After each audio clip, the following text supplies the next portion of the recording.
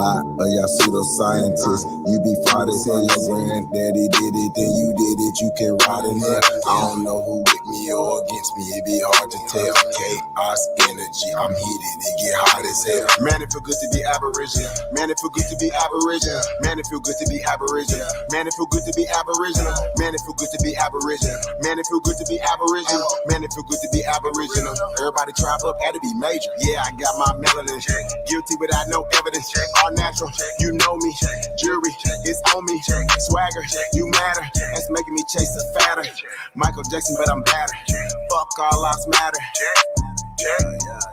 All my teachers, all non-ether powers, I ain't got all mine either. I don't need a preacher, I just go within. We don't need a leader, no, we gonna win. I see apples with the win again. Tell a friend, we going in. All skins still ain't kin. Y'all heard the tribunal? They sweat us dead like funerals. Winning record like Keno.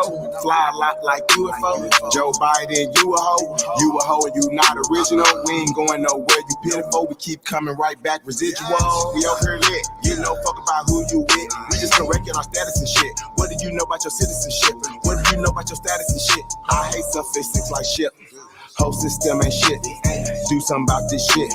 You ain't gotta say it something like a king. This is what I seen when I had a dream. Should've had a scene, do the right thing. Carbon-based beam.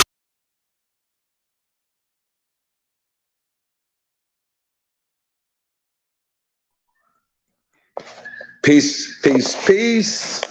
Peace of paradise to all American Aborigines. Supreme Chief Holiday is in the building. I want to send a special shout out to y'all, big homie, the one and only. The CEO is in the building as well. Peace to the guys, man. Peace to everybody tapped in, man. Really appreciate you guys. Hey, you guys, man. You already know, man. OnlyBuilders, G.O.A.T 1st American Week, man, is going down August 3rd through the 10th, Las Vegas, Nevada, man. Link will be in the chat room, as well as contacts for the travel agency. Shout out to Coco Travels, man. Our travel partner. So shout out to Coco Travel, man. So you guys tap in. Make sure y'all be out here, Las Vegas, August 3rd through the 7th. It's Aboriginal Week, man. It's going down Las Vegas, Nevada, man. Shout out to everybody, man. Tapped in, man. We got Elizabeth Young, first Aborigine in the building. Say peace to God. Got General Peace is in the building. Peace King. Appreciate you guys tapping in. JC said Lenape in the house. LOL. Yeah, funny. That's what's up, man. Hey, y'all know, man, we always try to stir some shit up, man. You know, but it's always about unity. Anthony L. Pickens Jr. is in the building. Say peace to the guy. Yeah, man, we're gonna pull up a couple tunes, you guys. Let you guys hear some unreleased music. Let's say that. Let's do that. Unreleased music. Could be on the Cowboys and Indians too. May not be. You never know. What you guys think about some of these records, man? Give us a little feedback. What else we got going on, man? Y'all know, man. Tomorrow's the Summer of Love. DJ Kuttack and myself, man, over on Mixcloud. It's been going down over there, man. Been over there a few weeks, man. It's been pretty exciting, man. I like Mixcloud. It's pretty dope. We get to play what we want to play over there. I don't have to worry about copyright strikes and anything like that, man. So you guys tap in tomorrow. It's Immortals, Legends Never Die, man. So, you know, we paying homage to the ones who have passed, made a transition, man. So we tomorrow's gonna be about Immortals, about legends who never die, man. People who live on through their music, man. So that's what tomorrow's gonna be about, man. So y'all tap in, man. It's the Summer of Love, man. It's the GOAT. Get these records up. We got Chief Crazy Overstanding in the building. Sun Baby. Say peace to the guys, man. Hey, man, appreciate you guys. If you guys would do us a favor, if you like, share, subscribe, and share this on all your social media platforms, man, and tag me in it, if you don't mind, on Instagram, Facebook, Twitter, Telegram, wherever you guys at, man. Tag me in it. What's we got going on? Yeah, man. I thought today was Friday, you guys. Today is apparently Saturday. So like I'm like a day off, man. So appreciate everybody. See Empress Goddess Namaste in the building. E-Knots 0407. Say peace to the guys, man. Yeah, it's going down, man. We got Tasco, the DJ, on the ones and twos tonight. Waiting on this music to pop up, you guys.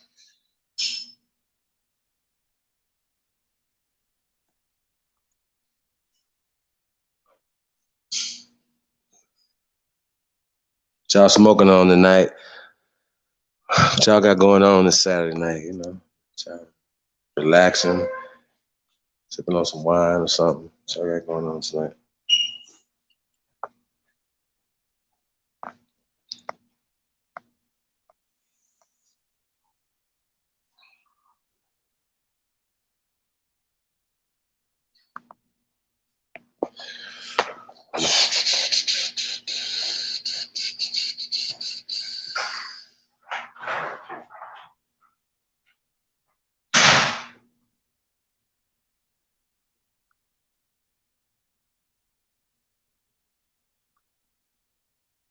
How's everybody doing?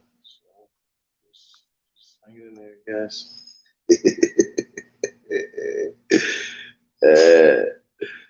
Sheesh.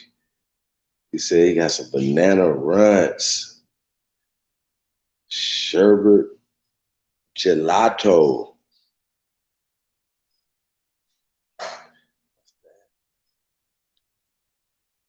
I don't know what Boolin Bickenback is. What's that?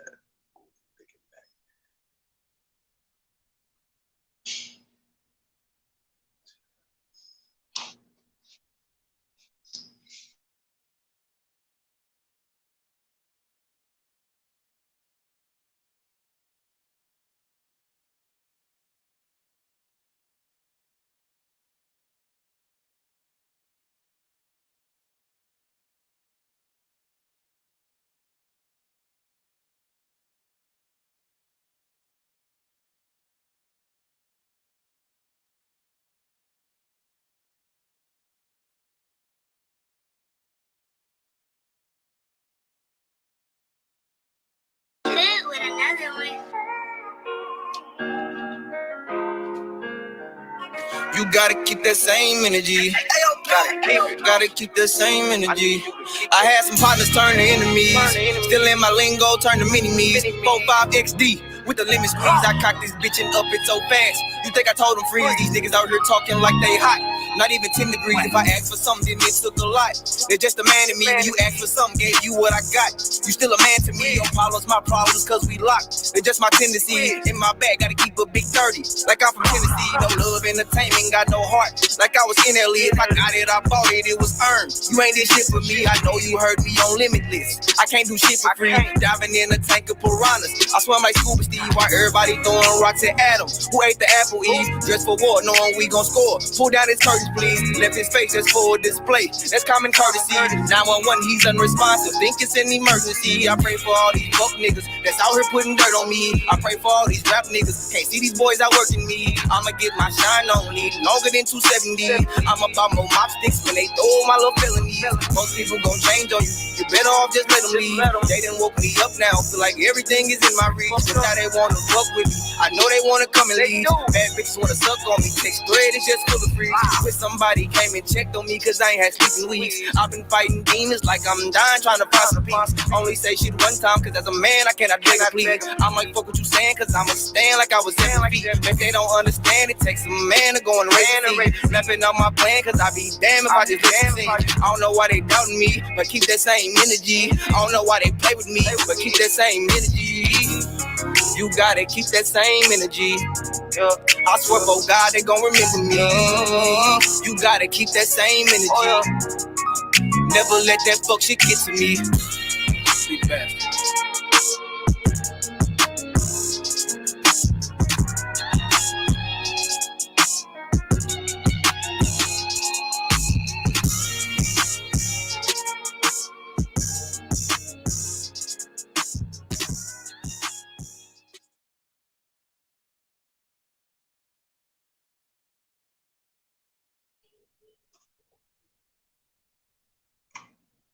Yeah, CT Finesse.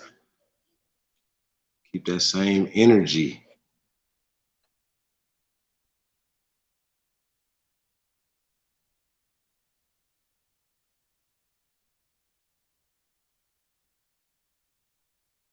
Shout out to DJ Kuttack1, ones and twos.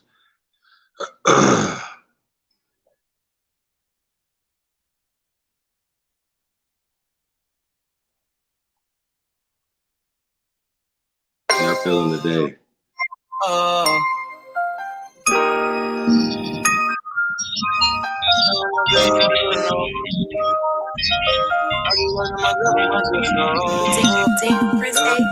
Jordans dropped, I had wanted to cop. To tell you the truth, I ain't have enough. It was times I had given my all, still wasn't good enough. In the dark, I just stared at the wall, asking myself, am I good enough? I heard grinding steady, breaking the law, like I ain't learned enough. Jordans dropped, I had wanted to cop. To tell you the truth, I ain't have enough. It was times I had given my all, still wasn't good enough. In the dark, I just stared at the wall, asking myself, am I good enough? I heard grinding steady, breaking the law, like I ain't learned enough. Yeah, you good, but you ain't good enough. I was down, you ain't pick me up. Don't feel no love, I ain't getting enough. All by myself, I'ma get it done. Come back for seconds, I ain't getting enough. Come at my shield, I'ma be the one. Got hot shield, think he had enough. Got came and shield with this honey fun. I find it funny when they y'all come around. Started buzzing, know you fuck with me now. Running with my feet hit the ground. Lumberjack, I've been chopping them down. Big trees, get them so by the pound. Stopping me, red nose, he a clown. Come with me, red bone, she a stallion. Yes, we got her ass on the town. Georgia's dropped, I had wanted to cop. Tell you the truth, I ain't have enough. It was times I had given my all, still wasn't good enough. In the dark, I just stared at the wall, asking myself, am I good enough? I heard grinding steady, breaking the law, like I ain't learned enough. Georgia's dropped, I had wanted to cop. Tell you the truth, I ain't have enough. It was times I had given my all, still wasn't good enough. In the dark, I just stared at the wall, asking myself, am I good enough? I heard grinding steady, breaking the law, like I ain't learned enough. I just been proving this shit to myself, I know. I'm the last real nigga left, don't fold. Shit that I felt, you ain't felt so cold. And I couldn't get right, yeah, you left so bold. Rather just be by myself, oh so. Shoot it till ain't nothing left, long pole. Odds against me, you gon' bet, oh no. More than enough, I'm up next, whoa, whoa. Put all my critics to rest, whoa, whoa. Dying about all my respect, you know. Working there now like a vet rondo. Dead body, he ain't have a head, John Doe. Putting these babies to bed pronto. Counting my cheese cause these chips nacho. She know I'm a pimp, never simp, I bro. She know I'm a pimp, never simp, I bro. I'm more than enough, they gon' feel me. Oh yeah, they gon' feel me. I'm more than enough, they gon' feel me. Swear to God, they gon' listen. I'm more than enough, I'm more than enough, I'm more than enough. Keep telling myself I'm more than enough. Jordans dropped, I had wanted to cop. Tell you the truth, I ain't have enough. It was times I had given my all, still wasn't good enough. In the dark, I just stared at the wall, asking myself, am I good enough? I heard grinding steady, breaking the law, like I ain't learned enough. Jordans dropped, I had wanted to cop. Tell you the truth, I ain't have enough. It was times I had given my all, still wasn't good enough. In the dark, I just stared at the wall, asking myself, am I good enough? I heard grinding steady, breaking the law, like I ain't learned enough.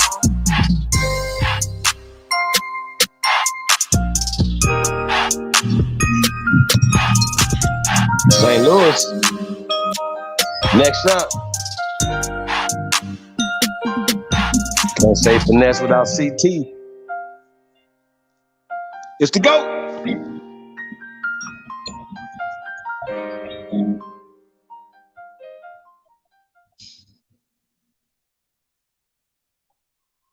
Cowboys and Indians 2 coming soon, y'all.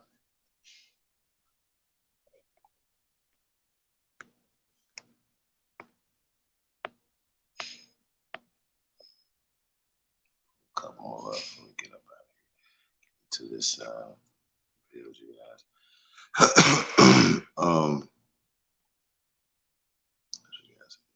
Brandon Rogers is in the building.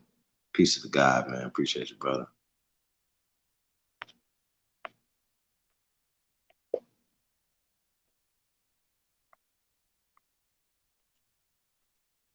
Press GOAT if you truly descend from the greatest human beings in world history.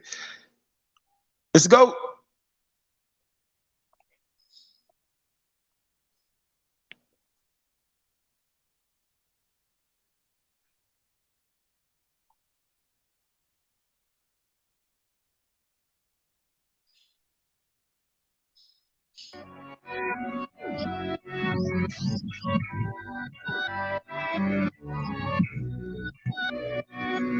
Yeah. They say they paper tripping, they ain't paper tripping. I ain't even got a social, bitch, I'm non-existent.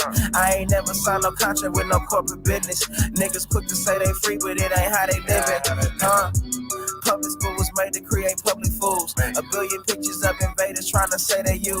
This Atlantis, this our planet, that's on I'ma rule. This ain't the book of old plays, it's the out of bull. They was never great, showing greatness and they get mad at you. Quick to holler slave, but in them days, bitch, they had masters too. 1655, Anthony Johnson took his slave to court. Black slave masters were majority till we went to war. Quick to holler out copper color, copper strap and blow. Fuck a copper, social distance beef and had the copper scope. Chain by Slovakia parliament, case you didn't know you want the foreign leadership. Check me if you don't believe it. I need paper, big paper, I need paper, big paper, secret papers, I'm escaping. How the fuck I wake up in a business? Paper tripping, cause these papers tripping. Now I'm paper tripping about that paper. Big paper, honey paper, big paper, secret papers, I'm escaping. How the fuck I wake up in the business? Paper tripping, cause these papers tripping. Now I'm paper tripping. I made a point not to speak on the vaccinations. Social media bringing in medical segregation. My body, my choice when abortion's a mission statement. Guess your body has no choice when you wait for the population. Gain of function research administered through the teachers. Fauci turning Jesus, they trapping it through the preachers. Got every family beefing, can't even cough in their region. Controversy bringing legions enough to break down your defense. Force your pledge allegiance to a corporation. Power ain't for show, depends on your participation. Probably ain't gonna go for broke. They scary with no pawns to play with. Dip hoes on the creeping like they disappear soon as the day hit. Brandy Vaughn took them on, now her soul long gone, rest in peace. I'm quiet for that shit happened to me. Brandy Vaughn took them on, now her soul long gone, rest in peace. I'm quiet for that shit happened to me. I need paper, big paper, I need paper, big paper, secret papers, I'm escaping. How the fuck I wake up in a business? Paper tripping, cause these papers tripping. Now I'm paper tripping about that paper. Big paper, honey paper, big paper, secret papers, I'm escaping. How the fuck I wake up in the business? Paper tripping, cause these papers tripping. Now I'm paper tripping up.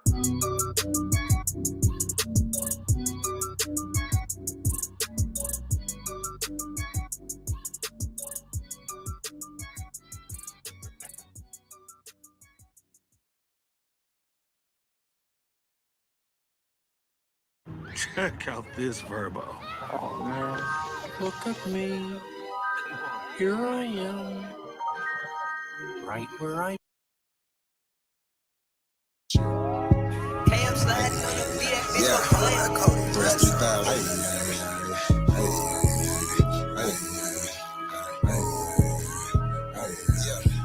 Enemy of my tribe, of mine, so what's happening? Government and all, y'all crossed the line, so what's happening? My ancestors wouldn't like you crossed the line, so what's happening? We original, y'all GMO, y'all lying. I do this for my Nietzsche. Oh yeah, my Nietzsche. I do this for my Nietzsche. I do this for my Nietzsche. Should've left me where I was, cause I ain't never scared. Took that little ice off my neck for this arrowhead. My nation, my Nietzsche, someone thorough said. Real Americans, still pure blood, we thoroughbred. I'm like, let my people go and just take me instead. When it's red or blue pill, I'm only choosing red. I'ma always choose my people, you can keep that bread. Our government owe $1 trillion, you can keep that bread. If it's one thing Jim Crow is showing me, I don't want no white folks ruling over me. I don't want no politicians ruling over me. I don't want no po-po ruling over me. Only somebody just like me gon' treat me like me. I'm Iron Cherokee, the chief and Dr. G.O.A.T. I'm still a G like DST. You might not be as G as me. You think you free, but you need remedy to be as free as me. I'm from the hood, I'm still waking up my people. They got us good, they still hating on my people. When it comes to fashion, the whole world wanna be like us. When it comes to music, the whole world wanna be like us. When it comes to dancing, the whole world wanna be like us. Foreigners are doing everything, trying to weaken us. Sports, y'all can't fuck with us. Rhythm, know we killing y'all. Anything involve a ball. Mentally, we figured out the cosmos. After all inventing shit, we smashing y'all. It's time to take through asking y'all rights by blood after all. Vatican and the Smithsonian got all our shit. Artifacts and relics still keeping us away from it. When they say it was a long time ago, that's racist shit. Y'all holy land keep stolen shit. We don't need y'all holding it. Reverse engineering our technology, controlling it. Gave it everything you got, but you can't put no soul in it. I ain't go see the new Matrix cause I'm living it. Everything is not what it seems, but I'm killing it. Can you afford to pay attention who you living with? Now they trying to mandatory vax, but is you getting it? Fall back off my Niji, I'm peeping y'all tactics. This ain't no Earth war, this is galactics. Goddesses and gods warming up like practice. We gon' put arrows on your chest like patches. Mongoloids can't style like us, them fake natives ain't wild like us. They ain't got a soul, destiny as a child like us. Nobody power like us, nobody peace pop like us. Boxing, y'all can't fight like us, nobody lost their white like us. Wake them up, I'm in the way. Say too much, I'm in the way. They tryna kill us anyway, so listen what I'm finna say. Everybody, our kids, we raised y'all anyway. What that since it's finna say, everybody ain't here to stay. Is you with us or against us, ain't no in between. I'm a non-ether being, not a human being. I fucked in 1492, but all my allies what it do. Renegade got clipped for days, be careful, I advise you to. Yeah, my tribe of opera mind, so what's happening? Government and all y'all crossed the line, so what's happening? My ancestors wouldn't like you cross the line, so what's happening? We original, y'all GMO, y'all lying. I do this for my Nietzsche, my Nietzsche, my Nietzsche, my Nietzsche. Oh yeah, my Nietzsche, Nietzsche. I do this for my Nietzsche. This for my Nietzsche. My Nietzsche, Hey, my Nietzsche, my Nietzsche.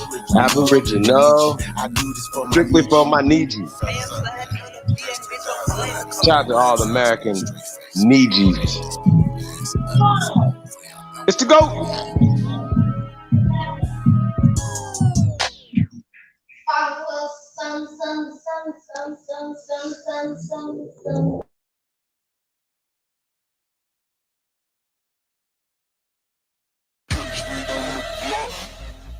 Turn it up for me, my nigga. Record everything. Yeah. If you can, turn it up just a little bit, my nigga. I need to feel that shit in my chest. Yeah.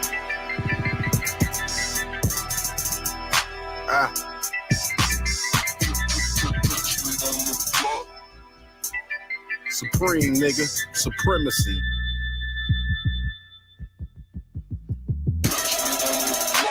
I'm on the block like a motherfucking nose guard. Teeing up for a check, I'm erect, I go so hard. I'm just trying to ride the wave like a motherfucking Coast Guard. I'm just trying to get the mail like a motherfucking postcard.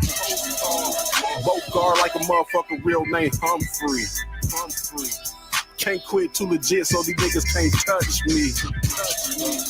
Cock the hammer, keep the tool like a motherfucking handyman. Better come and get your man before you have to call an ambulance. And I'm smoking on the blunt of Afghanistan. Point, aim, then shoot like a motherfucking cameraman. I'm just sticking to the script like a motherfucking thespian. I'm just trying to hit a lick like a motherfucking lesbian. On the block like a nigga playing Tetris, nigga. Trying to get a shot of head like a nigga named Pettis, nigga. Push a nigga wig back like a fucked up barber, nigga. Slide through, drop bars from your block, Pearl Harbor, nigga. I've been doing this shit for a long time. Mix something like the sun, guarantee that I'm gon' shine. Got shirts, got work, got perk, got plugs, nigga.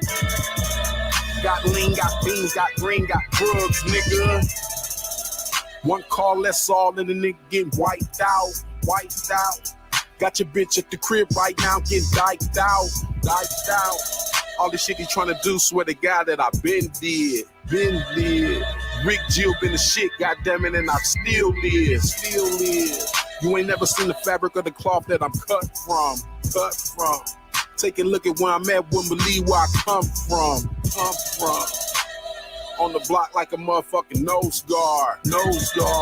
Teeing up for a check, I'm erect, I go so hard.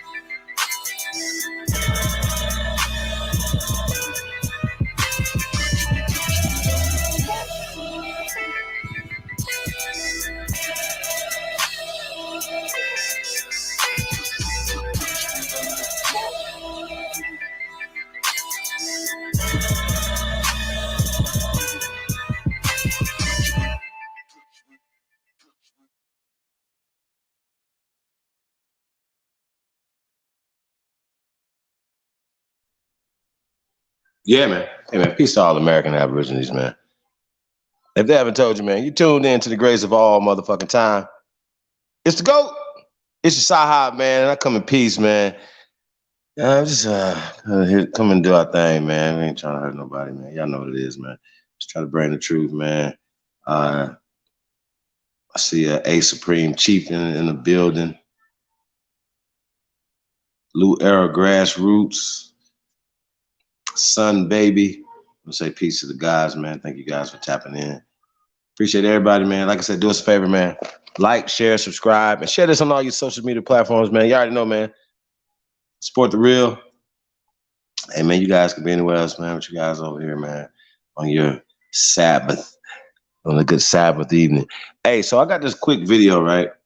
Just sort of give you guys some background on, you know, what's been going on at this particular time. It's a little excerpt clip. It's like 10, 15 minutes. Professor James Smalls, Jabari did a sit down with Sinetta, and they were talking about Aboriginals, right? Us at the particular time. It was been raising hell, you guys, for a long time, to where they have to have conversations. You know what I'm saying? It was just something I thought was relevant to this, to what's going on and a lot of things going on. So we're going to get into just some basic stuff, you know. I'm not going to get into too much information. We're just having some fun tonight. Put the link in the chat room. You guys want to come and have, you know, come and chop it up about anything that's on your mind, about any current events that's going on right now. Anything that you guys can pull my coattail to, you know, because I'll be missing a lot of stuff, you guys. So just let you guys know that. I do know Trump just did a speech here in Las Vegas yesterday, right? And he was endorsing Republican candidates that are running for offices in November. One of the offices is governor, right? So they're trying to get a dude that used to be the sheriff of this city to be the governor. He's going to go from the sheriff to the governor of the state. I thought that was an interesting transition. You know what I'm saying? We're going straight from sheriff, straight to governor of the state. He ain't go to mayor, he ain't go to senator, straight to governor. He's probably going to win because the current Democratic governor that's in office is, you know, doing what he do. You know what I mean? So, but they were talking about crime, how fucked up crime is all over the country. You know what I mean? And they were just going in, just boom, boom, boom. You know, Trump was doing this thing, you know, just talking all the statistics and stuff. And then when they say, yo, it's going to be very, I don't even know if I'm thinking about playing a video one day, you guys. Like, you guys got to see this shit here for yourself. Because me just saying it, you guys will be like, so hearing it for yourself, right? But Trump say, hey, you know, he just put it out there, and we want to kind of talk about this though, have this conversation. And he said that, you know, countries like China, for instance, and Singapore do not have drug problems. Their countries do not have them, and he says because the death penalty is for drug trafficking, for drug things, whatever. So I thought that was pretty interesting. So, you know, so they were talking about being tough on crime to even when they're talking about having a death penalty for drug dealers. Now, I think that's really interesting, you know, because you can molest people, you can kill people, and they're not talking about having the death penalty for you, for those people, you know what I'm saying? So I think it's interesting that they talk about drugs and having a death penalty for drug dealers, you know what I mean? When some of the biggest drug dealers have suits on and they work in pharmaceutical companies, right? Who are killing millions of Americans, you know what I'm saying? I'm not gonna say millions annually, but a lot of people, you know what I'm saying? So they are contributing a lot of that talk or whatever into that. So kind of seeing a lot of that in this conversation, you know what I'm saying, when we're talking about that. So if you're talking about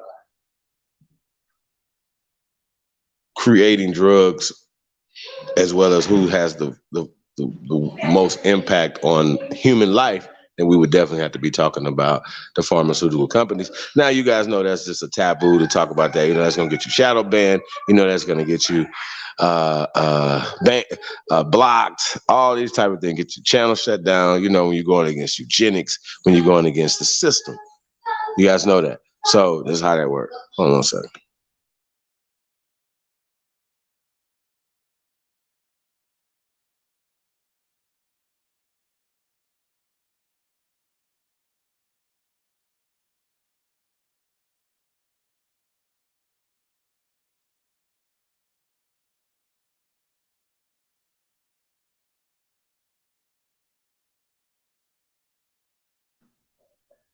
So yeah, so when we talk about these pharmaceutical companies, hey, so let's pull up this another video real fast. I'll get into this real fast, you guys. What we got going on? You guys already know. Tomorrow, Mixcloud, Summer of Love. If you guys haven't tapped in Mixcloud, man, tap in Mixcloud. Follow myself and DJ Cut. It's going down tomorrow, 3 Eastern. So you guys tap in tomorrow, man, 3 Eastern, man. It's Immortals, man. Legends Never Die, man. It's going down tomorrow, man. Summer of Love, you guys. So tap in for that. So you guys know we're here for tonight. OnlyBuilders presents the She Code. So we're talking about tonight, the She Code, man, getting on the She Code. So we're getting everybody on the She Code, man. Says First American Week. It's August 3rd through the 10th, 2022, Las Vegas, Nevada. Details, contact Kai at 256-417-5506. Check us out over at Coco Travels Facebook group. That's the link right there, man. You guys can book your accommodations and travel for Las Vegas for She Week, man. So you guys tap in. You guys already know about Camp Warrior King, man. Camp Warrior King 2022, man. Celebrity basketball game, July 19th, Atlanta, Georgia. Support the kids, man. OnlyBuilders fundraiser, man. Get involved.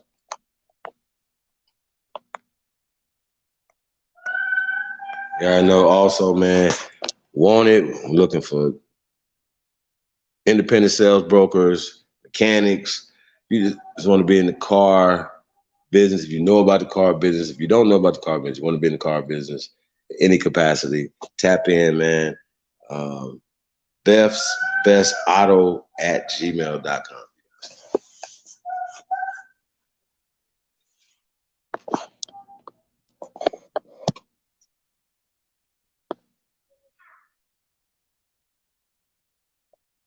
Like, share, subscribe, support the channel.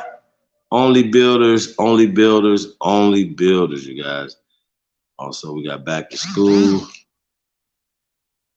Back to school supply giveaway, man. $10 donation, man. OnlyBuilders to support the fundraiser, man. Get involved, man. Appreciate you guys, man. Shout out to Smoke, Rashard Harris in the building, Shannon Porter. We'll say peace to the guys, man. All right, man. Let's see if you guys want to come chop it up. Just a little Saturday night, man. Just gonna kick it tonight, you guys. We ain't doing much. Kick the bobo around a little bit.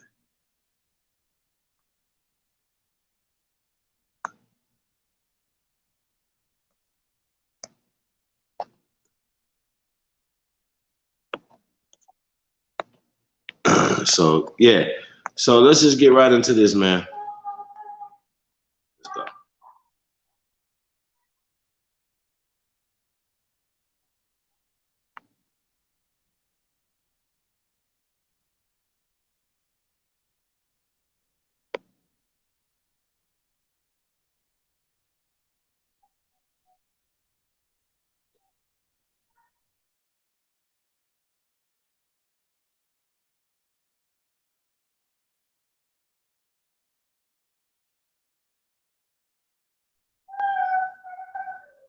Yeah, you can press play. Say peace to everybody, man. Thank you guys for tapping in. It's the GOAT. Let's go.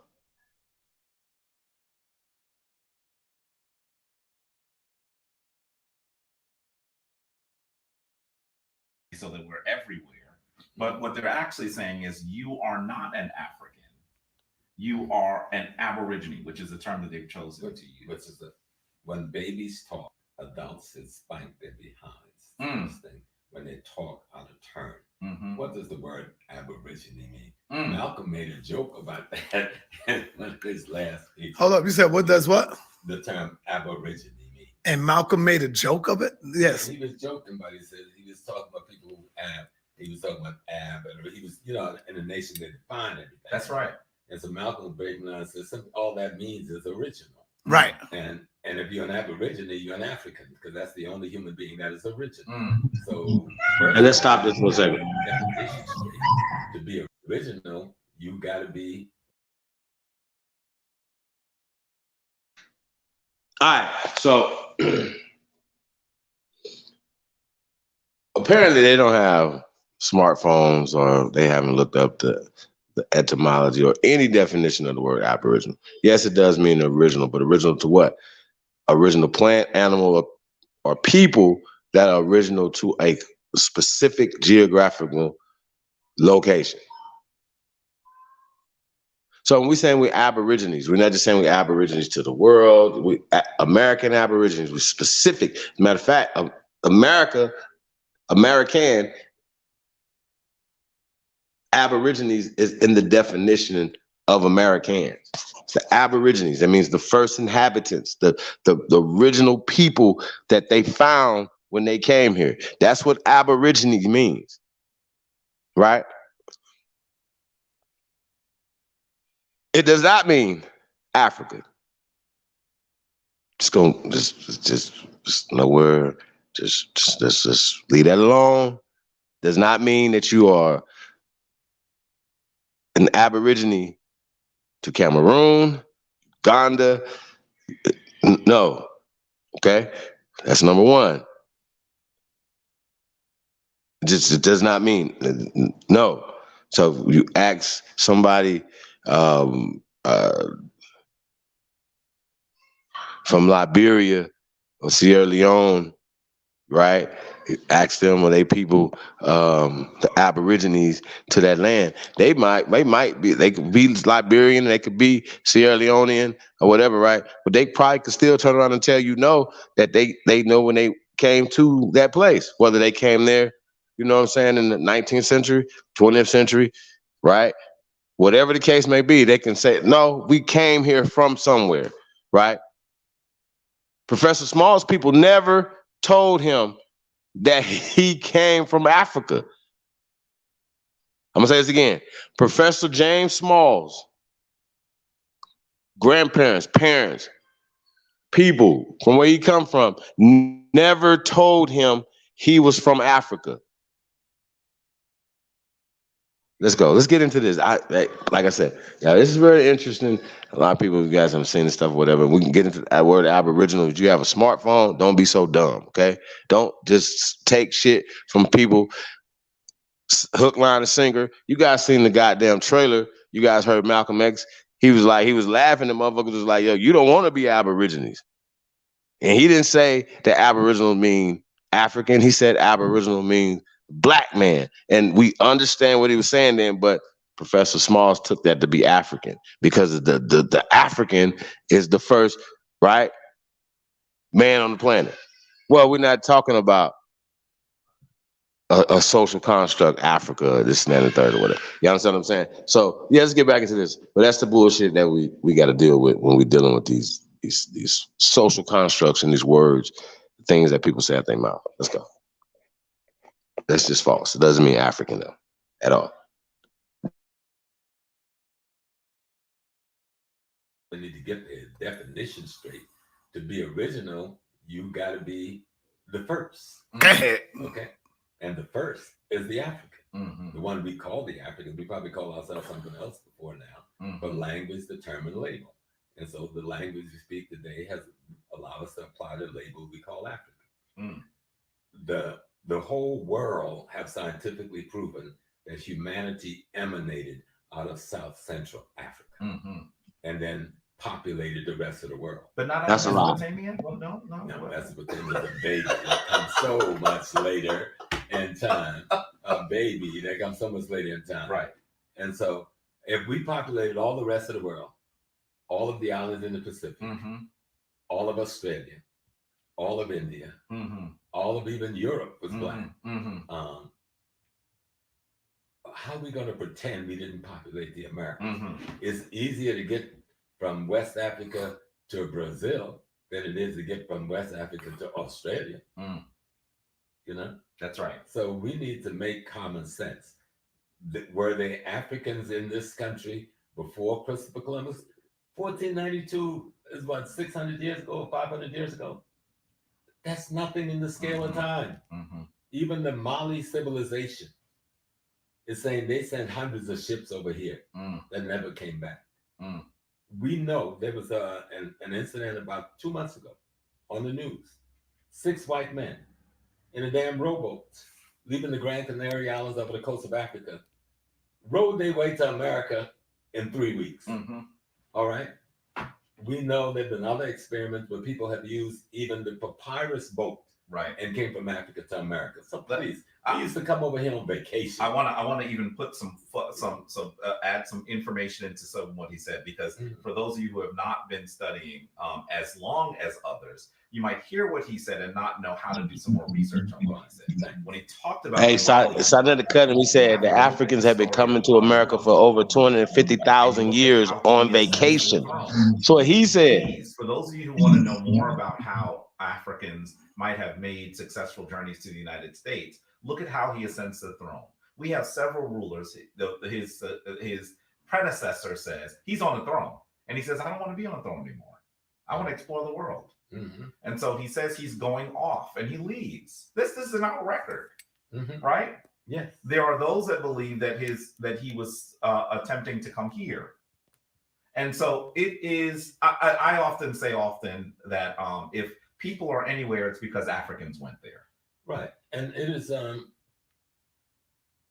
in African oral history, the coming back and forth. That's right. I remember the first time I went to G.O.A.T, which is in the western region of Ghana, and I walked into the Atlantic Hotel, a hotel that was built by Kwame Nkrumah, and there was a mural on the wall of the lobby of the hotel, 20 feet by 20 feet, of Africans landing on the shores of America, pre-Columbus, trading with the Asiatics. Where is this? Where is this that you saw? In G.O.A.T.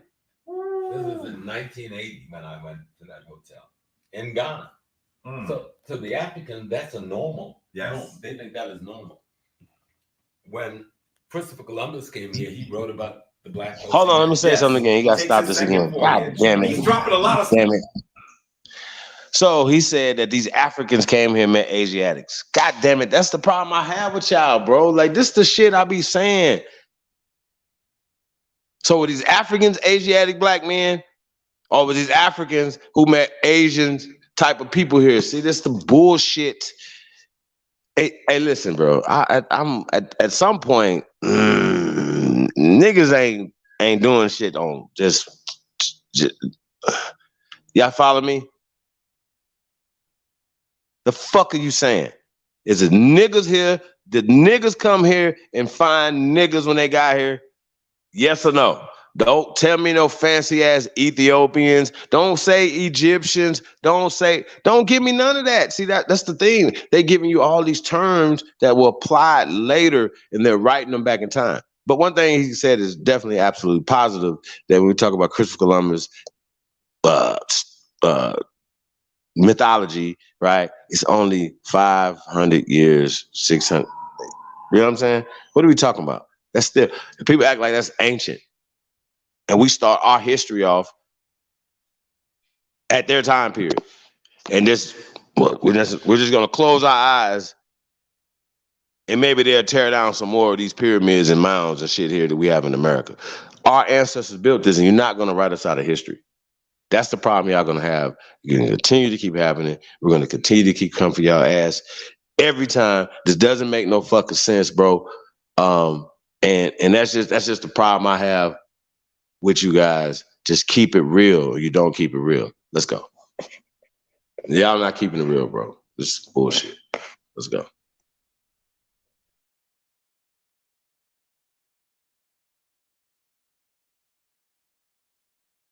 But the black folks he met. Yes. He takes his second voyage. He's dropping a lot of And stuff, look y'all. at the nigga got on his walls, though.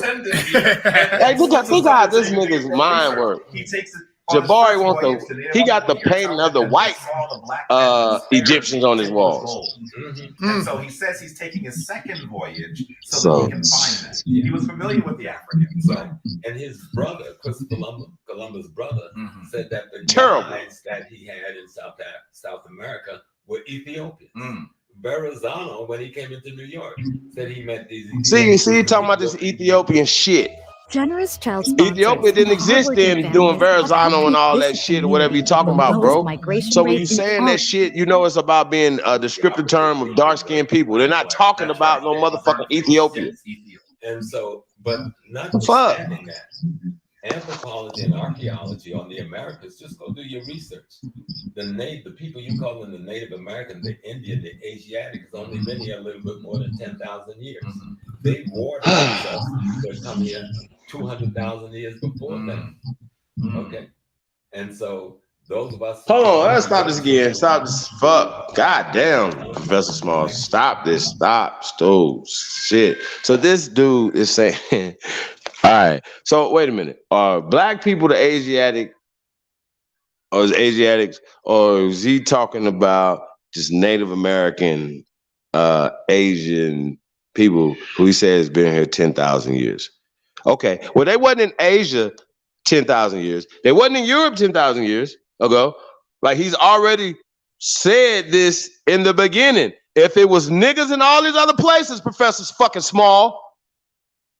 If niggas is already there, and then you've already said at your fucking face that it just happened to be, we'll have to reasonably say that it was niggas in America too. Why the fuck would you turn around and be talking about some motherfucking Asiatic people here? Why would you say that at your face, bro?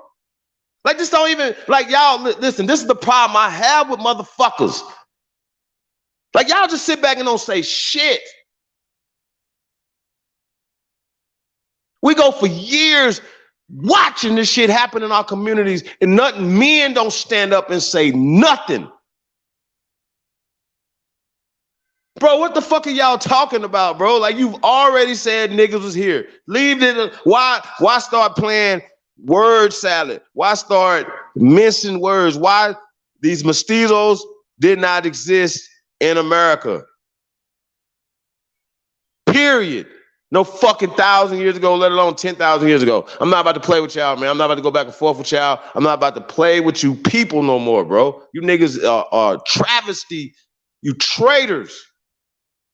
You niggas is, you niggas is traitors to the human, to niggas. I don't want to hear what y'all say. Tell me, show me something. Show it to me.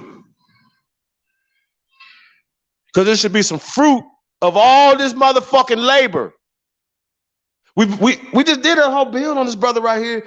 He had a bigger budget than the motherfucking president of the goddamn university. This other brother right here, he's a multi-millionaire.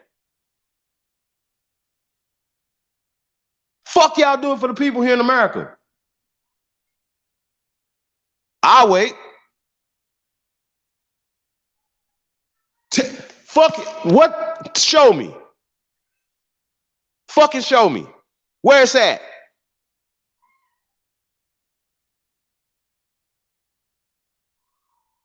Y'all get on my fucking nerves. Y'all got to be ashamed. It's the people's fucking fault. But we sit back and allow this to happen across the fucking board. Now it's like we gotta beg y'all to stop voting against your own interests or buying against your own interests. Everything against your own interests. We have to beg somebody to stop doing something to hurt yourself. Really? Stop calling yourself this. Stop doing this to yourself. Stop doing this to your fucking community. Stop doing this to your fucking kids. Hey, you think niggas listen? Niggas listen to this dumbass shit right here. The nigga just said that niggas was here. Now we talking about some Asiatic people. What are we talking about? And he's putting time periods, mixing time periods, 10,000 years to 500. Right? No, we're not allowing none of this bullshit no more, y'all. Just let y'all know. So, excuse me, you guys, but this is what it is. We got Dragon Pat 13. What up, though? Shout out to everybody, man. Tapped in, man. But nah, man, I ain't seen this in a while, man. This is a bullshit. Realize TV. What up, bro? Truth Master Dre. Peace to the guys, man. Yeah, man. Nah, man. We're not putting up with this right here, y'all. Let's get back to this video, though. Let's go. Shit. Terrible.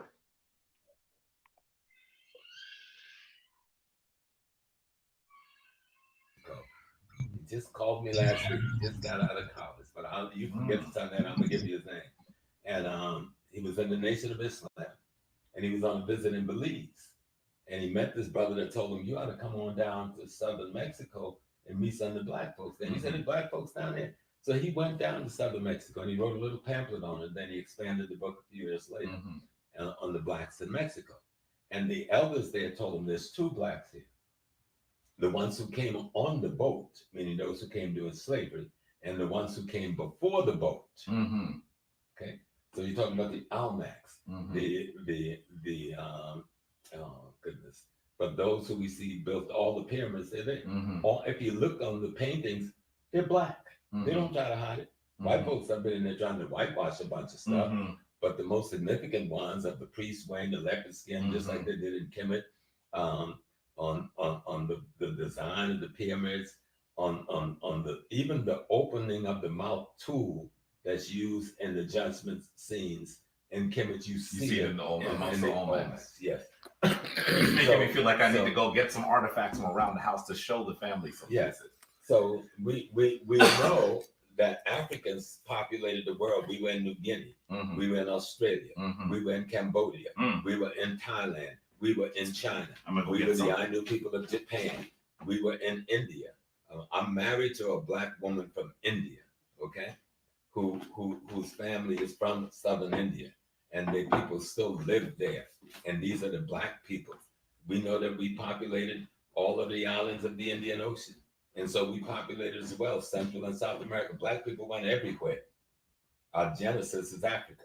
So this foolishness I'm seeing on the internet with people who haven't done any research, have not presented any facts, talking about we are not Africans. We're Aborigine.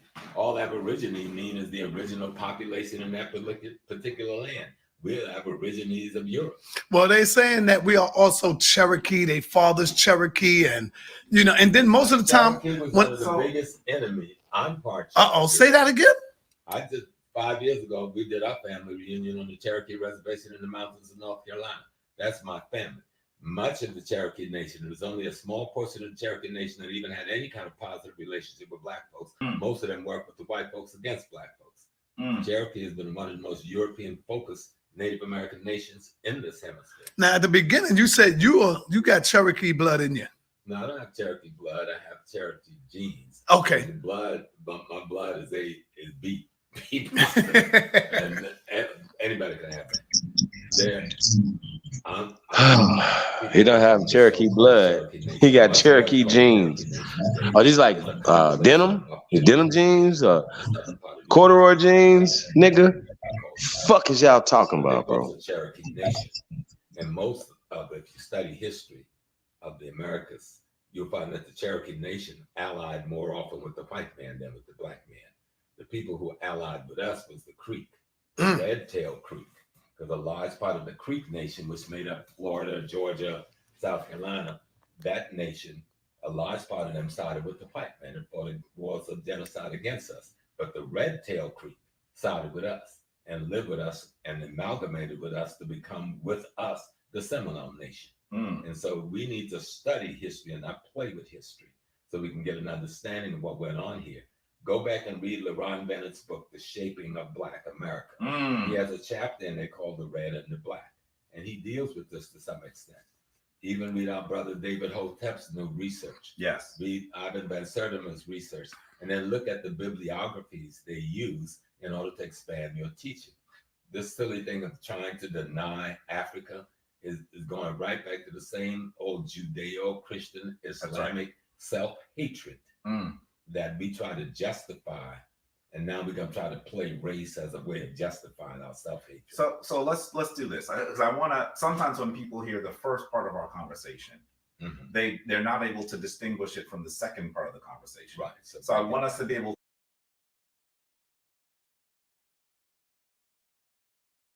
Hungry for a comforting classic? We got this. Tender white meat chicken and veggies, rich creamy gravy, and a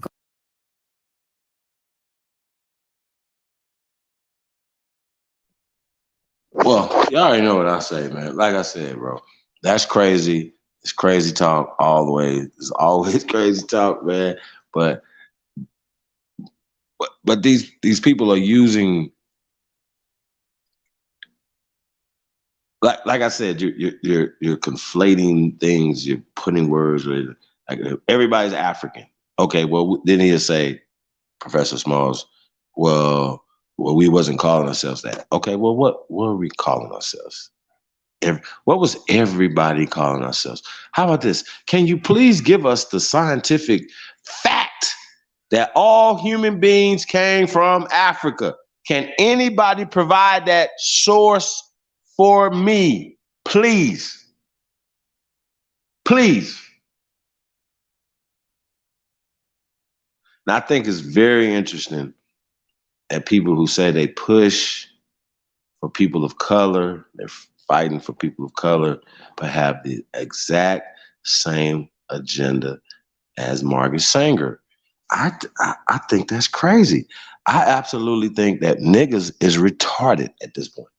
We are really retarded to allow these people to put puppets in our face.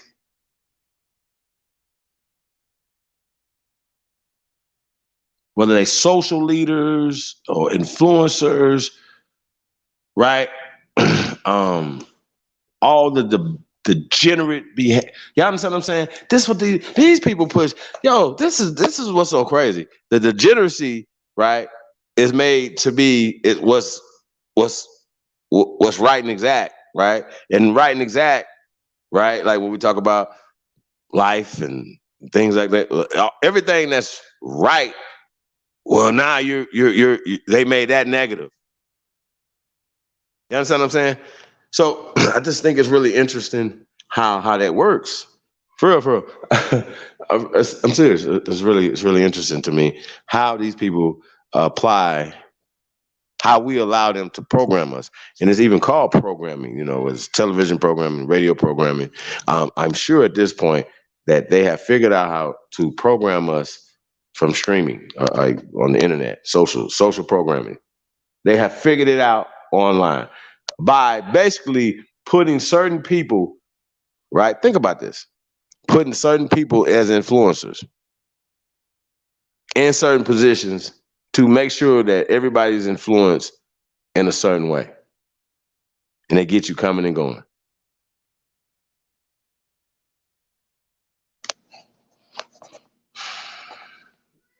Real shit. Shit crazy, y'all. Like, it gets deep. Mr. Aboriginal Smith in the building. Peace of the guy, man. Shout out to everybody. Haru, the Duke of the Great Lakes, is in the building. Juice. Say peace to the guys, man. Thank you guys for tapping in. Yeah, I mean, we the help. We here to we the help, y'all. You know what I'm saying? Like, wait a minute. No, nigga, we're the help. It's us. It's we up the bat.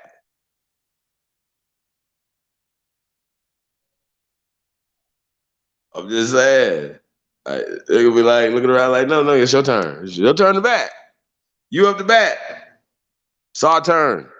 Niggas don't want to be up the bat, bro. That's it. Niggas don't want to take that responsibility. Niggas want to talk about Malcolm XM. They want to talk about, you know what I'm saying? Shit, but they don't want to do nothing. They don't want to be that one. You know what I'm saying? Think about it.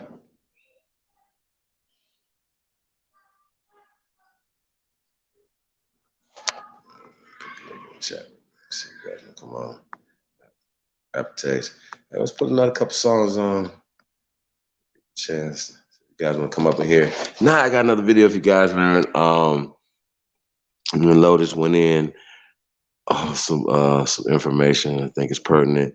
Went into Michael Cremo, forbidden archaeology. We broke a lot of things down with that.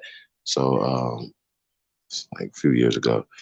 So maybe a lot of you guys haven't seen this, so it'd be just like something new. So yeah, man, shout out to everybody, man. Let's get a couple. I Realize TV just popped in.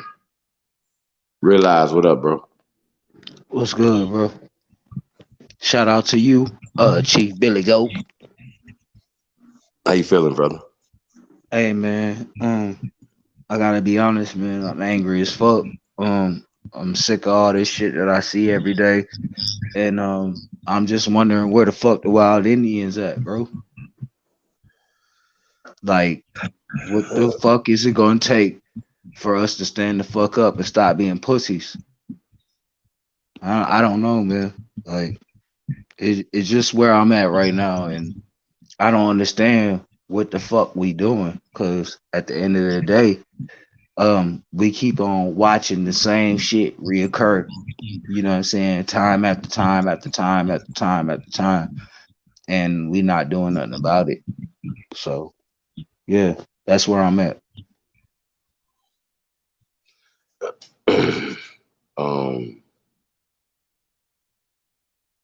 Yeah, I mean, man, it's tough, man. Like I said, bro, it's tough out here right now. You know how everybody's saying that everybody has a voice, and you know what I'm saying? It seems like more and more everybody says that you know they have a voice. Seems like our voice gets smaller and smaller, or more non-existent every day. Think about it. Look, Where's hey, it? Where's G, it I at? ain't trying to be Where's it funny. represented at? I ain't trying to be funny, man. But you know what? I'm watching us, right? And I'm seeing that we're all starting to wake up, right? But I still feel like we soft as fuck because we allow shit to happen, bro, that we wouldn't allow to happen in our own neighborhood, bro. Like on some real shit, my nigga. You wouldn't allow somebody to just hurt somebody in your family and you ain't gonna do shit, bro. You gonna do something, bro. So why are we not doing it? I feel like our people are bitches. I'm sorry, I gotta say it. Everybody acting like some hoes. Period. You know why I love Empress Hobart? I love Empress Hobart because she's a motherfucking monster. She ain't scared of nobody, bro. I'm tired of us being scared, acting like it's this war that we can't win, nigga. We've been at war since these motherfuckers stacked their foot on this motherfucking land. We've been at war. What are we talking about, G? I'm trying to be nice with fairness because I don't, you know what I'm saying, I don't want no one to turn the other cheek because I smack that motherfucker too. Don't get me twisted, my nigga. I smack the shit out the other side of your face. Turn that bitch if you time, bro. It's time. Everything is in our favor. Damn, it feel good. It feel good to be Aborigine. But nothing is gonna change unless we make it change. And really that's all I gotta say, man. Not trying to be funny, but you know, it is what it is, man. And I haven't come on a lot of panels, man, because this the type of energy I'm always gonna come with. Warrior mode. Warrior mode. If y'all don't like this shit, I don't know what the fuck to tell you, nigga. I'm on one. I'm tired of this bullshit. Y'all can talk, y'all can say, oh, it's crazy talk. Oh, he gonna lead you into being killed. Nigga, what? Stop being a bitch. Stop being so soft, nigga. Stop being so soft, nigga. Put your motherfucking arch up, nigga. Put your arch up, nigga, and aim that bitch. Why do we gotta be the motherfuckers that's always so nice and cool and we gotta, man, fuck all that, bro. Hey, so brother, about anything I'm about to say. The sister, I love all of my people, and it's time for us to stop being bitches. Period, point blank. We gotta stop being hoes. We used to raise our children. We used to whoop our children.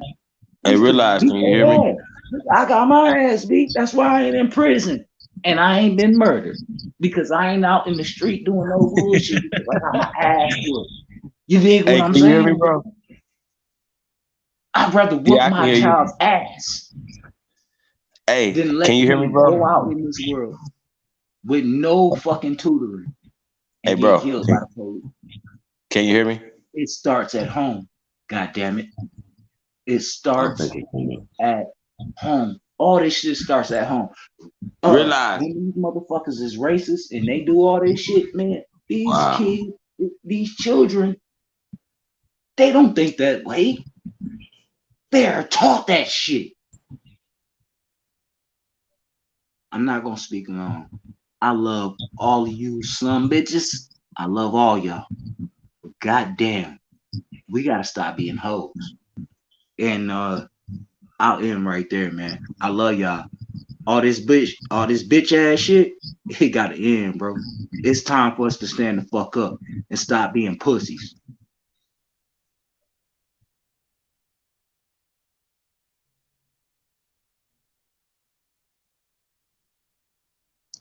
Hey, realize, can you hear me? We got two more warriors just jumped up in here.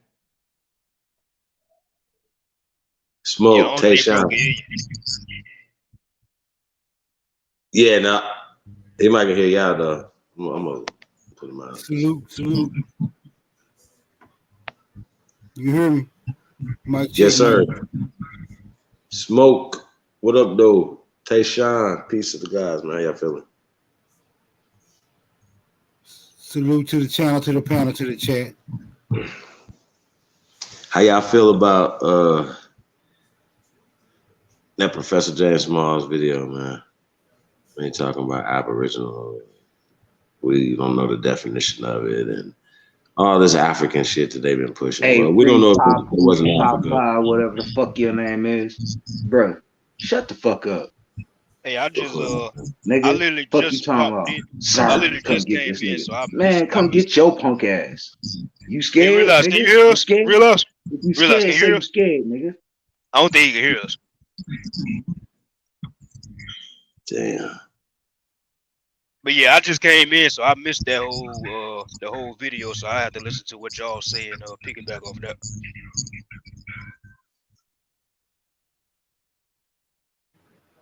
Hold up, that's a throwback video, right? That jumped like a year old. Yeah, I seen it. Yeah, it's a whole interesting thing because he said some stuff. Like I said, the Africans have been coming to America for over 250,000 years. I'd let they ass have it about a month. I was like, oh, this is y'all chief master teacher right here.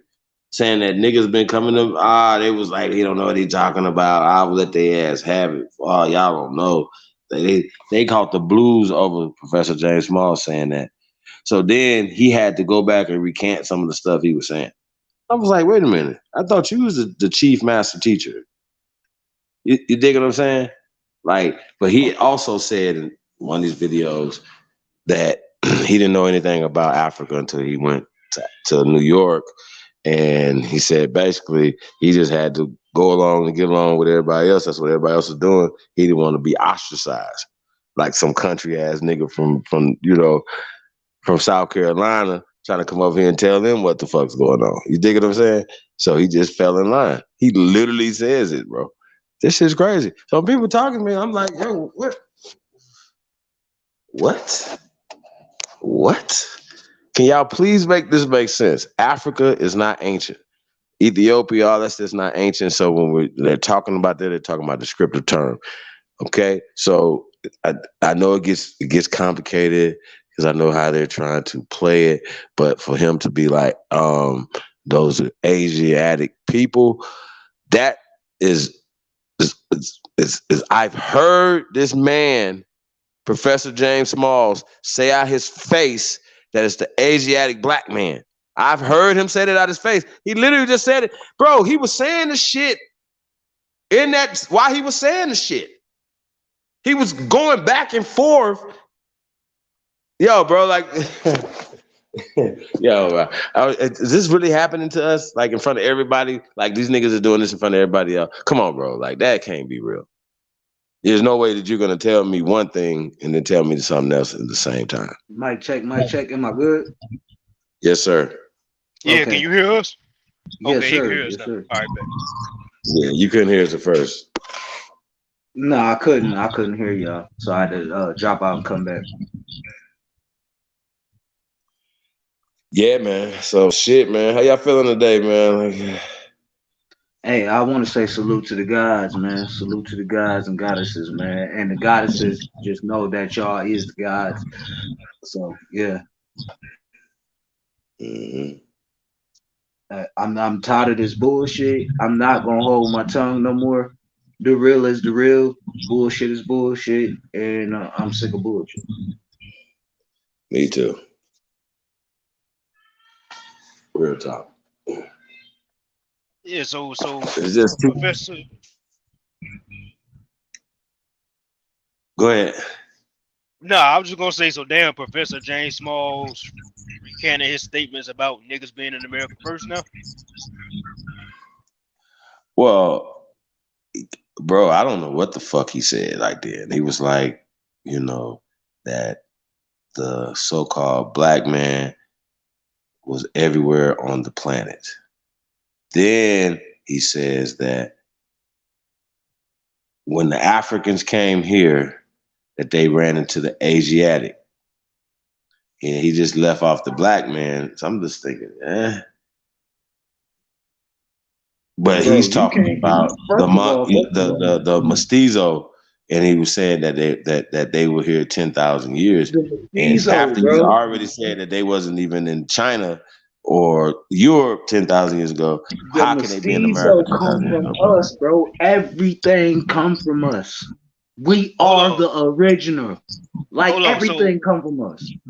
So he said that the whole world was populated by niggas first, right? And then in that same sentence, he said when Africans came to America, some mixed people was here. Yes.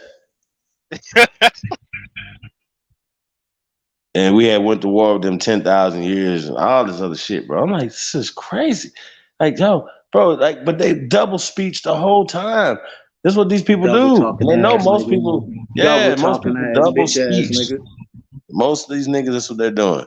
And it is definitely a tactic. It's definitely a tactic at this point. It's literally their whole shit. Look. Let's just keep it all the way motherfucking funky. Let's just keep it all the way funky. Aboriginal means original. That's what we say. Listen, Aboriginal is original. Untantan is untantinous, nigga. We are motherfucking bred. We come from the soil, my nigga. And if you some bitches don't understand that, then stay the fuck over there and talk your talk over there. Why you want to come over and tell somebody where they from or who the fuck they are? I'm sick of these hoe ass niggas, bro. Listen, I'm on one. I'm telling y'all, I'm on one. I'm on one. Fuck these niggas, man. But Professor Smalls, nobody in his family told him about Africa. He knows this. You wanna know why he knows this? Because he said it out loud. So what are we talking about? What are y'all talking about? Says his grandfather used to take him to their mounds where their ancestors were to pay homage. He just said he was at a powwow, a family reunion, same thing, at the reservation. I mean, is this real? People act like reservations are ancient. I'm going to go to the ancient reservation now. Bitch, that is new. 1978, 1992 type ass shit. You crazy ass people. Where was we when they was making up these goddamn reservations? In the Somewhere doing projects, some nigga. nigga shit. Man, on some nigga shit. Man, y'all better stop playing with us, bro. Y'all better On stop some playing nigga with us, shit bro. somewhere. Because on some real shit, listen, it's a bunch of motherfucking fighters. It's a bunch of warriors over here. Y'all don't really want to spark that motherfucking shit. Y'all don't want to spark that shit. Y'all better shut the fuck up and just leave us the fuck alone. Bro, I don't think that's gonna work. Listen, G, I'm one of them wild Indians, bro. Leave us the fuck alone because, bro, you have no information. You don't even know what the fuck is going on, bro. We will smash you. We will fucking smash you. Well, that dude that was shooting down on the crowd on 4th of July, I notice how that ain't even like in the big, like in like nothing that's big in news. Think about what the fuck? Where this happened at?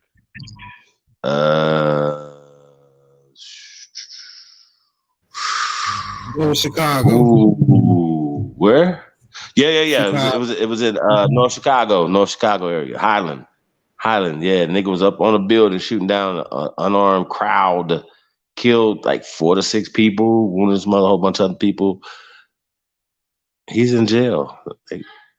I wonder if they took him to Chipotle on his way to jail though. They was like, hey, you know what I wonder? You look hungry as shit. You know what I wonder? I wonder how is it? Look. This is where my mindset. He had chains on the way. How in the fuck do these people go to jail that murder 4 to 10 to 20 people? Right. And they go to jail. But hold on, but I get pulled over for a goddamn just a simple ticket. And I get murdered, but these some bitches end up in jail. How did the fuck did they end up in jail and I end up dead? You got me. I'm gonna shut up. Hey, bro, make it make sense. Wait, so a pale face did this? Yes. 4th of July, bro. You got the busting on the crowd, man, in North Chicago. They just nobody talks about it. Just that day for a little bit, and it's over. I ain't even gonna lie, bro. I think I feel like realized right now. What the fuck? Like, right. That nigga surrendered. They took him into custody. Hey y'all, I try not to be hostile. I try not to nigga, I'm Man, I don't even want to give you a stroke, man. I don't even think I want to give you a stroke right now, man. Because if I say what I'm about to say, you might catch a stroke. I'm a wire, my nigga. No, I'm a wire, nigga. I'm live. You understand me? And I'm tired of this whole ass shit. And I see what the fuck is going on. And when the fuck are we gonna stop letting this shit happen? See, well, listen, yeah. Hey, look, I try to be nice about this shit, right? I try to be cool about it. But nigga, what the but come on, man. Look, bro. Come on, my nigga. What the fuck are we talking about, bro? Ooh. Hey. Yeah. Hey, so check it. So my bad, bro, for this, but so the mother of the sister and that was killed by the cops in Louisville, what was her name? Breonna Taylor's mother. Say her motherfucking name. Breonna Taylor. Shout out to Breonna Taylor. Rest in paradise, Breonna Taylor, you guys. Her mother and the brother Blake's that got shot in the back, his father went down to protest in Ohio, right, for the Jalen Walker situation, right? We're gonna get to that in a second. And they got arrested protesting. But no, I can't make it up. And Blake's father had to be taken to the hospital because he got roughed up by the police a little bit. And while he was in the fuck all hospital, that. Do y'all remember now the check it out. 60s While he was in the when hospital, they they was gave him a spraying us warrant. with hoses? And they was sicking dogs on us? Man, come on, bro. Why we acting like some whole ass niggas, bro? They did us like this in the 60s, my nigga. They Ask you a question though. dogs on us. They sprayed us with Do you condone God, protesting? bro. Man, Do you fuck all that. No, fuck that. Fuck that, nigga. Fuck all that protesting and marching shit. We did that in the 60s, my nigga. And guess what they did to us? They sick dogs on us. They fucking sprayed us with water hoses. Nigga, when are y'all gonna step up and stop bills? Yo, that's facts. I mean, I'm sorry, bro. I'm sorry. I'm sorry. I'm not I laughing, don't y'all. want to come on your motherfucking page like this, but fuck that whole ass shit. Nigga, what you talking about, bro? Hey, yo. Hey, check it, man. Let's get a song in, man. We're going to come back on the other side of this, man. We need to get the vibrational pitch just right, man. You know what I'm saying? Let's get a song in.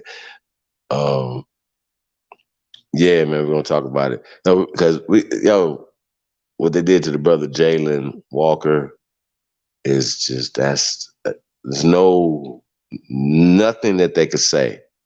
When you have But niggas want me to chill.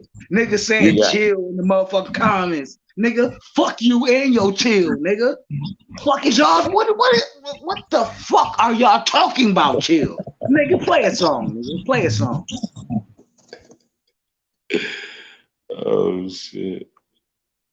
Gotta be going in, yeah.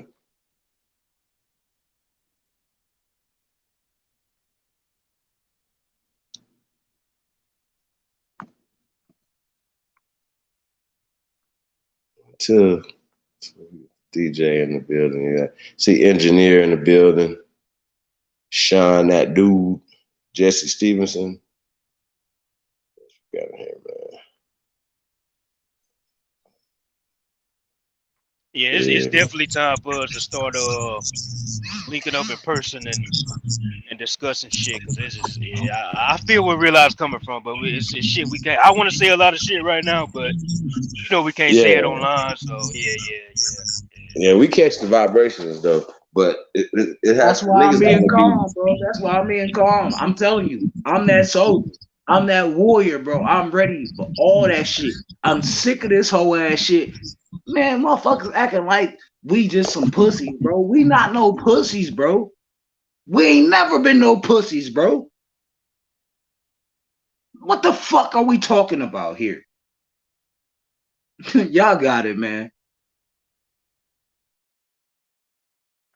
Yeah, it's all good, bro. Like I said, I can't say what I want to say. All I'm gonna say is I know how to make homemade shit. I ain't talking about edibles, so we all gonna link up one day. Chop it up. But that I didn't know about the dude shooting people in Chicago, and I didn't know about that situation Chief was just talking about. I guess another brother got killed. I think I came into your live late the other night. Y'all was talking about it. I didn't know about that, and then you said it was Breonna Taylor's dad that got arrested going to that march protest. Chief, The brother Blake, who got shot in the back. Right. Remember him? Remember he got shot in the back? Yeah, his father. His father got roughed up by the police. Shit. So yeah.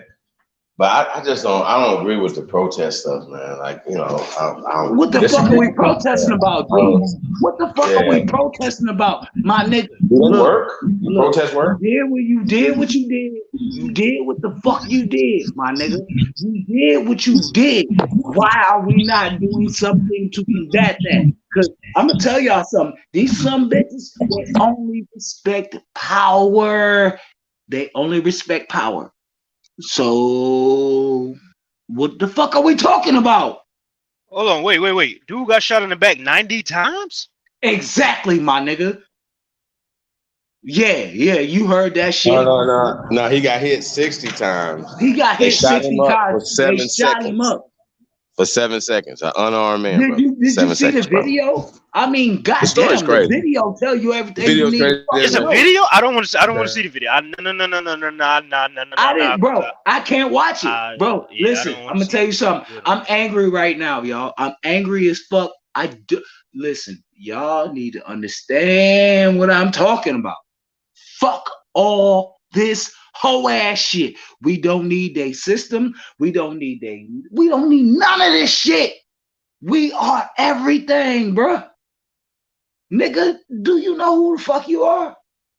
I mean, Empress Hobart been saying the same thing I've been saying. Remember, nigga, remember who the fuck you are, bruh. Simba, Nala, and you know what? Somebody had the nerve to tell me, well, that comes from Africa. I was like, bitch, shut the fuck up. Nigga, remember who the fuck you are. Remember, nigga, you are everything to this fucking planet, bro.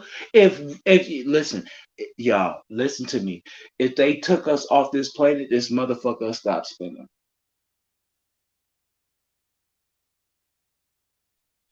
And that's a fact because it wouldn't have enough energy. Y'all better stop playing with your own self. We are the energy that makes everything go. Nigga, we on go mode, nigga.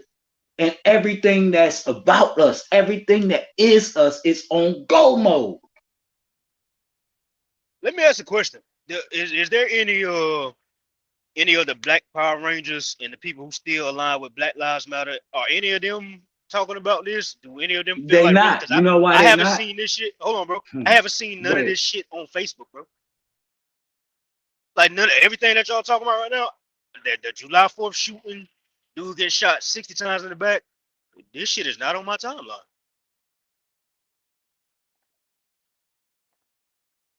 So I don't know. I mean, you can play a song, bro. I gotta process that right quick.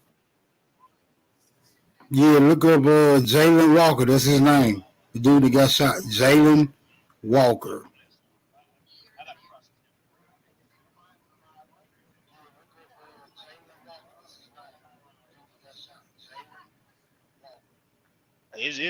I feel you realize it's definitely time for action, but that's a conversation we gotta have offline as well. Yeah. I at this point I know we are ready for war. We just gotta be strategic about it, and we gotta realize that it's not just the so-called white man that we're going against. It's mainly our people. Hey, bro, I just want us to do something, right? I'm not sitting up here acting like, you know, end all be all. I don't know nothing. You know what I'm saying? I just know that this shit's fucked up. I understand the streets, right? Because I come from the streets. I just want us to do something, god damn it. Just instead of marching and tearing shit up. If we're gonna tear some shit up, let's tear some shit up. You know, everything about us is magic. And I'm sitting over here and I'm saying, come on. Like, come on. Let's do something. Do you know, y'all, listen, for anybody who plays sports, right? You remember being taken out of the game or being put in the game because something happened. Nigga, if you missed a big catch, you getting taken out the game. You feel me? But at the end of the day, I feel like as a 9 ether being, which my hair is, nigga, stop playing with me. My hair curl over like a motherfucker, nigga. I got locks. I got locks. I got locks, right? I got locks, nigga. My shit locked up easy. You dig what I'm saying? I want us to really get the fact that We are at war, y'all. God damn. When are we gonna understand that we at war? Hmm? We at war, god damn it. I'm trying to be the person that's nice about fuck this nice shit. Nigga, we at war, nigga. I'm gonna be quiet, bro. I'm gonna jump down. Thank y'all for allowing me up. Chief Holiday, thank you for allowing me up. But this shit is dumb and it's pissing me off. We at war. These motherfuckers don't care. Why should you? They don't give a fuck. So why should you? I'm out. I love y'all. Peace. Peace, brother.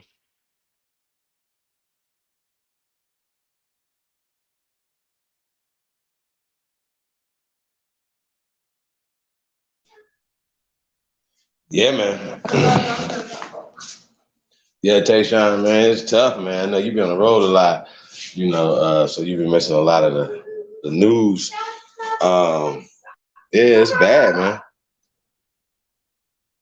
The news is bad, and it's meant to be that. You know what I'm saying? This young brother apparently, right, led them on a police chase for 7 minutes.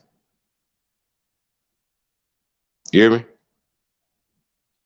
Yep. 7 minutes. They finally catch up to him after 7 minutes. He gets out the car and run. Right? Now, there's no shooting until they catch up with him, and they shoot him for 7 seconds till somebody had to say ceasefire. So he was hit 60 times, shot at 90 times. They unloaded their clips, these officers. How long do you think he stood up?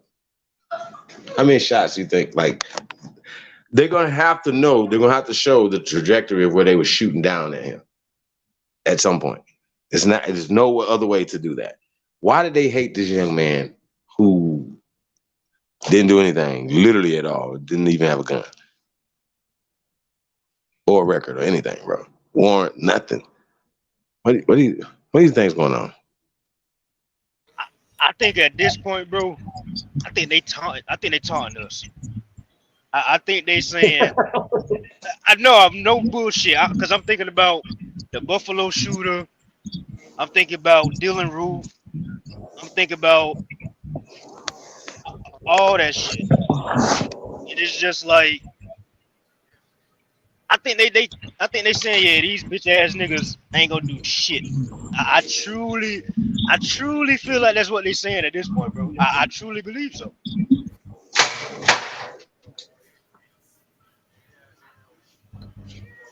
I think they want niggas to react. That's why I'm trying to tell realize, like, I get you, but just don't say it online. I think they want us to react online so where they can say, hey, we're gonna put him on that list. So now they watching you, so now they can come knock on your door and say you a threat because you said this on social media. Right. But it should be so many of us outside. You understand what I'm saying? Like certain shit, like old boy signing Skittle bags and shit. You know what I mean? Nah. Certain shit gotta happen to where people know that certain shit can't happen. Like it's not gonna even go. This is just people just be so afraid. You understand what I'm saying? For that to happen. Real talk.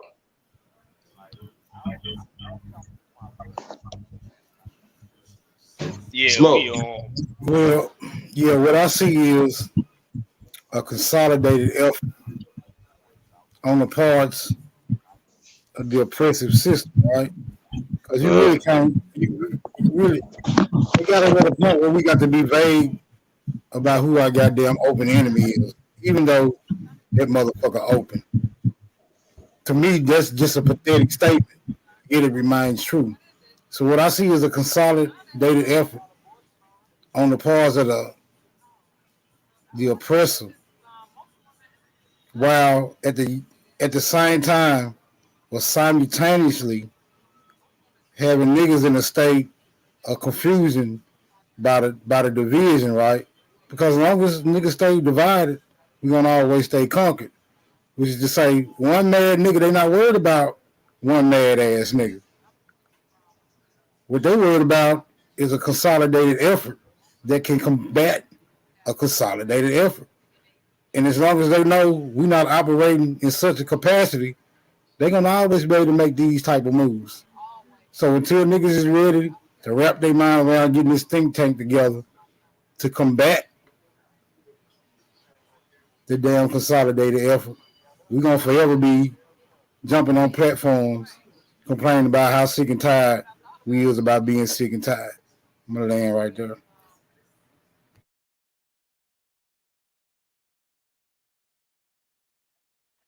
I agree with that. Do y'all think that, let's say, you know how we bang on the Pan Africans and shit, right? Do y'all think that if we went to the Pan Africans or like Sarnell to them, Umar Johnson, Tyreek Nasheed with his LBA, y'all think if we went to them offline and started planning to fight back, do y'all truly think they'll be with that shit? Because I think they scared.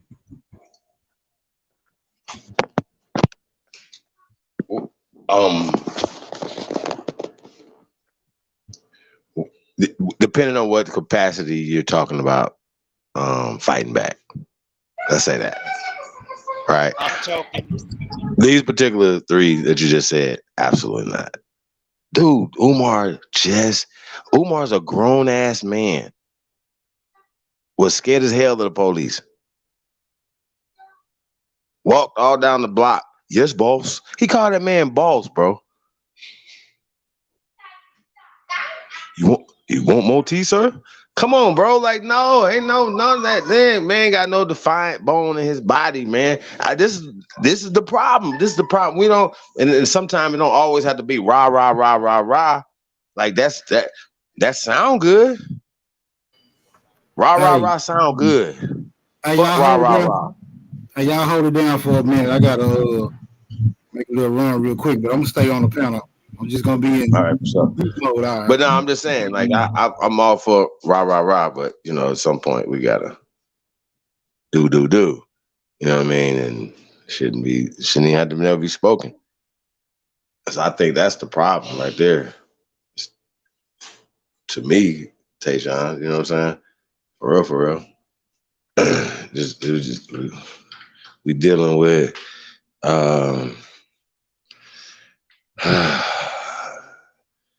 tamed men. You know what I'm saying? I really feel that way. I feel like we have been tamed. Like, no, you shouldn't do this. You should pray. Go to church for it. Or talk about it. Or go march. March to do what? What was ultimately you were going to go do when you went in March? Just to be protesting your voice and cry. So I don't know if these things work. They could work. I'm not sure. They could. You know what I mean? So I do know that a dude stood on top of a building during 4th of July and shot into the crowd and killed people. They're not acting like that's a big deal. Why? I'm just really interested to understand this. Why is that not a big deal to anybody? And the shootings that just happened, those should be still talked about. Like, why are we just sweeping this up under the rug, Tayshaun? See what I'm saying? I don't think about it. Ain't nothing. Think about it. What, we ain't gonna talk about tops no more. This mutt just went into this place and just killed these people, unarmed people. Place where he knew where elderly people were at. They got all this other shit that's not important to talk about. That's important to talk about. What about the so-called whatchamacallit that was with him? FBI officer. We want answers. We want to know what's going on. We want to know what's going on with Jalen Walker. We want to know what the fuck is going on. See how this works? So we have to start demanding better as a people, especially during this time when they say they want our votes and they want our support for certain things. Well, we need their support. Shit right now. That's how this works. You know what I mean? We got to turn up on these fools, bro. Yeah, definitely. And what it's looking like, man, to be completely honest, it seems like only I hate to say it like this, okay, only the Aboriginal community. I hate saying Aboriginal community because it's not a community, it's our bloodline. But it seems like it's only going to be us fighting this fucking fight. Because to me, it looks like everybody else scared. They scared. It's motherfuckers that I was having a conversation with these two dudes last week, right? Two so-called black dudes at a truck stop, and we was out there just chopping it up, have a good time, and all just talking bullshit. And we was every other word, you know how we talk. We say nigga. So we gotta start talking about white people, and I start saying cracker. And these two niggas looked at me. Right, these two niggas looked at me like they seen a ghost. I'm like, oh, what's wrong? They was like, bro, you saying crack out loud like that and white people walk about? I'm like, nigga, we sitting here calling, bro, no bullshit. I wish I could have recorded this shit. I'm like, bro, we sitting here saying nigga every other word and cracker is what got y'all. And I just walked out like, y'all have a good day. And I walked the fuck off like, oh man, bro, like type of niggas you want to be around, my nigga. You hear me? Oh God. Like, man, what the fuck is wrong with you motherfuckers? Sheesh. They coming.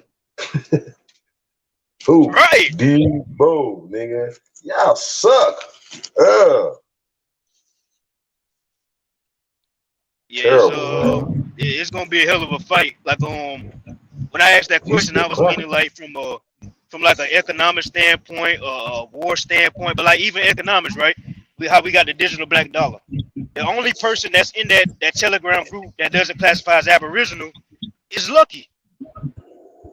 Where the fuck is not a coincidence? And back and fucking what's the dude that was coming on trolling Black and OHF and Pan African? Why y'all ain't supporting the digital black dollar since y'all black? Like that's why I say these niggas is scared, bro. These niggas are scared. Real shit. These niggas work for them folks. We're never gonna see them. I'm telling you, they work for these folks, y'all. I'm convinced.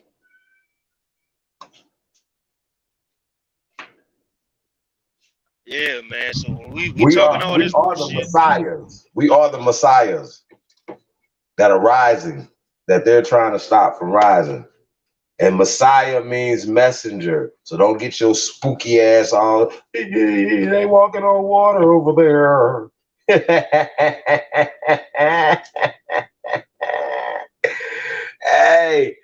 Hey, we got Tabs Go. Can we get a couple tunes?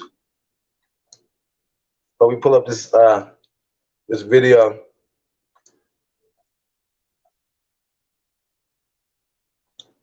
I think it's definitely a dope build we did on this forbidden archaeology, you guys. Tayshawn, you might haven't seen this one. So go back a little bit. I think about 4 years, 3-4 years. I know this one in. You know what I'm saying? We'll get that in tonight. So y'all smoking on out there though.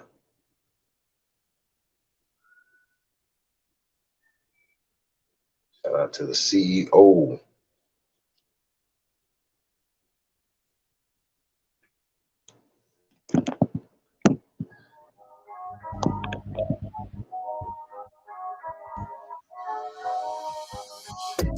I just want to find out other ways to survive. You know I want to die. I switch it up, I get them ducats every time. Gotta keep the fam tight. That's why I hustle every morning, noon, and night. My future looking every day. bright. Yeah, that's a blessing. I'm just trying to enjoy this journey. From the shot to the older Minnesota, I got plenty witnesses who seen it lock and killing these spots. Fresh off the block, a product of Pac, but they searching me now. Fish Stoney said to kill him if they like it or not. A million hustles, some work, some crumble. I'm not humble in the jungle, whatever it is, I flip it, tumble it, make it double. I'm that beast from over east, I cop the chain, took off the muzzle. I repeated the deceased, we got it east, they got a trouble.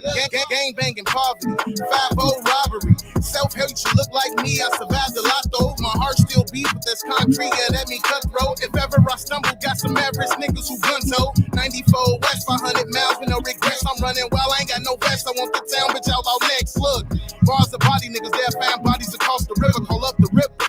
I'm killing this shit until December. I just wanna ride.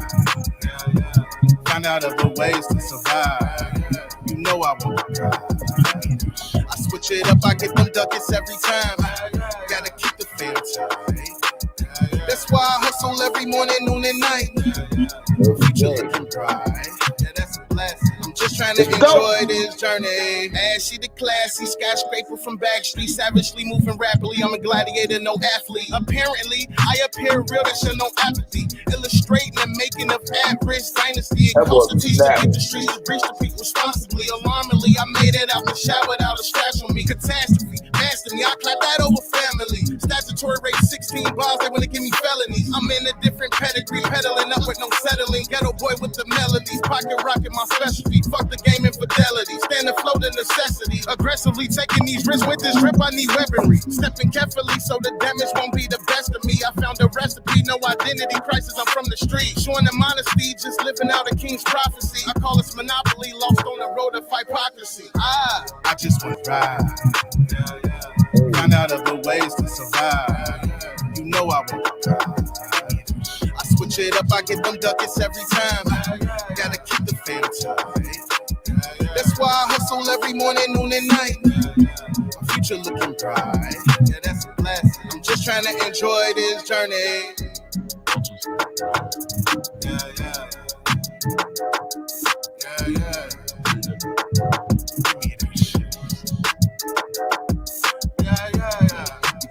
Hey, Joost. You be cold? Yeah, that's a blessing. I'm just trying to enjoy this journey. Hey.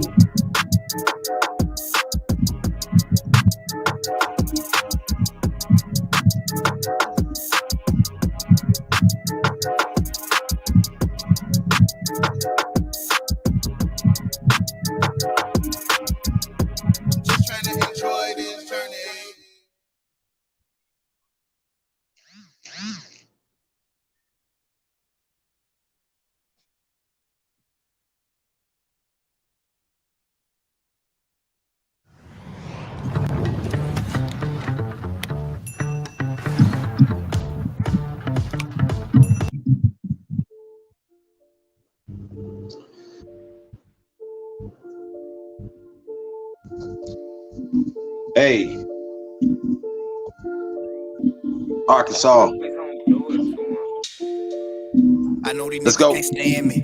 They want a verse and they paying me. Like I don't do this for the family. They're for the birds, fuck them. And you know that's off the muscle. If it ain't no money involved, it's over my tolerance, zero muscle. You know, for sure. Yes, sir, I'm back in that mode. I got them calling me Russell. That boy that out of control. That nigga lip, zip. Yeah, that boy that like a hoe. I guess I'm back in my bowl. Look like I'm back on that stove.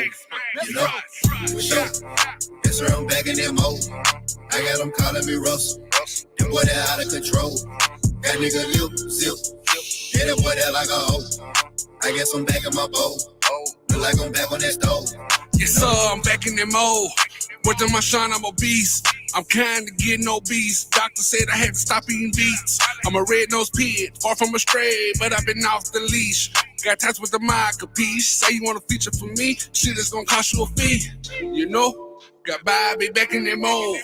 Ever since Dizzle came home, got word that Dolo got on.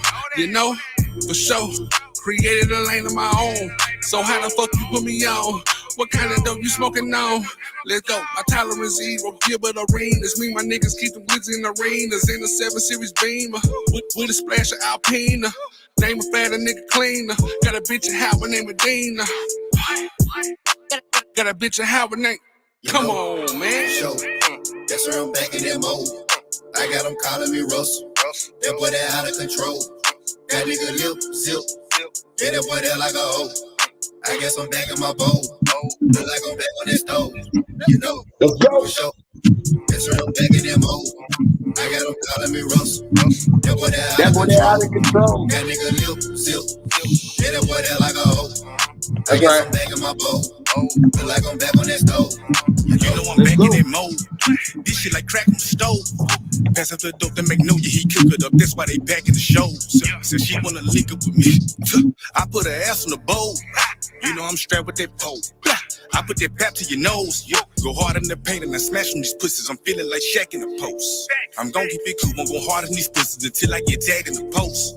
I did my research. He ain't got no credentials, but homie be bragging the most. Watch me dismantle the goat. I have your ass on the ropes. You know, for sure. Yes, sir, I'm back in that mode. I got them calling me Russell. That boy that out of control. That nigga lip zip.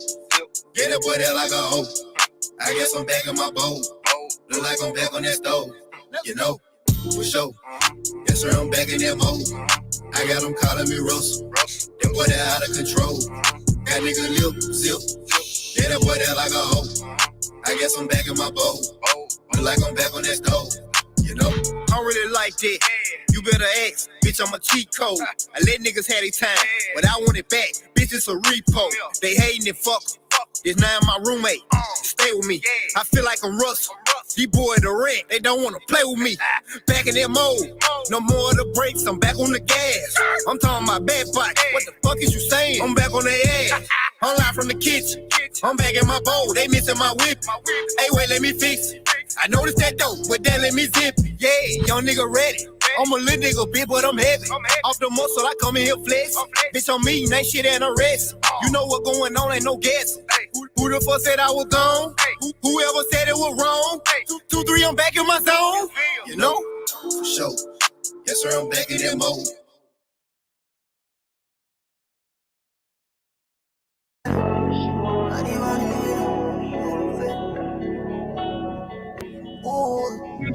Hey man, Summer of Love, Las Vegas, Taylor Weeds, T.O.P. It's the go. Tell me something you ain't never showed them other niggas. Even when you caught off guard, you still a perfect picture. Oh, I stole that game from Brody, baby, come console me. We been fucking for so long, it's hard to remain homies. Once you let me taste that pussy, you could never broke me. I say I love you while I'm faded, you should never quote me. Home alone, hey Miss McCauley, keep it dripping for me. 2 bitches licking while I'm sticking, you be getting naughty. Could you ride for? Scrolling through a gallery of niggas that done broke your heart. You been acting clueless, don't know where to start. Never how they paint you, but you always been a work of art. Heartbreak on the spotlight, it and turn you to a superstar. Ooh, you damaged. Broken love spilling all over the campus.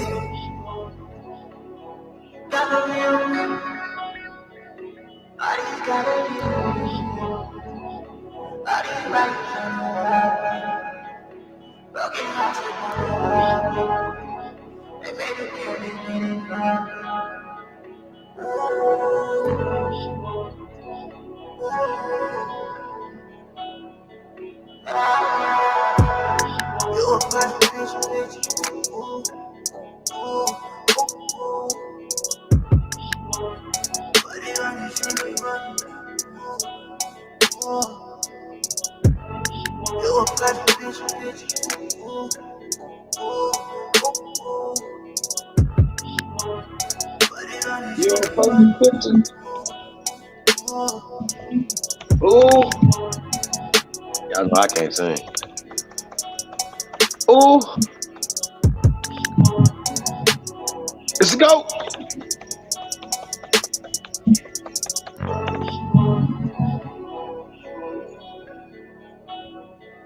Shout out to all American Aborigines.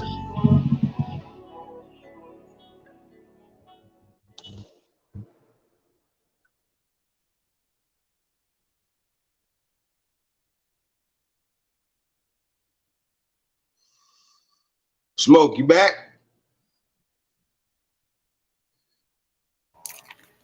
For sure. Yeah, you know, like I say, man, you know, a lot of times, man, you know, we gotta have conversations, and we're doing that. We're getting together. We're gathering. You know what I'm saying? You know, for this week gathering. Brothers pull up on each other. You know what I mean? Some of us been knowing each other for years, know each other's children, mamas, all type of shit. You know what I'm saying? So we build. You know what I'm saying? We're building, and we continue to build. We continue to reach out to brothers, and brothers reach out. You know what I'm saying? So we're really putting I say we mobilizing. Let's do that. We're saying we're mobilizing and not just speaking about stuff that we're doing and crime. You know, we're getting to the solutions, and that's what it's really about. Getting to the solution, yeah. But I was saying earlier that you got certain countries. Now, good thing that the sister Brittany Griner wasn't going into China. Is the death penalty for drugs in China.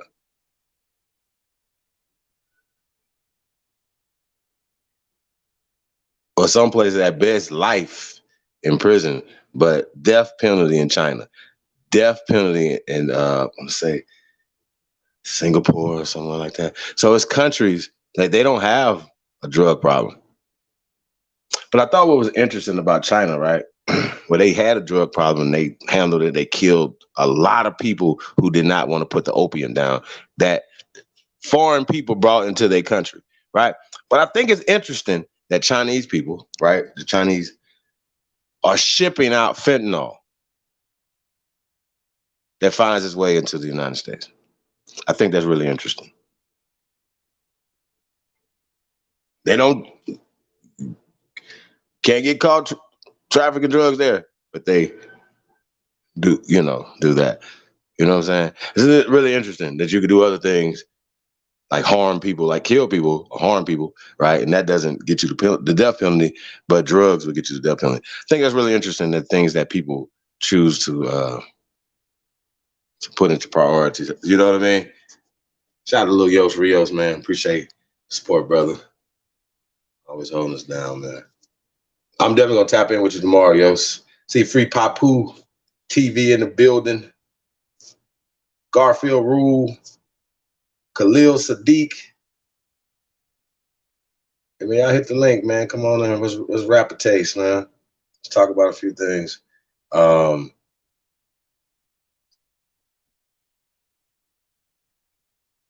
man. I mean, even though the sister just had cannabis oil or hashish or whatever they want to call it, you know what I mean? Some countries, they don't even tolerate that.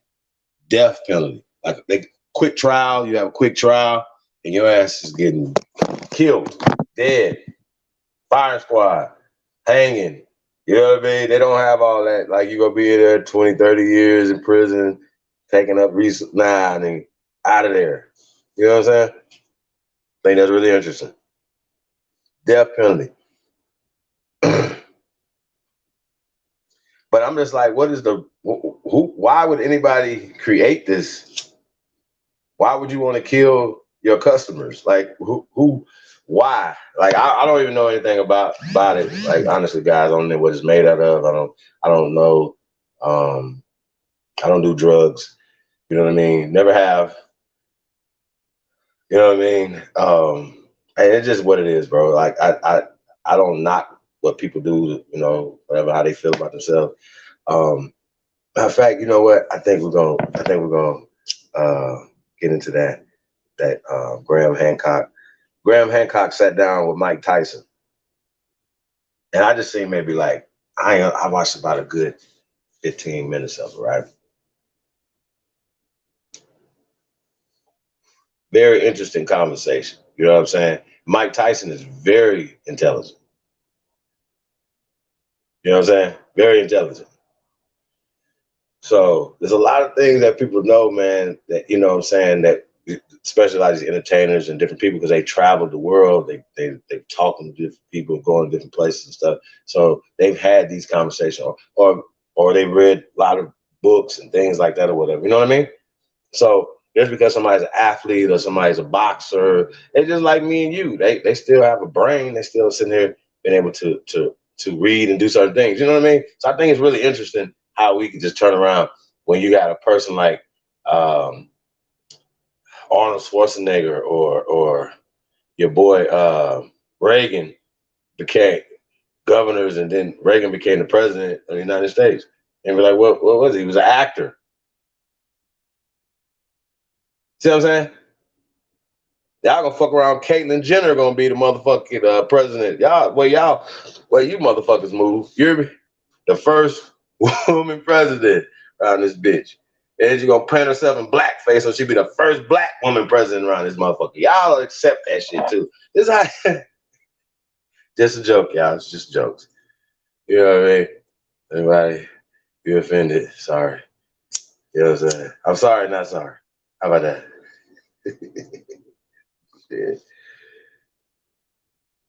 Yeah, nah, but these politicians though, you know, we have an opportunity, man, coming up to get involved, right? But we need to get something. Don't be involved just to be used as numbers. You know what I'm saying? They love to use us and they love to say things that they're gonna do, you know, for the people. You know what I'm saying? No. The people need to get our power back. You know what I'm saying?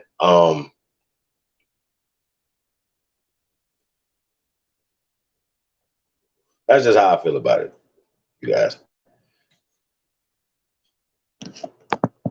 Real talk. Tayshawn, you there? Yes, sir. Hey, you on the road? No, I'm chilling. I've been parked for the last 2 days. That's what's up, man. Yeah, man. Hey, man, definitely, man. I appreciate you, man, rocking and supporting the 2 a.m. gear too, man. That was what's up, man. See, Oh yeah, for sure. I gotta. I ain't wear the. I'm gonna pull up. I'm gonna wear the joggers and the other shirt I got, and I'm gonna take a photo in that. But yeah, I put up an AP in my my Thompson shirt. You know what I'm saying? Salute the 2 a.m. Dope gear. yeah, man. I mean, I'll be wearing my shit out, man. That food Trey, I put up on Trey. Trey was like, he had to work on the food truck. Try to Trey Ali. You know, the food truck. He said, man, it's my favorite sweats. You know what I'm saying? Mine too, but I done wore my shit out. I need some new shit. About to give me some new 2 a.m. drip, y'all. Can't wait. Can't wait to get my 2 a.m. drip, y'all. It's gonna be like Christmas in July. You hear me? So yeah, definitely, man. You guys tap in, man. We're gonna have a good time, man.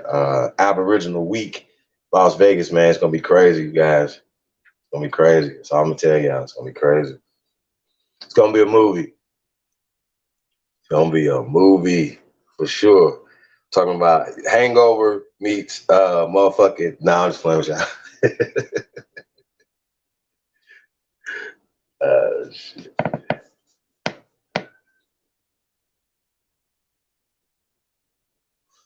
But yeah, though, man. Yeah, man. Appreciate everybody, man. Hey, but Tayshawn, yeah, man. I want to pull this video up. We're gonna save the Mike Tyson one. We're gonna save that one. We're gonna save the Mike Tyson. I mean, they start eating mushrooms, everything, bro. And so I don't know. Graham Hancock. No, I'm telling you, bro. They go in, man. These fools go the fuck in, man. I'm telling you. Matter of fact, fuck that, man. Y'all want to get into that tonight? Y'all want to do Mike Tyson, Graham Hancock getting high, talking shit. We can talk shit with them, get high with them, shit. If not, yeah, we'll get into this Michael Cremo breakdown, man. We did a couple years ago. Pretty awesome.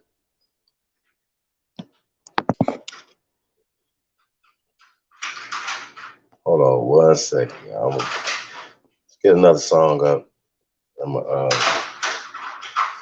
I'm gonna pull up the Mike Tyson joint.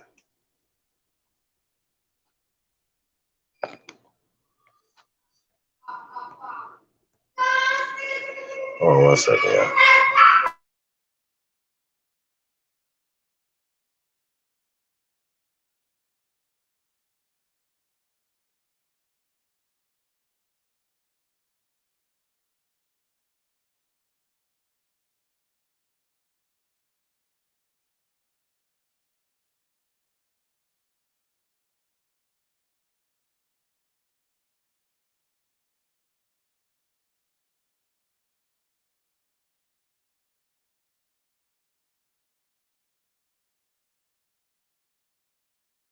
Yeah, man. Shout out to all the Aborigines, man. If I'm ever in y'all city, I'm gonna pull up on y'all, man. Like for real, like it's all love, good vibes. That shit was lit with AP though, man. Like bro, really be like in the hood, posted up, talking to Aboriginals, telling them who they are, bro. Like we sat out late for like 2-3 hours, bro, just chopping it up with random people, man. That shit was dope. So actually I should be back in PA in the Delaware area next week, so I'm gonna pull up on them again, man. Every time I'm out there, I'm gonna pull up on them.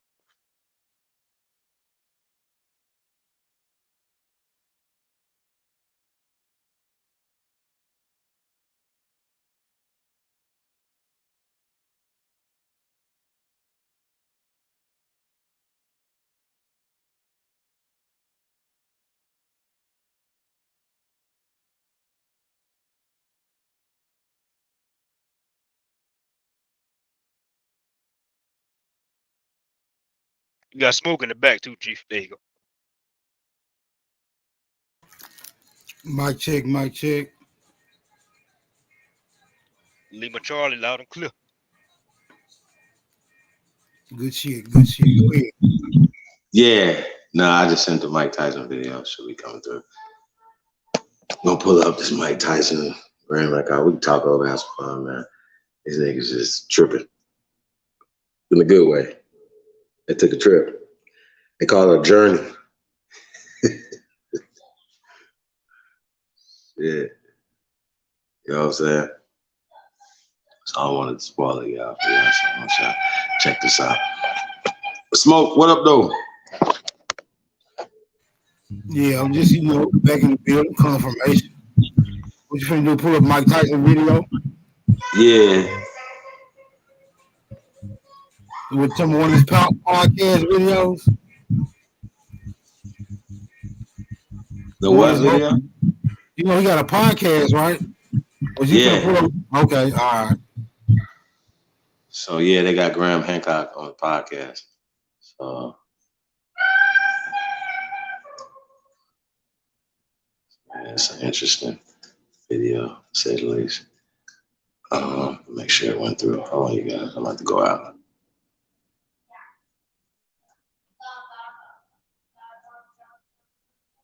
You know what I can do too? Back chat. What you want to do? That. Boom. Boom. Put in the private chat. Just in case it don't make it through the It's in the private chat. If it didn't go through the email. Hey, Smoke, what state you in? I'm in Memphis. Nigga, I've been in Tennessee for the last 2 days, bro. God damn. I wish I would have been there. Yep. I've been in Memphis for about damn near 30 years.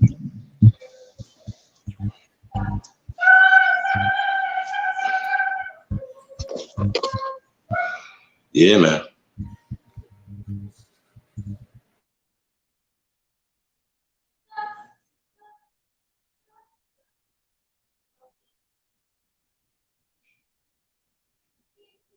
Right. We got the legendary Mike Tyson. We also have internationally acclaimed best-selling author and historian, Mr. Graham Hancock. And we are very excited to be here with you today and ask some questions regarding uncovering the ancient mysteries, forbidden archaeology, and ancient esoteric science. So, Graham, why don't you start us off, or Mike, you can start us off, because I really want to get your opinion on the type of work that Graham does, because I think, and that would be very valuable for our viewers to see and kind of get your take on the things that we've mentioned as far as like forbidden archaeology or ancient esoteric alchemy, et cetera, et cetera. I think that any government in particular would not like the messages that Mr. Graham Hancock puts out, because it gets them to put them in a position to challenge him, and they're not in his league, and they always come across looking like really imbeciles. And that's why I'm so happy and privileged to have him in my presence today. And that's what I would like to say right now. Wow. It's really good to be with you, Mike. I've been an admirer of yours for a long time. We come from very different fields, but we have, I think, a lot in common. I respect that. That's amazing. Well, speaking of having a lot of common, Graham, why don't you tell us a little bit about maybe your latest book, or, you know, I heard you climb the pyramid 5 times. And I have. You've done all these amazing things. You're like like I said, an international, you know, hit one. See, my background was in journalism and reporting and some war reporting and tough in the field stuff. I've always believed that if I'm going to write about something, I have to know what the fuck I'm talking about. I've got to get my boots on the ground. I've got to really get into the subject. So I can't talk about the Great Pyramid of Egypt without knowing it intimately, inside and out. To make sure you're putting out the right vibration to the universe. Yeah, and also to respect the structure and respect the work that I'm doing. So, yeah, I've traveled the world investigating the possibility of a lost civilization. That's my main thing. Was there a lost civilization, advanced civilization during the Ice Age? But on my journey, I've also encountered psychedelics. Back in 2005, I wrote a book that was very much focused on psychedelics called Supernatural. It's just been reissued under the title Visionary, with some material that was previously deleted, restored to it. Now, I had not had a psychedelic experience since 1974, and I'd only had one. And that was sometimes that's all you need. That was with LSD, and that was at a festival in the UK, and it was one of the most amazing, extraordinary experiences of my life. But it was so powerful that I got cowardly about it, and I thought, supposing that went the other way, what would happen to me then? And for many years, I didn't take any psychedelics at all because of that fear. But then I came to write this book, which is really about a turning point in the human story. I think psychedelics played a huge role in making us what we are. And obviously, I couldn't write that book without taking psychedelics, and specifically without going down to the Amazon rainforest and sitting with shamans and drinking the visionary brew, ayahuasca, with them. So it started out for me as a research project, but it became a life-changing activity. I would say that my life has been transformed since I encountered psychedelics. And it's a great mystery as why do psychedelics make us question ourselves and look deep into our own hearts and find out who and what we are. They're teachers, these medicines, these plant medicines. They are. What do you think about that, Mike? How it kind of removes the ego and allows you to see the veil behind the curtain? I always call it the food of the gods. Yeah. That's what Terrence McKenna said as well. Food of the gods. There's no doubt about this. Sometimes when I see Mr. Graham, I want to say more than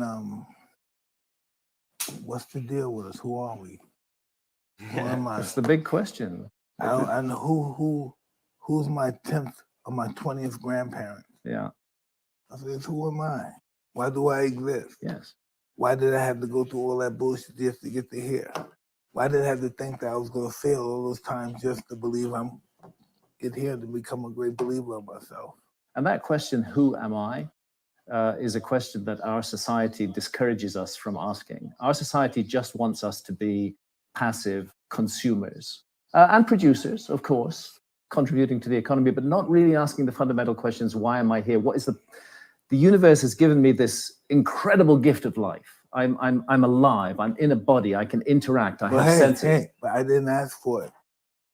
How do you know that? Maybe you did ask for it. Huh? Maybe in a previous life you did ask for it. Maybe you're right. But I don't feel this moment. This is what I say. Why does God create me to make me afraid of dying?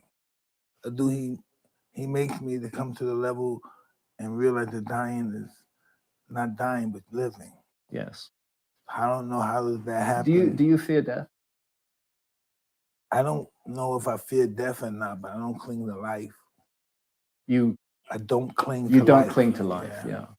I take chances and risks. Yeah, absolutely. Because what's the point of the life without taking chances and without taking risks? Just complete predictable safety and security from beginning to end. It's a waste of the gift that we've been given, and I believe it is a gift. Personally, listen. I'm 72 years old next birthday. Happy birthday! It's inevitable that I'm going to think about life and death as I get to this point. And here's what I've come to is I do not fear death at all. I fear pain. I feel the humiliation of old age, the collapse of bodily faculties, the mind going, all of that I fear, but death I don't fear. I regard death as the beginning of the next great adventure. So do I. But I was telling them, what is it like? That's just, I think it's an easy way out if we kill ourselves.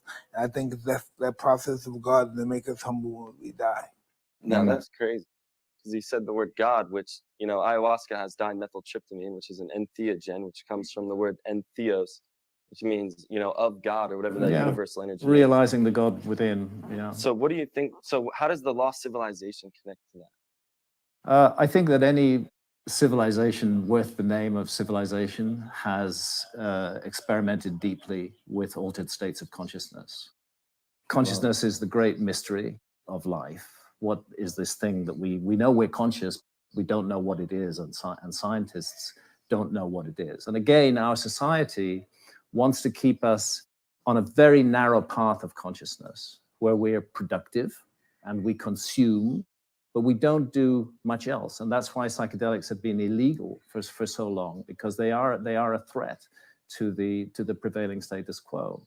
I think any civilization worthy of the name civilization has encouraged its participants to explore altered states of consciousness, because if we just stay within that narrow band, we're never going to realize our full potential. We have to step outside the narrow band that society makes, always with one proviso, while doing no harm to others. That's the crucial thing.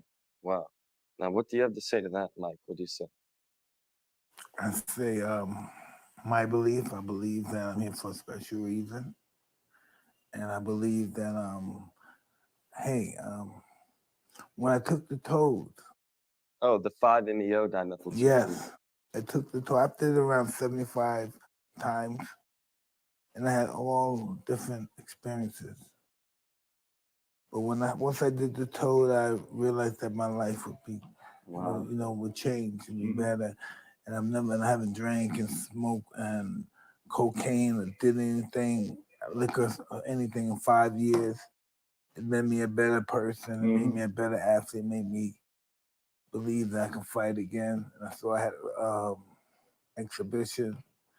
I started going into entrepreneurship, and it's just going off the roof. I'm selling these mic bikes just in general. I'm just telling you, and I can't keep them on the shelf. They're blowing up. I just don't have enough. It's just you don't have enough workers to put it together to sell it. So the 5-MeO experience unleashed some kind of creative potential within you that you had perhaps not seen before? When I first took this, I was 100 pounds early. I lost 100 pounds in 3.5, close to 4 months. Right. And I went and fought somebody, and I broke the record for that year on the record for who made the most money and pay-per-view. And everything's just been going great. I'm accomplishing all my goals, else I'm on the thresholds to them. Yeah. And I believe life comes from, I don't know, a connection of adversities that I overcome. That's what it's all about. It's about overcoming adversity, not running away from it. Have you ever had an utterly terrifying experience on a psychedelic? Yeah. Tell me about it. Well, I went in there with the bad attitude and I saw a monster. Yeah. Oh no. Yeah. He checked me. I must have thought I was a bad guy, so he checked me. So I must have been screaming and crying. They were telling me, no. And so that was a bad experience. Mm-hmm. Yeah, I thought it was a badass, and I ran into a real badass. I've had a few scary experiences with psychedelics in the Amazon rainforest. Because different parts of the world have different potencies. Oh, and different stuff. potencies. Yeah, different parts of the world. What happened with me? The one experience that I look back on and really regret was with ayahuasca. I'm sitting in the Amazon rainforest. I'm sitting on a bench outside a little hut. I've drunk the brew. I've had the vomiting. I've had a bit of the diarrhea. The farting and all that stuff. All of that shit. Don't tell them about the birch and the fart.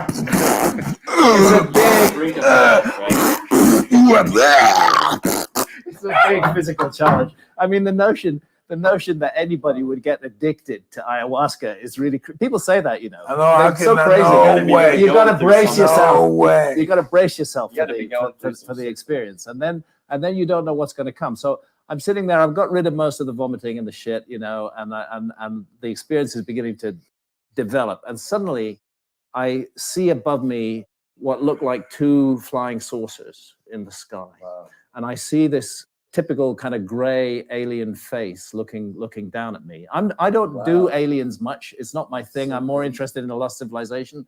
And I got the message that they were going to take me. I was going to be abducted. And at that moment, what I should have done was said, yes, take me. But what I did instead was I opened my eyes and I said, no. And I never saw those guys again. And I regret that cowardice because I was scared stiff and I didn't want to take the journey and I should have done it. I just know I like those journeys. That's why I did it so many times. You've done 70 times with 5-MeO. Yeah, close to 70, yeah. Wow. I do them 3 times a day, 4 times a day. 3 or 4 times a day. Yeah. That's a big commitment. I would say with ayahuasca, I've probably had 75 sessions with ayahuasca.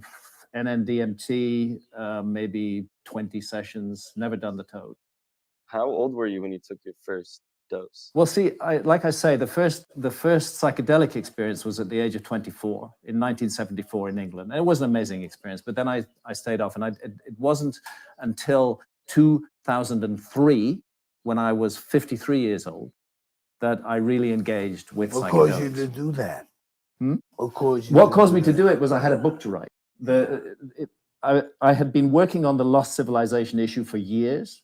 I felt that I'd done that. I wanted to move on to something else. I was interested in human origins initially. But then I found that really the whole story of human origins it can be incredibly dull for long periods of time until our ancestors started making art. The moment they started making art, that cave art, that rock and cave art, it's psychedelic art. It's France and also all over the world. It's psychedelic art for sure. There's no. Where else do you encounter entities that are part animal, part human, part bird, part man, and written that well? Yeah, exactly. Where else do you encounter except was it except 60,000, 70,000, 40,000 years old? They say some of it goes back 70,000 years. Yeah, and it was a turning point in the human story. I'm absolutely convinced. Of course, we must pay credit to Terence McKenna and Food of the Gods and the great work that Terence McKenna did. There's been some very important scientific work on this, and this was the turning point in the human story when our ancestors encountered psychedelics and began to leave evidence for that in the form of paintings and art. And so you've deciphered the painting. It's not so much a matter of deciphering them, it's a matter of, as a writer wishing to be authentic and wishing to write about this, I had to have the experience myself. And initially, it was entirely a research project, but it became something so important to me. I felt it was making changes in my life that I really needed. And therefore, long after the research issue went away, I carried on working with psychedelics. I always wanted to know what time period did it come to those people in France? Because, you know, at that particular time, what was that, 70,000 years? 70,000 years. France and Africa was collided together. There was no water between them then because they wrote a line in the cave and the lion didn't have a mane. Yeah. And what the fuck is the lion doing in France? No, there's no big cats in France. There were then. But no. Yeah. Maybe saber-tooth and all that stuff. But how did that happen if it's in France? I know that piece of art you're talking about, which is there's two. There's one is a painting, and the other is actually a little statuette made from mammoth ivory of a lion. And they always, the guys in the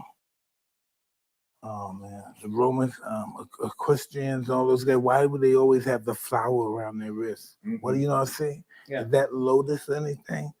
The blue lotus. They always have the little bag. Yeah, the little bags are. I'm sure they were carrying their stash. Yeah. It's a sign. It's a symbol. It's something that's passed on. So for me, the notion of a lost civilization is inseparable from the notion of altered states of consciousness. Yeah.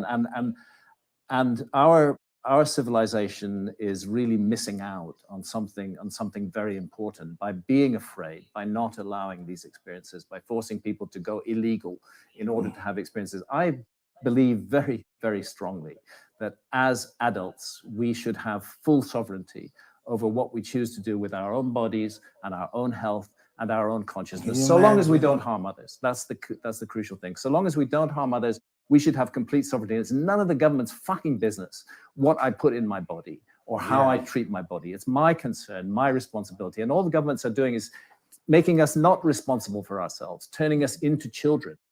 You know? This right here is doing it. This if I right don't here? have this, I'm lost. Yeah. Phone would be like a will. When you die, you give your phone to your loved one. It'd be like a will. All your love is there to show them. There's so much on these things. As I confessed earlier, I don't own a cell phone. Very smart. Wow, I don't own a television, but I have to have the phone. Yeah. Well, I'm lucky because my wife looks after the phone, and she knows how to handle it. So you outsource the technology. Yeah, it's just something I don't. For some reason, it's just something I don't want to learn. There's stuff I need to learn, and one of the things I don't want to learn is cell phone. Or maybe just very old-fashioned. Well, it just depends. I think it's a wonderful viewpoint. And Dr. Rick Strassman, in his book DMT, the Spirit Molecule, basically wrote that all alien abduction victims were due to an accidental endogenous DMT release in the brain. I know Rick well. He's a good friend, and he's done some absolutely amazing work. And there's follow-up to that work, which is being done at Imperial College in London. It's not been widely publicized yet, but it's called DMTX. As you know, DMT is a quick journey. It's a 12, 15-minute journey. Rocket ship to the other side of reality. You're in It's there. not anymore. Well, it's up to an hour now. Well, this is what the DMTX is doing. They found a technology to basically deliver DMT by drip to volunteers. And those volunteers are making extended journeys in the DMT realm. And they are coming back with the same observations. I want to do that one. Wow. Drip. It's like they're mapping another world. It's like that. This is not just a fantasy of the brain, because all these different individuals who are not comparing notes are encountering the same entities. And the project seems to be to create a map of this other world. And this is real exploration. What is it that they're taking? What is it that they're taking? They're taking NN-DMT, not the toad, but the normal DMT, but they're taking it in a form which constantly delivers it straight into the bloodstream. So it doesn't wear off. Without using a monoamine oxidase inhibitor, it goes straight into the bloodstream and it doesn't wear off, and it lasts for about an hour. They're in the intense DMT state. How do I get that stuff? You talk to Imperial College in London. All right. I think they might be very interested in talking to you. I could be one of the guinea pigs. Exactly. Yeah. Exactly. I would love that to be a guinea pig for that. I know one of them personally. And then also the mushroom. You know a guinea pig? Hmm? You know a guinea pig? I do. Yeah, yeah. And he's told me. So I'll be safe things. if I go through this process. Right? You'll be totally safe. Yeah. Wow. And contributing to science as well. Yeah. Wow. Yeah, because even the mushroom is 4-phosphoryl-oxy in dimethyltryptamine. Yeah. So mushrooms are a type of They're DMT. kind of orally active DMT. Yeah. Yeah. And it's the spirit molecule, which comes from the word, spire, which means to breathe, Mhm. right? And that's why DMT is the spirit molecule. The most is produced not just in the pineal gland, which, as Excuse me? has a retina, cornea, and a leg. Can you tell Kiki to bring some mushrooms in here from the refrigerator? Exactly. Yeah. had less luck with mushrooms. I've taken mushroom journeys. Maybe You didn't take the right one. I didn't take Graham. enough. I think No, that was the thing. you didn't take the right one. I've done the Take journey. the right ones. Don't have to take enough. 7 or 8 times. Sometimes in the form of a tea. Sometimes just eating the mushrooms. I microdose psilocybin straight from the mushrooms, but I've never had that big kind of jump into a completely convincing alternative reality with mushrooms. And I know that it's either not the right mushroom or not the right dose. You didn't or need both. enough. Yeah. Terrence McKenna talks about the heroic dose. The heroic right? dose. Yeah. Being by I'm the yourself. heroic dose guy. I can see you're the heroic dose guy. Yeah. I love there's a name for that. Fuck! I'm not no fucking maniac or savage, right? The hero dose. I'm the hero dose, right? Yeah. That's what it's called. Well, again, it's the way you live your life. You It's know, the way you you take life by the throat and live it. Yeah, it is. And it has so much influence on our culture. You know, psychedelics. Well, again, this is something that the powers that be in our society would like us not to know. But you know, snake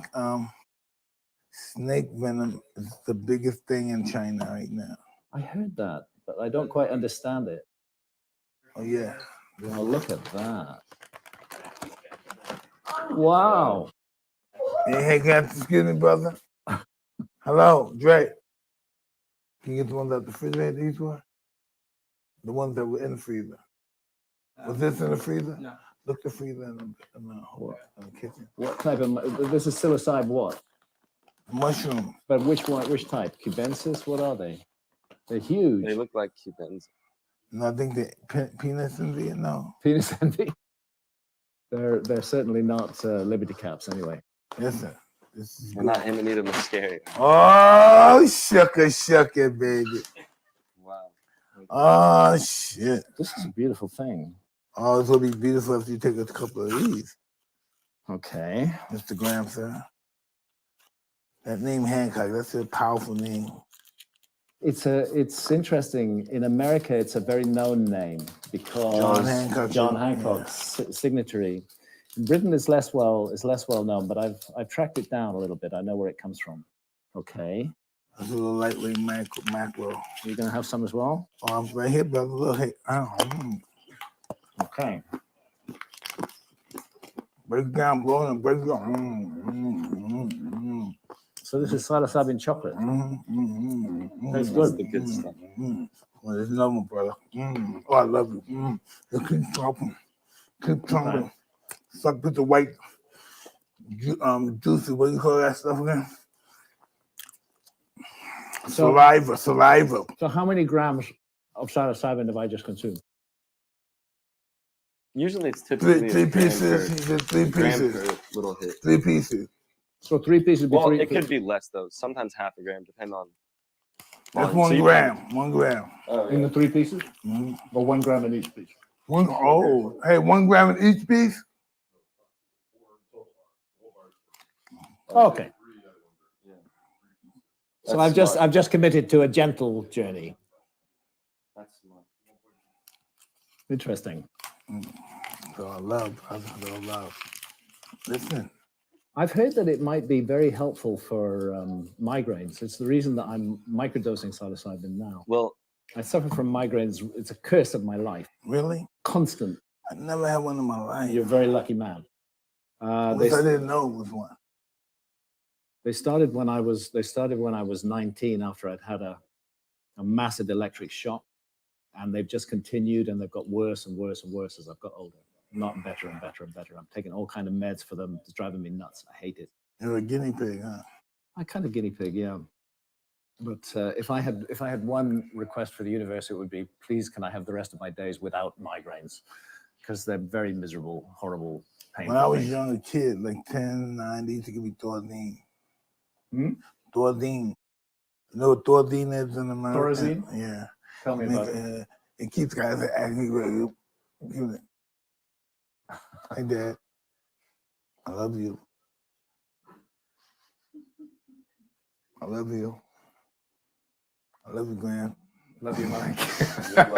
Mike, as a boxer, you obviously got hit in the head a lot.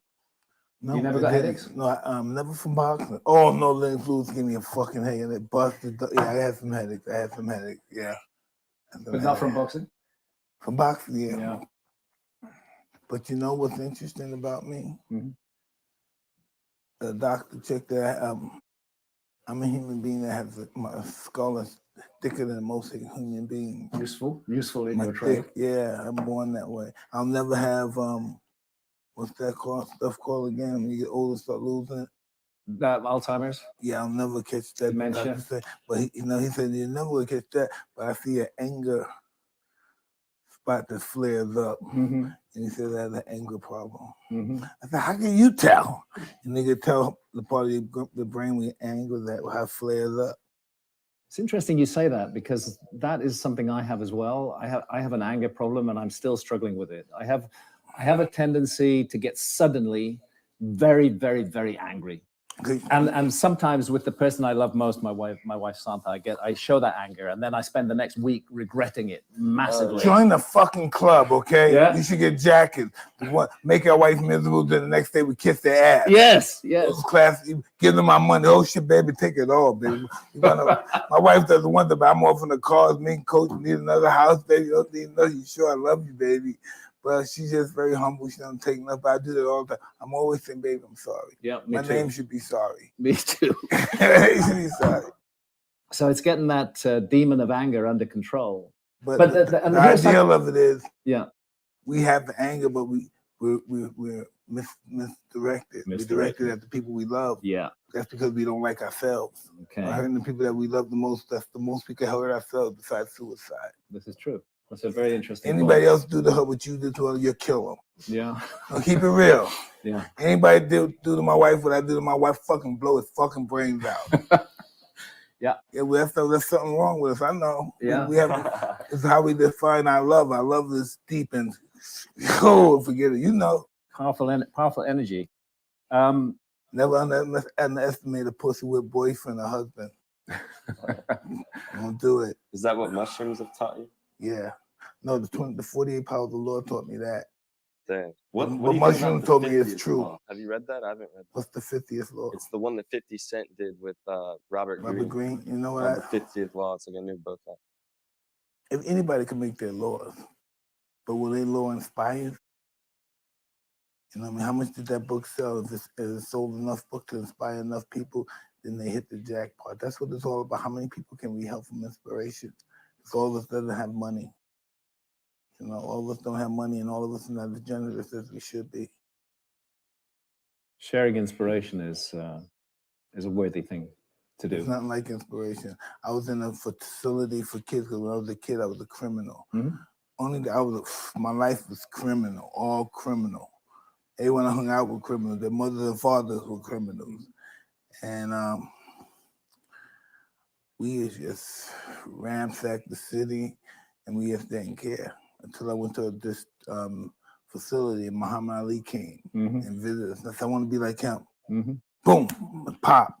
That fucking What age was that? Yeah, what's that shit you call? You asking for the manifestation. So I want to be like that. I went to another facility where they had boxing at. I started boxing with this guy. I got real good. He introduced me to custom models to take me further. Boom, and I'm here with y'all talking now. After making so many hundreds of millions of dollars, shit. Now I'm here talking to your guys. I never had shit in my life. I never went to school. I always lived in abandoned buildings with my family. We used to stay on the street. My family begged for money. Yeah. But you're a self-made man. But you had inspiration. You had. Yeah, I saw Ali's face. He didn't have he didn't see me here. I said, wow, I want to be like him. And at some point, intense discipline entered into your life. Absolutely. I won't eat sometimes. If I have to make weight, I won't eat for 20 days. Sometimes when I used to, after my fight, sometimes when I wasn't fighting the regular, 20 fights a year or something like that, I would gain a lot of weight. My family, I gained like 70 pounds. I have to lose 70 pounds in 90 days. That's a fair achievement. Yeah.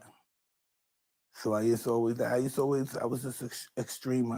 That's why I was successful, and that's why I was a failure in some things. Yeah, I think discipline is fundamental to any kind of success. Discipline is our destiny. By the way we prepare our discipline is how far we're going to go in our destiny. Yeah. You know, it's crazy. It's been said self-discipline is the closest thing you could have to a wish-granting fairy godmother.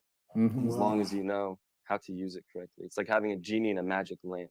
If you know how to rub the lamp correctly, if you know how to use it, you can achieve anything your heart desires. Yeah, it's also a matter of what you apply that discipline to. Yeah, I mean, you don't want to be disciplined all the time. You want to have some fun as well. Well, discipline is doing what you hate to do, but doing it like you love it. Exactly. That's what it is. That needs to be written down. Yeah, that's a good line. Definitely. The man that has discipline is the man that conquers himself. Yes. The name of this game of life is conquering yourself. Yeah. So true. By conquering yourself, you have to have the will. You have to have the will to die. Because by conquering yourself, to conquer your old self, he has to die. Sometimes you have to die with him. But you come back a clean soul. See, coming back to your point at the beginning is why am I here? Why are we here? What is this? What is this for? Actually, the truth is nobody knows the answer to that question. We're only got theories. My theory is that this is I call it a theater of experience. We're born into this life. Part of the deal is you forget. I do believe in past lives. I think we've had lives before. And why would the universe invest in the creation of something so majestic as planet Earth without a purpose to it? There has to be a purpose to it. And it's a purpose for the soul to learn and to grow and to develop. And to make mistakes and to take responsibility for mistakes and to grow and to develop. That's the opportunity. Or for people to learn from their mistakes. From their own mistakes, yeah. No, not people that learn from people that passed away from making a bad decision. We can also learn from others. Yeah. It's a whole full-on learning experience. Let's talk about the anti-hero too. You can learn from him. The anti-hero, the anti-mentor is what my friend says. Yeah, anti-mentor. You I like learn what that. not to do. Yeah, I like that. Anti-mentor. Thomas Edison said I was bound to be successful, because I simply wasn't afraid of, stopping trying, essentially. I was bound to be successful because I had a wandering mind. Wandering mind. He said I simply ran out of ways that didn't work. That's a very powerful yet simple statement. Usually the simplicity is complexity. I ran out of ways that did not work. I ran out of ways that did not work. Okay. That's an interesting line. Yeah. Self-discipline. And also there has to be room in life for joy. Hey, no joy is right now. Joy is our smiles. Yeah. Happiness is in moments. Yeah. Yeah. Moments is happiness. Boy, we're getting deep and philosophical here. Well, it is. Most of us don't have a smile on our face until the moment calls us for it. But the thing is, though, yeah, you're absolutely right. Just a flick of the finger, that's life. Because just a flick of the finger. Yeah. There and gone. So fast. So fast. This is something now approaching 72. When I do talk to younger people, I try to remind. For me, when I was 30, it's yesterday. It's literally yesterday. It doesn't feel like a long time ago. It doesn't feel like 42 years ago. It feels like yesterday. And life passes so fast, just shoots by. Let's not waste a second of it. Let's use every second for something worthwhile and for something that we learn from. We do have enough time for life. We just have to know how to pretty much navigate the time. This is true. There's enough time. Life is enough time. That's good. For everything we want. You just have to know how to navigate the time. It used to be said that the span of a human life was 70 years. That's 70. Well, people are living older now. Well, people are living older because their will is stronger. Their will is strong, yeah. The only reason why. Yeah. And presumably life is worth living. To some people. Yeah. Not everyone. We can say most of the people. Yeah. See, for me, what's that suicide rate for the people that like living?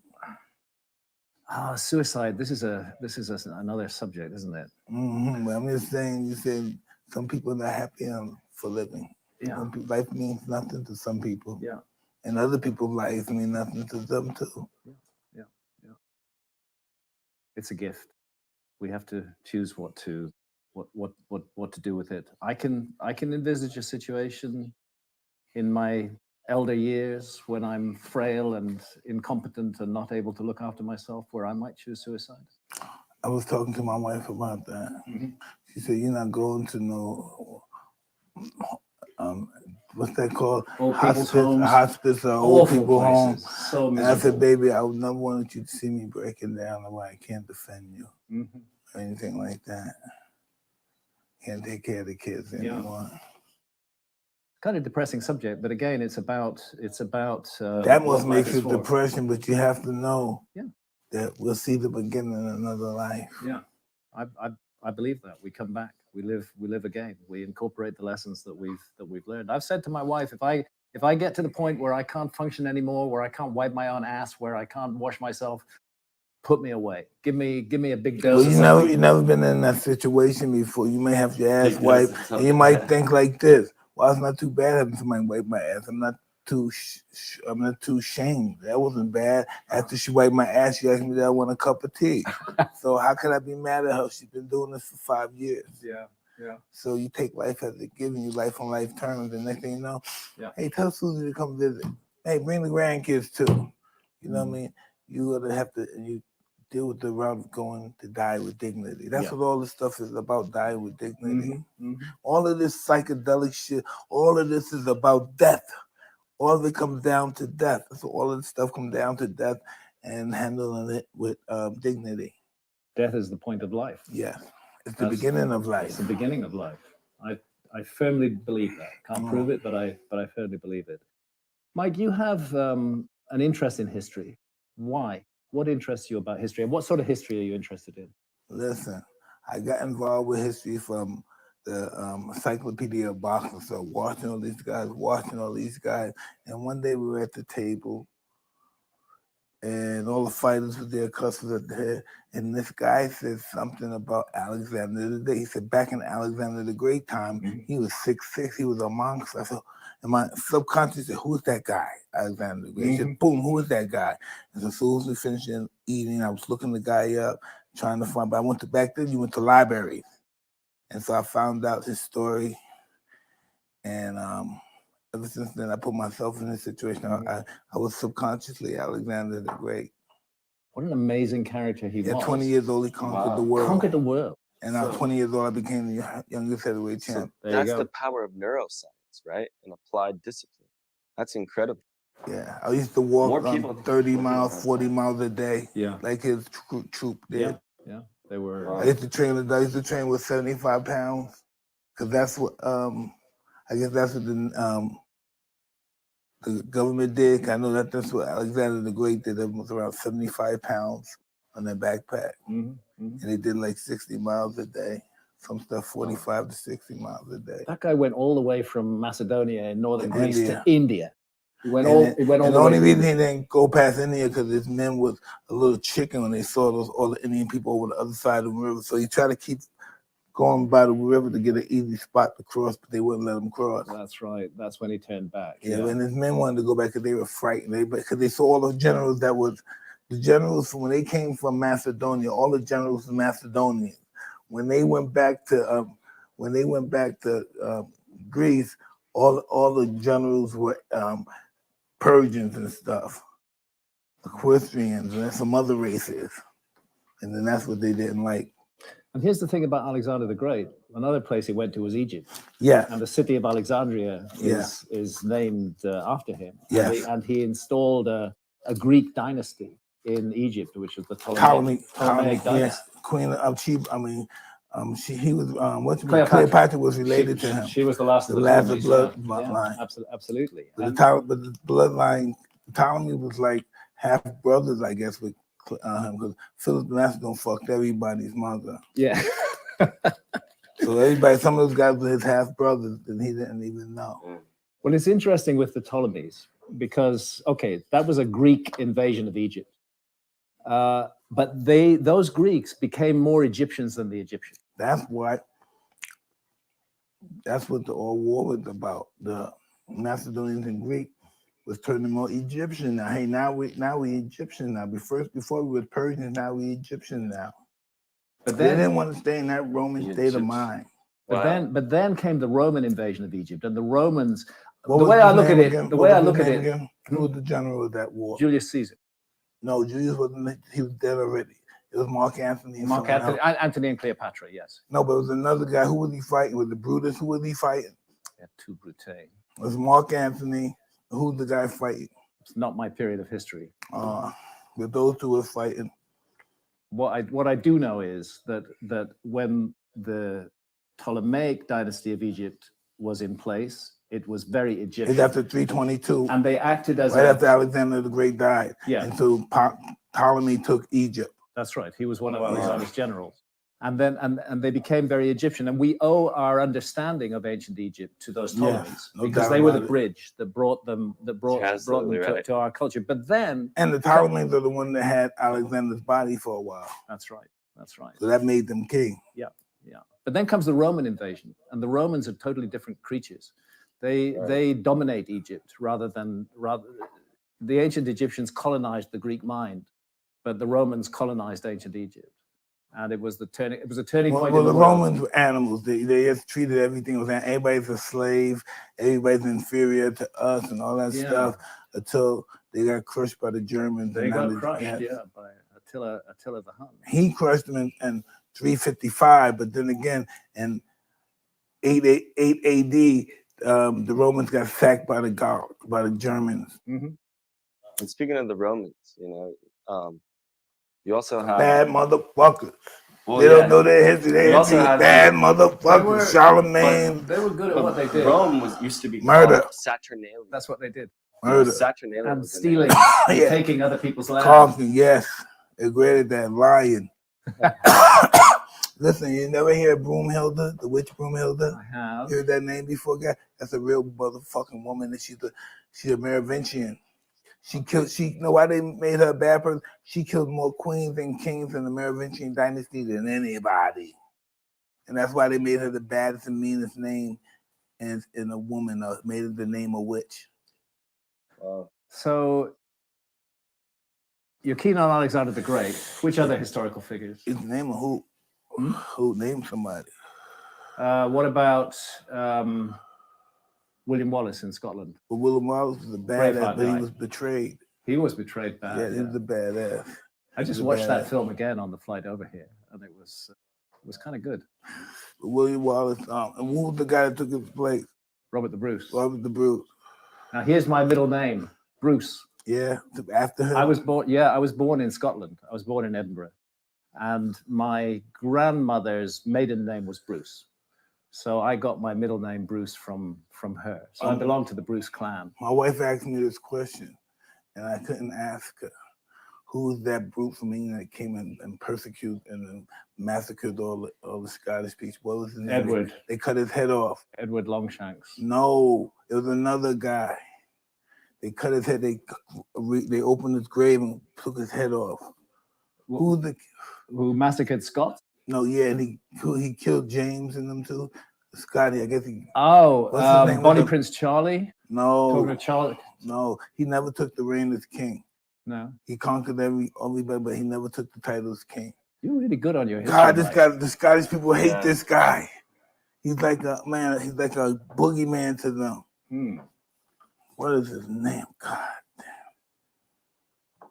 He wasn't a king or anything. He was a general. What period?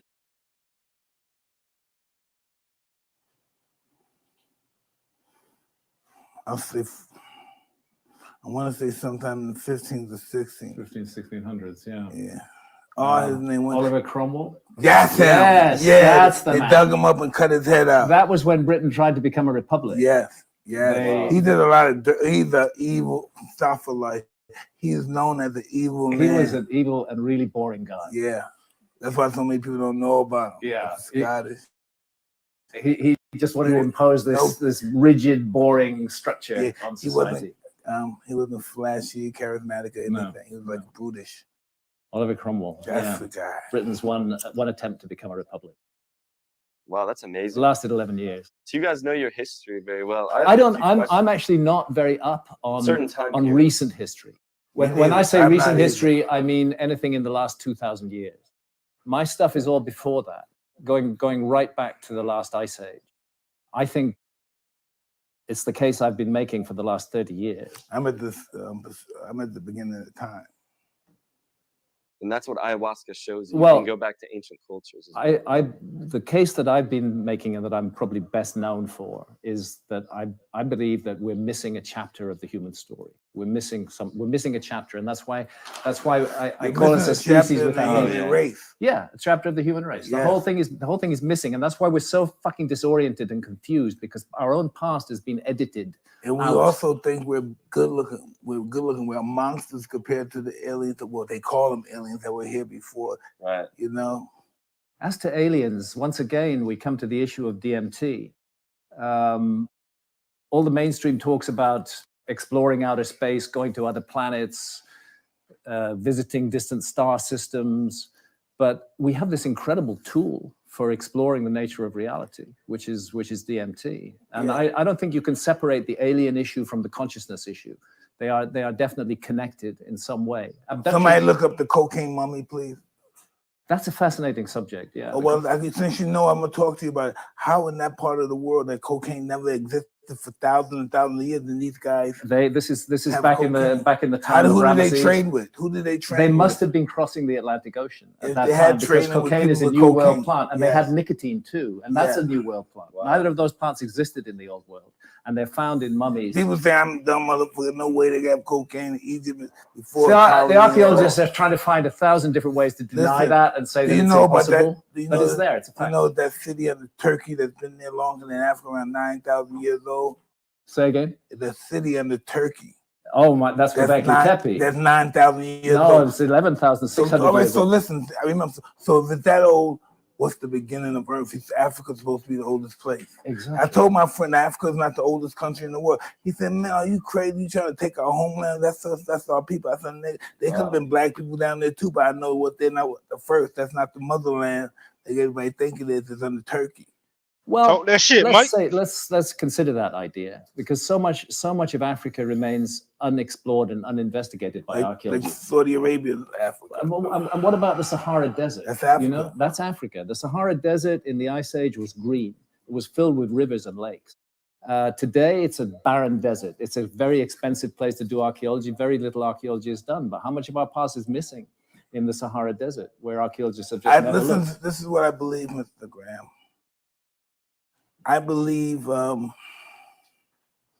government should allow us to search for our history any way we can get it possible. If we have to go to Iran to get it, if we have to go to Baghdad, anywhere we have to go where that history takes us. Yeah. Of civilization, we should be able to go by law. Yeah, we should be able to show the people who we are, who we came from, and who we're about to become. Yeah, but unfortunately, that's just my belief. I share your belief, but there's an academic discipline, archaeology, which claims to own the past. Archaeologists claim they are the true interpreters of the past. And for that reason, let me just say this: for that reason, I have been banned in the last year from visiting Egypt. I'm not allowed to visit Egypt anymore. You're cold-blooded, man. Because I'm not allowed to see England no more. Because I'm saying that there are possibilities in the past of ancient Egypt which archaeology hasn't considered. That the Egyptians themselves said their origins go back to the time of the gods, that they go back to the first time thousands and thousands of years in the past. All I'm saying is what they were saying, but for saying that, I get banned from Egypt. It's the crudest kind of censorship. If you have an opponent who's offering a different point of view, you just shut him out completely. Serpent Mound in the US, an amazing place. I visited there in 2017, went back this year. I was banned, not allowed to enter it again. This is how archaeology. So I guess I'm banned now. Wow, that's funny. Motherfucker. You know, this is censorship. This is how it works. We should be free. This is the human heritage to explore our own past. Before we could explore and become more enlightened in who we are. Yeah. And we may learn to do some shit we didn't know we can do. We may well learn like some mind reading shit. We may learn some shit. Exactly. This is also when we talk about a lost civilization. Again, archaeologists mock me for this, but I think that human beings do have powers like telepathy, like telekinesis. We just don't use them. May I be permitted to say something? Every now and then I think about somebody and they call me, boom, or I see them. Yeah. I say, so how can I do this simultaneously? I'm not really perpetually. Where I can know where he's calling me from and call somebody here. How can I work that as somewhat of a tool? Because I'm sure that happens so many times to everybody in this room. You think about somebody, they call or you drive, yo, I thought about this guy. It's one of the best known examples of telepathy. And again, the mainstream tried to dismiss it, but it's definitely telepathy. So there's no doubt. I always say, how do we control it where I can call you anytime? Yeah. So why I know I'm not losing my nuts then. Can I have a... You really think you can handle this shit, Graham? This is your excellent cannabis? Yeah, go for it, brother. Take a hit. Don't be... Oh, he went for a deep hit. Normally I vape these days, but so this is you make this stuff? All day, every day. Wow. He held it in for a long time too. Ooh. You live in London, huh? Live in London? Live in a city called Bath. I know Bath. It's a beautiful city. A lot of great fighters fought Bath. Legendary fighters, That's 1890s, 1700s for the Bath. I took a smaller pool then. A lot of great wars fought there too. Yep. English. That's true. Emperor Haile Selassie of Ethiopia took refuge there in the 30s. So Italians. I lived there, from the Italians. That's right. So been in Bath since 2004. As English cities go, it's one of the most beautiful. There's a lot of really shit cities in England too. Yeah, old cities. I like Doncaster, shit like that. I know. Have you fought in Britain? Yeah, I fought in Britain. Julius Francis. Which was when? I can tell you, 01, 03, something like that. Yeah. Place are going crazy. Anybody go Mike Tyson in UK? Google Mike Tyson in UK. You do that, you see me followed by like 200,000. It's the whole fucking city. Like if I'm in the city, the shopping district, the people are coming outside. Hey, Mike, I got this for you to buy. You like to try this on, champ? Here. I go in the shop, buy a nice watch, talk crap. Mm-hmm. You know, how do you handle all that? People mobbing you in the street. How do you deal with that? Because they're looking up to you, they're admiring you, they love you. And I'm saying it's not enough. I need more. You need more. Yeah. I always say, you love me, I died for you. It's lovely, baby. Love me. I need more. There's not enough people out here. Yeah. That's awesome. Now, ancient Egypt, they were simply early occultists, right? That's influenced really by the good. ancient Babylon. Yeah, but No. Let's never put too much emphasis on the influence of Babylon on Egypt. Those were two cultures that evolved at the same time. They had relations. I have to tell you this. A great deal of the Egyptian religion comes from the Babylonians. And what's those guys that came as Sumerians? After the Sumerians, right? After the Sumerians, that was the oldest Babylonian culture. Yeah, but listen, not only that, but they have a story that matches Jesus' story. They certainly do, yeah. But the warrior guy. But can I give an opposite point of view? Yeah. The similarities between ancient Egypt and ancient Mesopotamia are not so much because one influenced the other, but because both inherited the same legacy from an earlier culture. And that's my thing about a lost civilization. Wow. That there was an earlier culture that passed down ideas, beliefs, and knowledge to civilizations around the world. Incredible knowledge. I have to reel this little statistic off. The Great Pyramid of Egypt is a scale model of one hemisphere of the Earth on a scale of 1 to 43,200. You take the height of the Great Pyramid, multiply by 43,200, you get the polar radius of the Earth. Measure the base perimeter. This is too deep of shit you're talking to me. It shit is just. But what it's saying is there was layman wisdom. There's some layman. That's layman and wisdom stuff. There was wisdom in the ancient world. Deep knowledge of the Earth. And somehow archaeology wants to pretend that people were stupid in the past, that they weren't capable of all this wisdom, and they were. How can they do that when they got the pyramid perfectly in line with the stars? Yeah. How can they? High wisdom. This is what I wanted to say before I forgot. I went inside the temples.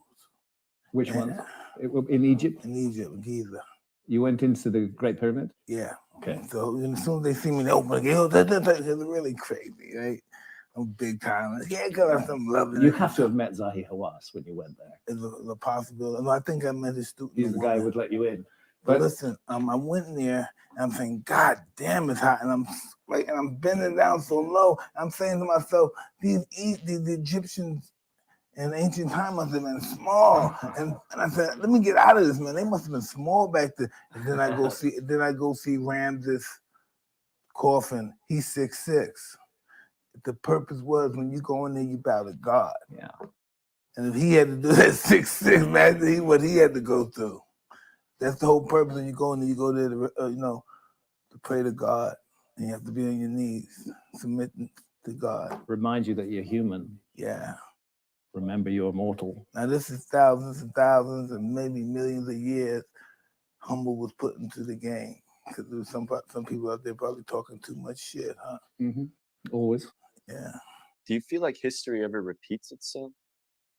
Somewhere it has to repeat itself. So the view I have when I look at ancient mythology, and there is a universal testimony in ancient mythology that there was a former civilization, and that it was once beautiful and profound, that it shared love around the world, that it had high knowledge of mathematics and astronomy, that it understood how human beings should live, but then it fell. It began to fall away from that ideal. Where it had once been generous and kind, it became cruel. Where it had once shared love, it began to impose its power around the world. And there's a ringing phrase in Plato's description of Atlantis that they had ceased to wear their prosperity with moderation. They'd become conceited, overblown in their own pride.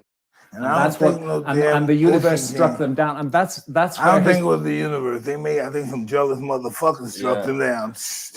Well, slingshot. In whichever form, I think we today look a lot like the next lost civilization.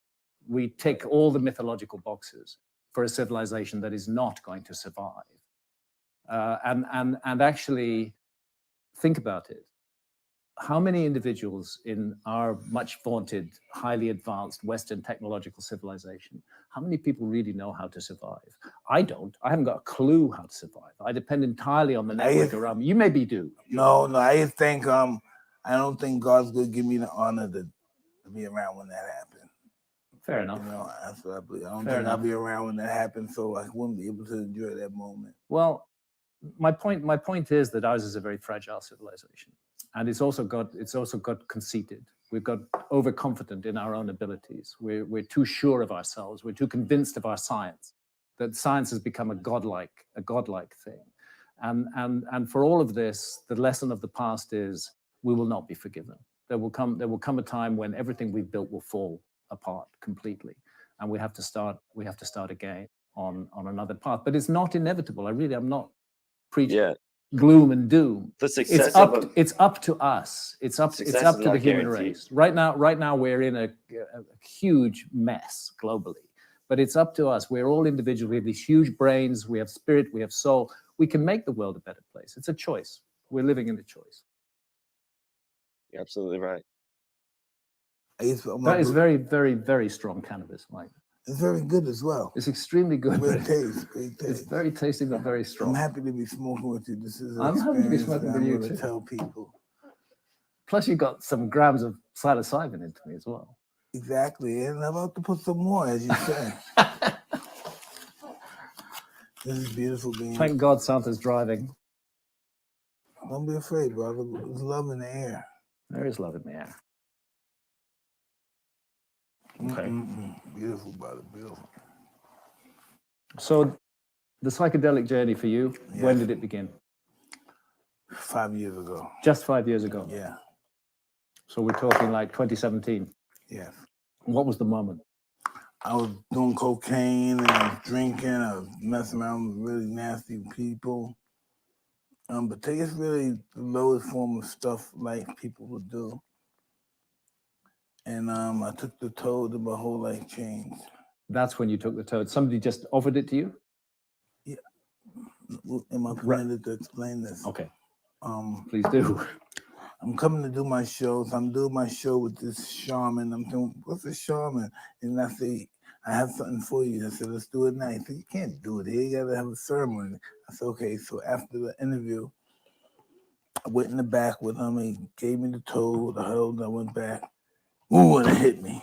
I said, oh, God, I'm tired. Hey, I don't want to do it. I want to stop. I want to stop. And the guy said, you gonna go for a ride? I said, no, I want to stop. Stop this. And boom, I went. I saw the Egyptians, I saw the Indians, you know, Aztec, I saw all that stuff. I saw hell.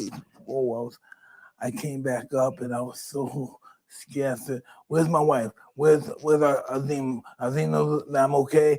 And it just blew my mind. Mm-hmm. It blew my mind. I said, I have to do this again. Because that was bullshit. And I just kept doing it and kept doing it. I used to always pray, oh God, be careful, oh God. And now I can't wait. Hey, bring it, man. I'm going to be the first to do it. Come on. Did I hear you right? You say you do it 3 times a day? When we do it, yes. Wow. Yes. That also requires some discipline.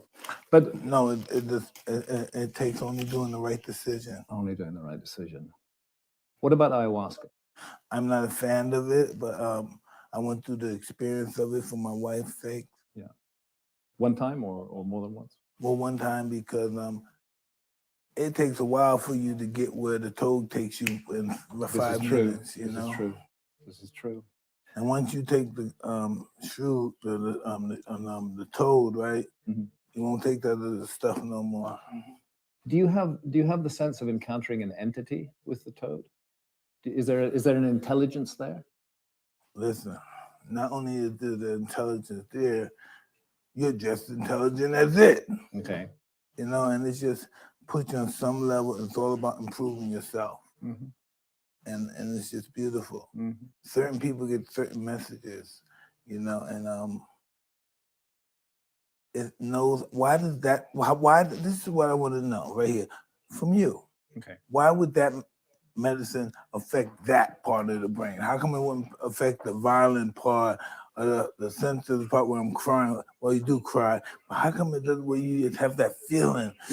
You just everything, you're almost like God, but you know you're nothing. Now, how do you handle that? Because the universe is filled with love, and the universe offers us teachers who provide exactly the right teaching at exactly the right time. And when you come out of it, you feel disappointed, let down in society. You want to just go right back. That's why I always take around 3 hits. Mm-hmm. Because I want to be back in that world so bad. And people, most of my friends, especially from my old neighborhood friends, they even know. They said, Mike, I'm not taking that. Or some of them, Mike, I would love, you know, people that are very influential, they want to do it so bad. Mm-hmm. You know, they have problems because they're very rich and famous, and that becomes difficult for them. Yeah. Or else they're just bored being rich and tight and powerful. So this is just something that everybody wants to do. It's hard for them to get. Mm-hmm. So lots of people come to me to do this stuff. Mm-hmm. But ayahuasca only the once, and you don't think you'll go back? I did it twice. And it's just, I'll do it for my wife if she wants to do it. I'll do it for her.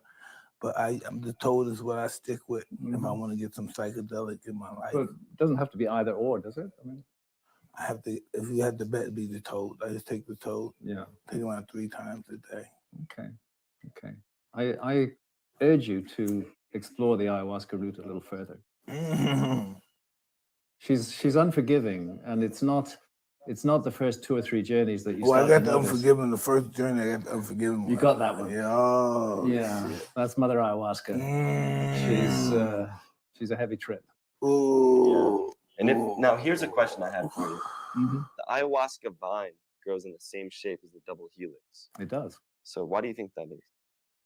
Explain the double helix to me. Like Watson and Crick, the 2 award-winning scientists for discovering the double helix of our DNA, were high on LSD, which has a tryptamine nucleus. Yeah. So it's 2 trivial enzymatic steps of tryptophan. And I make a point of that in my book Supernatural that we were looking at, is that, you know, science tries to teach us that all the great discoveries are made in a rational, alert, problem-solving state of mind. But the truth is that some of the greatest discoveries are made in a deeply altered state of consciousness, where we're disconnected from this physical reality. It's where the best art comes from as well. Yeah.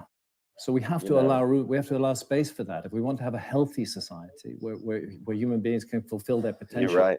then we have to allow space for those experiences to evolve. And this is one of the terrible mistakes that our society is making, is that it attempts to restrict and limit that space. So why is it a double helix, the vine, and I think the answer to that is simple. Nature is fractal. Nature does everything again in patterns, and those patterns keep repeating and evolving and changing. Banisteriopsis carpi is the botanical name of the vine, and Psychotria viridis is the name of the leaves that contain dimethyltryptamine. And the magic, the mystery of Amazonian science is that there's 150,000 different species of plants and trees in the Amazon. And these two plants, the ayahuasca vine, the chacruna leaf, on their own, they don't do anything for you. You have to mix them together, cook them together, then they produce this psychedelic brew. Now, how was that achieved? How did they manage to select those two plants out of 150,000 different other plants and arrive at this extraordinary scientific brew, which puts a monoamine oxidase inhibitor into the gut and allows the DMT to manifest? This is high science. I think the Amazon was once a place filled with what should be recognized as science. That's amazing, especially because science was founded by René Descartes, modern science, right? Upon an angelic vision. And psychedelics give you that vision. Yeah. They can show you heaven and they can show you hell. Both. Depends what's in you in part. Yeah, I'm a strong believer in that. They show you, they reveal yourself to you. This is the amazing thing about psychedelics. Self-identification. The other remarkable thing is, and it is a remarkable thing, is why are plants teachers?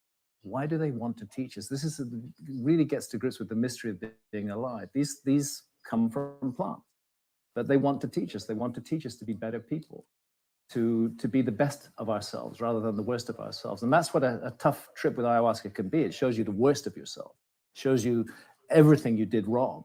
It immerses you in it. You've experienced it from the other person's point of view, but there's an opportunity in that to learn and to say, well, I did that before, but I won't do that again. The toad is about telling you everything you did right. I like that. maybe I should go more toad than ayahuasca. Everything's right, baby. This is God on your side. I'll not be filled with all this self-doubt and questioning and anxiety. It would change your life. Okay. Like the ayahuasca. I'm persuaded. The ayahuasca's doing the work, but the toad takes you right there. Okay. It's like smoking DMT. It's like a portal. Boom, you're back. I'm not going to leave this life without having that experience. The portal. Well, that's amazing. So I guess you like to do a toad, have a day? Would you like me to plan a day where me and you could both do I would love to do that. We're leaving here tomorrow, so it would be some other time. We're coming back in November. I'm hoping we can have another conversation in November. That would be wonderful. That would be a good time because I'm going to be all over the US in November. You're moving. Yeah, but that doesn't mean anything. It still work. Yeah. We should become a team. We will become a team. Let's do that. That would be awesome. Graham Hancock and his protege. Mike Tyson and his protege. Stop. Well, what I see in you as an evolved human being, you've learned from your experience of life. You haven't just let it pass you by. No, but I want to go through another experience of life. I want to go. Sometimes life is funny. I won't believe if I was crushed and had no more money, I could do this myself again. Mm-hmm. I like to go play on the edge. I'm a heavy gambler, but I gamble with life. Mm-hmm. That's the real fun game. You've taken some risks over the years. Hey, if it ain't worth the risk, it's not worth the consequences. That's right. We should never allow the risk to stop us being what we can be. But I'm definitely not going to smoke any more cannabis.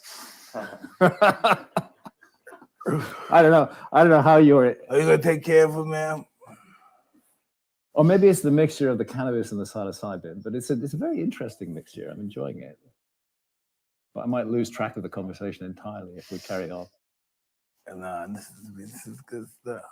No, you know what's funny is you're here to direct the conversation. Well, the thing is, Where if do we you go take next? psilocybin, I love this right? guy. Well, the thing is, if you take psilocybin to You get look out of like reality, Cold Stone, right? when you smoke marijuana, you do it to get back into reality when you're tripping. Yeah, I wouldn't have to the coke now. Hey, give me a joint. Exactly, like, or tobacco or something that grounds you, right? Yeah, I don't see marijuana as grounding me. I see it as taking away bits of the world I don't want to deal with at that moment and allowing me to focus on what I want. Yeah, you're gonna focus on this. Yeah. See, I smoke weed so that I do the stuff I have to do. But your cannabis is really strong, because I have a high tolerance. I mean, I use this stuff every day, and I write with it. But this is strong. But mind you, the mixture is part of the story. I know some really that's a life. I know some really, really powerful people that love this man's ground that he walks on. Oh yeah, he's definitely. You guys are both living legends. I am a completely frail human being, filled with error. I've just made mistakes my whole life. I know we all make errors, but what we don't make errors on, ooh, we could really do a work on some people. You know what we don't have errors on, we could really do something very useful to the world. Well, the thing is to take what gifts the universe gives and to use them well. You don't accept your greatness. You know, there's people out here that we know we're on your path. What you believe. That's nice to hear. But and we believe in God. We believe in religion and stuff too. But we believe in different civilizations. We know different religions before our religions and what they were like and how did they come about and how our religions are involved with those religions. Yeah. You know, the more you dig, the deeper you become. So we were talking. Yeah, the more you dig, the deeper you become. Yeah. Profound. We were talking about Göbekli Tepe in Turkey. I want to speak a little bit about that amazing place. It's not alone now. We know that there's a dozen other sites of the same age. They go back 11,600 years into the past. It's Santa and I first went to Göbekli Tepe in 2013. At that moment, it was still under excavation. You have these giant T-shaped pillars, some of them weighing 20 tons. The head of the T mimics a human head on the neck of the pillar, and they have arms carved into the side of the pillar, and the hands meet in front of the belly. There are hundreds of these. Many of them have not been excavated. They found them with ground-penetrating radar, but they haven't dug them up yet, lying under the ground. It's an enormous, majestic site with precise astronomical alignments, and it's 11,600 years old. This is the mystery. Something like that we know of. They may be check shit different than we as far as inches and miles or some stuff. They probably check different. I think they check different. Yeah. I think we're looking at the fingerprints of a different kind of civilization. God. Do you believe in God, and what is God for you? God for me is everything. Mm-hmm. Everything is God. The light is God. Everything is God. Our existence is God. God is where we start from. So it's not particularly a Christian God or a person that's in the wall or anything. God is what everybody wants. There's always a Christian. God is everything. Mm-hmm. True God is everything. Mm-hmm. Other than that, people tell us the story. There was God before there was religion. I believe you're right. Yeah. Religion was made by God. I think religion was made by psychedelics. And that's what John Allegro said. Listen, a God that was on psychedelics. Yeah, okay. There you go. Why are these amazing plants so readily available all over the planet if we're not meant to? We don't know nothing as human beings. Who are we to say we know something? That's because we got It's a really good place to start. That's why we got books to know. That's why we believe, because we have books. That's why we say what the book tells us to say. Mm-hmm. We don't have our own thought. Well, it's time we started thinking for ourselves. We think that's maybe we don't need leaders anymore. No, we always need leaders. Without leaders, we're gonna make more mistakes than we would. But don't you think all the mistakes are made by the leaders in the first place? Yeah, they are. But once they take that bad situation and make it in a good situation. We won't be in mistakes no more. That's what leaders are all about, overcoming adversity. I would like to see a time where our species can move to the point where we don't need leaders, where people can be their own leaders, they can live responsible, productive lives, take advantage, take risks, never be taught or told what to do. This is how the universe made it. God, this is how I made it. It's not going to change for you, me, or anybody else. Fair enough. Fair enough. They saw that study they did with the rats, the utopian world. They took a couple of rats and they put them in a glass cage pretty much, and they gave them all the food they can eat, all the pussy they can get, all the babies they can make. It's really everything. It's a utopia. Total hedonistic world, yeah. And then they started turning into groups. Mm-hmm. The violent ones over there, the ones that stay clean over here, and the weak ones over there. And they start fighting. The next thing you know, they start killing, raping each other. And then next thing you know, they all die out. Yeah. So it goes like this. No struggle, no progress. Mm-hmm. If a perfect world, we all kill ourselves. But we're not rats. Oh, yes, we are. Yes, we can overcome the rat part of ourselves. That's my optimistic hope. Yeah, but this whole world is a rat race. Mm-hmm. And even if you win, you're still a rat. Mm-hmm. So that's what it's about. But you can be a kind rat. Mm. Can you? A generous rat. Yes, I agree. Mm-hmm. Rats have all those capabilities and characteristics. You keep pigeons. Yes. What is it about pigeons? That's interesting. Like 74, I got involved with pigeons. My first fight was started over pigeons. And I don't even know why. Hang on, your first fight was started over, a guy took my pigeon and ripped his head off. Okay. Hit me with the pigeon. Okay. And that's my first fight, and I knocked him down. Good. But it's really like I didn't beat him up. I knocked him down. He got back up. We got the fight again. We were swinging like drunk sailors and stuff. And then after that, my friend got me. He just totally got me involved with fighting on the street. And then he had guys that would pay us to fight. It was a quarter or something to fight. And then his fight became part of my life. I used to knock people out, rob them, and their fathers. I would fight kids and I would fight their fathers afterwards. I was just that kind of guy. I was one of those guys. When I was a little kid and everybody used to pick on me, I was like, stop, boom, and my hand would hit them, they fucking go down and shit. And everybody be laughing, holy shit, oh shit. I was just always a strong kid, I was just always, and I'm not saying this like I'm better than anybody. I was just born to do this. Even when I didn't want to do it, I was just born to do this. Like I'm born to write. Exactly. I'm really a shit fighter. No, well, I'm a shit writer. I'm more of a shitty writer than you're a shitty fighter. No, I wouldn't be too sure of that. Writer and fighter, I like that. I like that rhyme. Wow. Yeah. Listen, we're all here to do something. Listen, but Gene Tunney went on a man's trip with George Bernard Shaw. That's a writer and a fighter. Mm-hmm. Yeah, they went on. I don't know. Some people say honeymoons, but they went on excursions together. Mm-hmm. Mm-hmm. Yeah. That's why Gene Tunney was an advanced intellect than the rest of the fighters and the rest of the people at his time. Right. Now, what do you think about the lost Alexandrian library and how Manly P. Hall talked about that as well and all the knowledge that has been withheld? So it's clear that there was a huge archive of the wisdom of the world that was kept in Alexandria. I wouldn't say it was the only one. The ancient Egyptians cherished knowledge and they accumulated it from everywhere. But this was a world-renowned archive, and it was filled with the knowledge and science of the world, going back into the remotest times. I would say going back to the lost civilization that I spent the last 30 years trying to prove the existence of. And that archive was destroyed, but bits of it were saved. You talked about the Piri Reis map earlier on. Tell me about that. Okay, so the Piri Reis map, that's the name. It's the name of a guy. He was a Turkish admiral, Piri Reis. That was his name. He was and it was 1513, and he drew a map of the world, of which only 1/3 has survived.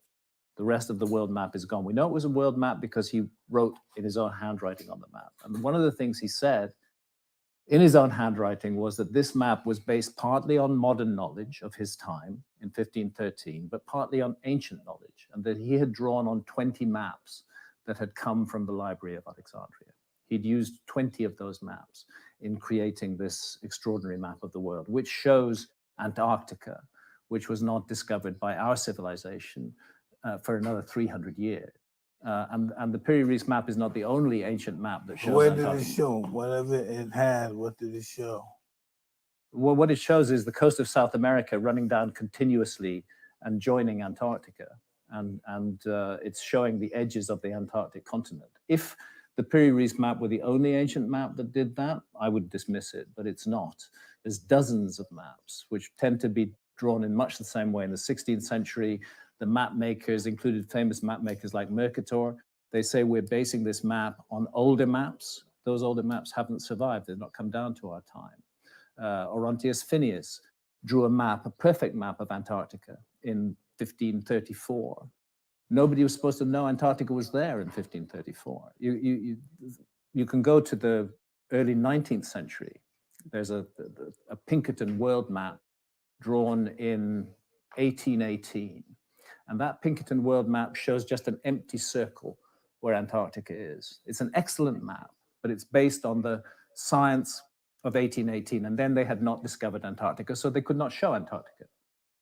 2 years later, Antarctica was discovered. It began to appear on maps, but the mystery is it appears on much older maps, which means somebody knew Antarctica was there and somebody had mapped it with high accuracy in the remote past. And that again comes to this issue, which is my sort of personal rant, that we're a species with amnesia, that we've lost a chapter of our prehistory, that there has been a lost civilization of some kind, very different from ours. I'm not saying that they did what we do. We shouldn't look for ourselves in the past. If we're going to look into the remote past, we should not look for ourselves. Look for human beings who did things in a different way and come back to those mysterious powers. We do what the Romans and Greeks do right now. The Romans and Greeks, yeah, we're particularly doing what the Romans do, yeah. We're, that spirit of Rome, that spirit of conquest, of control, of domination that Rome represented is very much alive in the world. Listen, this is really what I'm doing. Do you know how much Greek blood, Alexander Greek rebel blood are from Rome in our bloodline?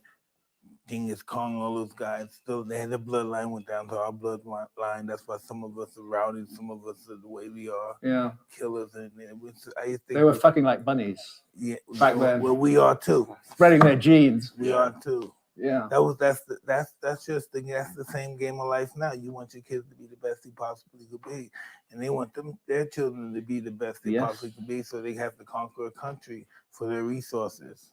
But being that is so passé. I mean, conquering a country, we have to not do that anymore. Well, listen, we conquer them today by money, bribes. Bribes, yeah, and culture wars. Exactly. Dominating. But when Alexander the Great, when he conquered, he said, you can live your rules and just pay me certain taxes, but carry on as you live. Well, that was the nice thing about the Greeks, and also to some extent the Romans, is that they accepted the religions and the philosophies and the gods of other cultures, and they absorbed them and made them part of their system. It was really only when Christianity. Cyrus the Great used to conquer people for liberation. Yeah, he was a civilizer. Yes. He's what I call a civilizing hero. He traveled the world. Nobody's in chains. Nobody's allowed to be in chains.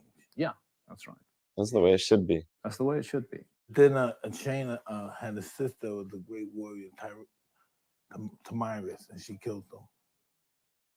I don't know that story. Oh, look it up. He killed Cyrus the Great, Thamyris. Look it up. Somebody look it up. Who killed Cyrus the Great? Cyrus the Great. I'm as great in this as you are. And you're really good on your history. So you're gonna run a regular history podcast. Is that the plan? Hey, I never said that, but it probably can go in that direction. Yeah. Why not? I don't know. We'll talk about that. You know, you can bring all kinds of different perspectives to bear on history. She's from the Iranian bloodline. Did you get it yet? Yeah. Thamyris. Yeah, she killed him. She killed him. Because he killed her son. Okay. He killed her son, yeah. Revenge. Yes. Mother for revenge.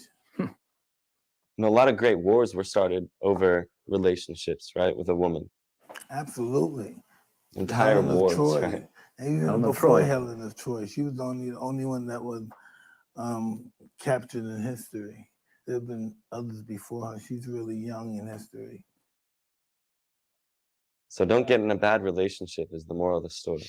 If I am to speak, the Trojan Wars had a lot of lies and never talked about the African army there, mumming with the great warrior that can equal Achilles, and no one ever spoke about them in the movie. You know, it's crazy. Africa's had a bad deal from history. Oh no! Listen, I disagree. Africa alone is divine. It's Africa right now. I totally agree with you. A huge part of my life has been spent in Africa, but I think Africa's had a bad deal from history. It's one of those missing chapters of the story that don't get taught in Western schools. People always say this guy Rome, they conquered Africa. No, it appeared Africa conquered them. They couldn't leave Africa. Africa conquered them. Yeah. You know, when you go to another country, you kill, you ravage, you leave. But when you go to one, say, we're going to stay here. Yeah. This is the motherland that I ever felt. You know, the Vandals went to Africa. That's why some Africans are fucking nuts, you know. And they, you know, and some American blacks are nuts because the Vandals was in Africa, spreading genes. Wow. I think all of us get genes from our ancestors. Whatever area it was in, we all get their genes. The Uni of Ife told me that Africa starts with the letter A because it's the first letter in the alphabet. And that it's the motherland. And that we all bleed the same color, which is the color blue. That's a beautiful thought. Who told you that? That was the Uni of Ife. He's one of the kings over there in Nigeria. Okay. He said that to you. Well, yeah, we were in a group setting. But yeah. All right. That sounds beautiful. What is the motherland? Exactly. Because what about Easter Island? Can you tell us a little bit about that? Because some people say that's the root of creation. Some people say, you know, Africa, right? Which and then also there's a Chinese influence. How does that all tie together? You have to look at the world during the Ice Age. Sea level was 400 feet lower than it is today. That means the world looked very, very different. Easter Island is just a little speck in the ocean. Really cold. But it was it was a part of a big archipelago of islands. Wow. If you go back 20,000 years. And I think the mystery of Easter Island needs to be taken into that context, that it was once part of a much larger landmass. For a very small community to have created those astonishing statues, the Moai of Easter Island, there doesn't seem enough territory to justify that extraordinary effort. But if you go back to the Ice Age, to show your power, I think. I'm not sure what they were. They had their hands in the same position as the statues of Göbekli Tepe in Turkey. We've traveled to Easter Island a few times. It's an amazing place. You should go. It's a beautiful. Why do they say that's the place of creation? I think that's in Polynesian tradition, yes, but many places are said to. It's called the navel of the earth. There are many other places that are navels of the earth. For example, Delphi in Greece is another navel of the earth. They have this omphalos. I think it's part of an ancient measuring system. But that's where you go up to see the Haifa. You go up and see the what's the woman's name again that you go to? Yeah, the priestess of Delphi, Pythia. Yeah, Pythia. Python. That's what you go see. That's what you go see. Find out what shit's going on. That's what happened. An oracle. Yeah. Now, what about the Emerald Tablets? So in Hermeticism, in the ancient Egyptian book. Who are we talking about? Or Thoth.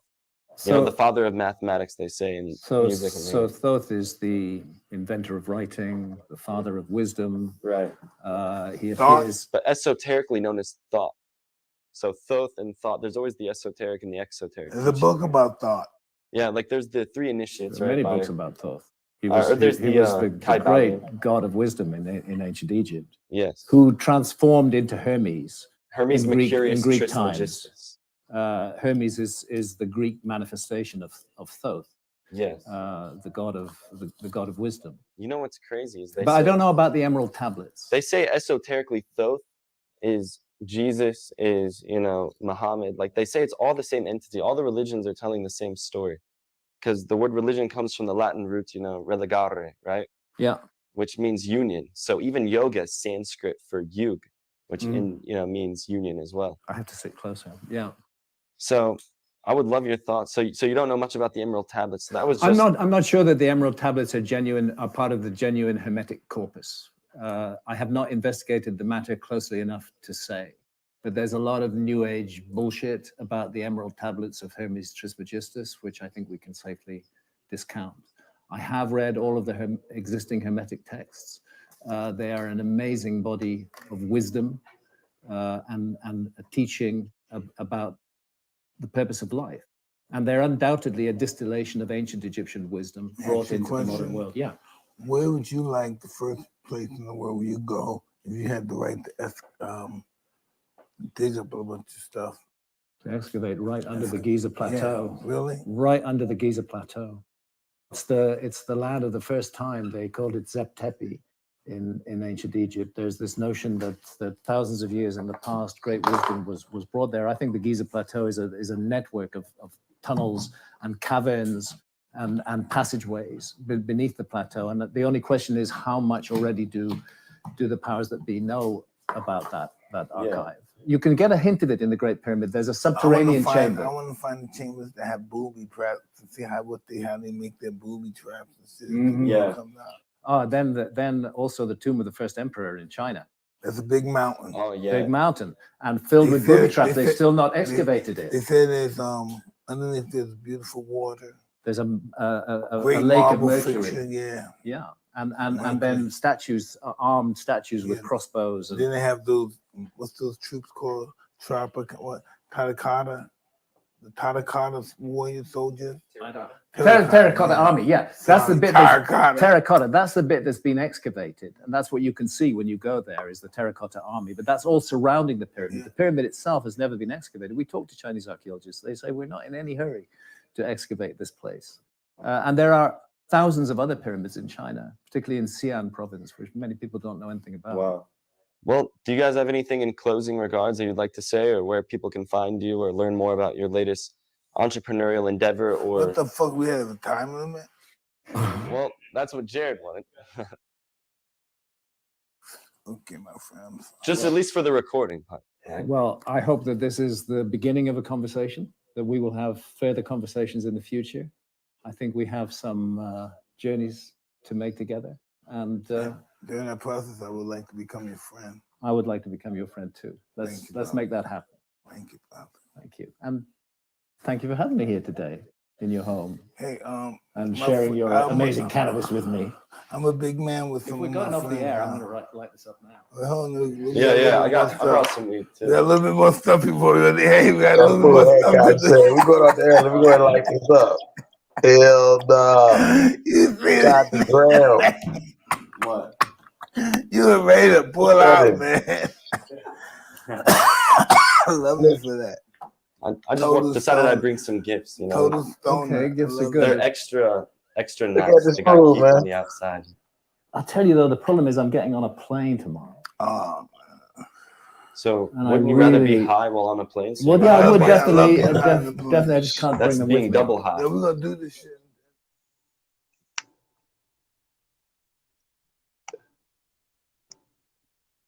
Hey, Sean. Yo, that was fire as fuck, man. Yeah, man, it went in.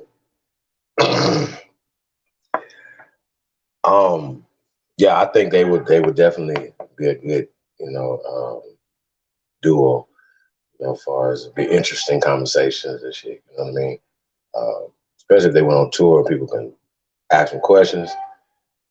Yeah, but what's interesting? When they talk about all this historical stuff, man. Like I said, when you start digging into this shit, bro, you know what I'm saying? It always leads back to America. Like, you ever notice that? Like, why is everybody just so surprised that all this stuff is here in America? Like, why y'all making that? That's just, it's mind-boggling to me. You know what I'm saying? Then it'd be a little bitty island, with one little bitty something there, and they'd be like, "This is it right here." Be like, well, first off, nothing's floating. There's no continental drift. There's a thing called a seafloor.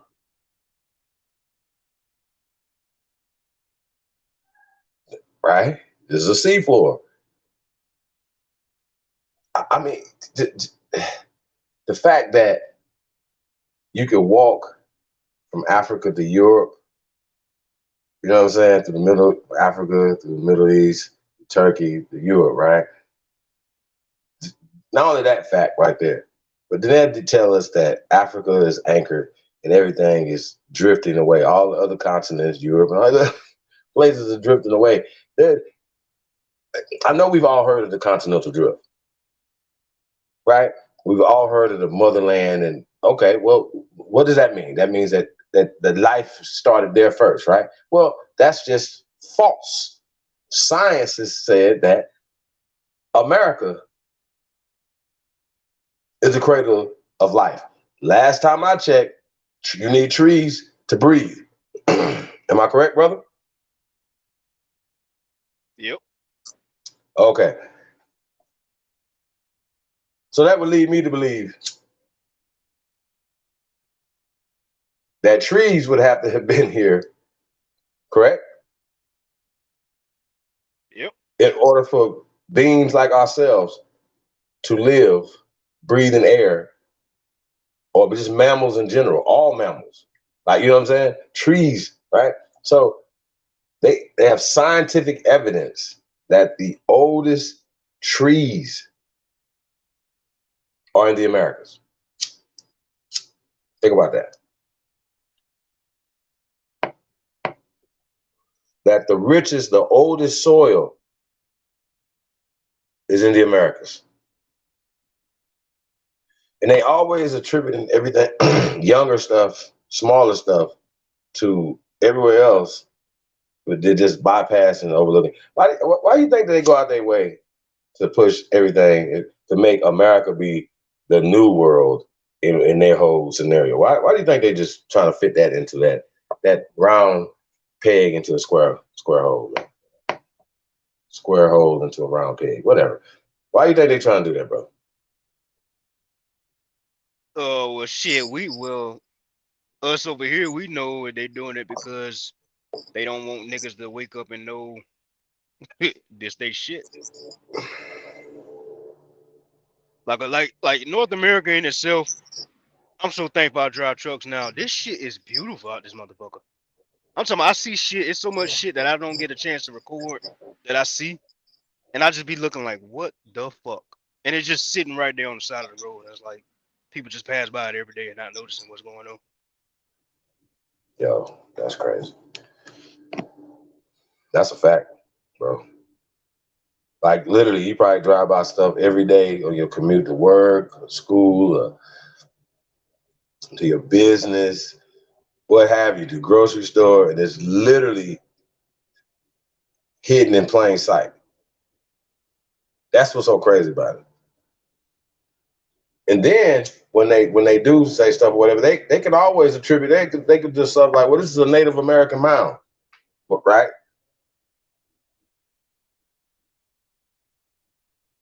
They love using certain terminologies or whatever to write us out of history. And I don't know if people understand how egregious that is, like how disrespectful that is. Not only us, for real, but our ancestors.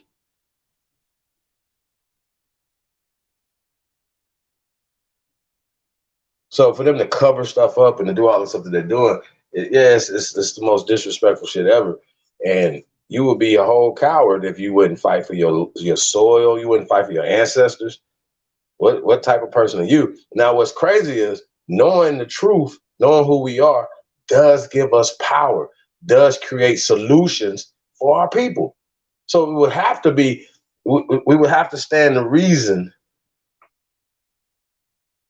that the rise of the Aborigines, aka the Messiahs, is a problem. I'm telling y'all, I don't think y'all understand how much of a problem this is because of the line that we're pushing. It's applying so much pressure that you guys got to keep in mind. There was a time when they tried to just we're going to ignore these abos. You see what I'm saying? And now it's like, yo, they can't even make moves without mentioning the Aborigines. You know what I'm saying? Aboriginal Week, man, August 3rd through the 10th, Las Vegas, Nevada, man. Get on to She Code, man. Y'all gotta get on the She Code, man. We're gonna talk about the She Code, man. Y'all gotta get on the She Code. I already know y'all on the She Code. We're not talking to just you guys. We're talking to the world. Shout out to all American Aborigines, man. Really appreciate you guys. Shout out to the American Negroes. Shout out to the American Indians. Shout out to the Moorish Americans, Hebrew Americans. All these are descriptive terms of the same people. Now, one thing I did, hey, did you catch Dr. Eileen Bay last night? Did you catch that last night, Tayshaun? Nah, I think I missed that, bro. So he had said on the side of the interview that he was a Washita Moore Hebrew Israelite, comedic sciences, something right here. He was oh God, I'm not playing. I'm dead serious. He really said that, right? But he didn't get the chance to, basically it was like these are all the same people, but he was basing it around DNA. I actually listen. We don't have to debate DNA, you guys, because you can't debate hypotheses in mythology. That's not scientific at all. When we're talking about, and these same people will literally look you in your face and say, but what about paternity tests or for murders, when they know for 100% fact those are not the same tests that we're talking about. See what I'm saying? See the problem that this ain't even fun. This ain't even funny no more, bro. For anybody to you know what I'm saying? Roots, bro. These niggas is talking about roots. Huck Finn them. Are we serious right now? Why can't nobody tell us their slave story? If it's happened to all of us, and why can't nobody produce this story? Produce this narrative.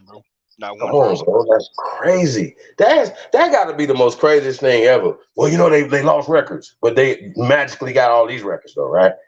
The ones that put them magically in power. I'm still looking for the Louisiana Purchase. I'm still looking for how everybody became slaves from John Punch or John Kazar or whatever the fuck John you want to believe in. But it was something interesting that Graham Hancock said as well. His name, Hancock, for instance, right, is not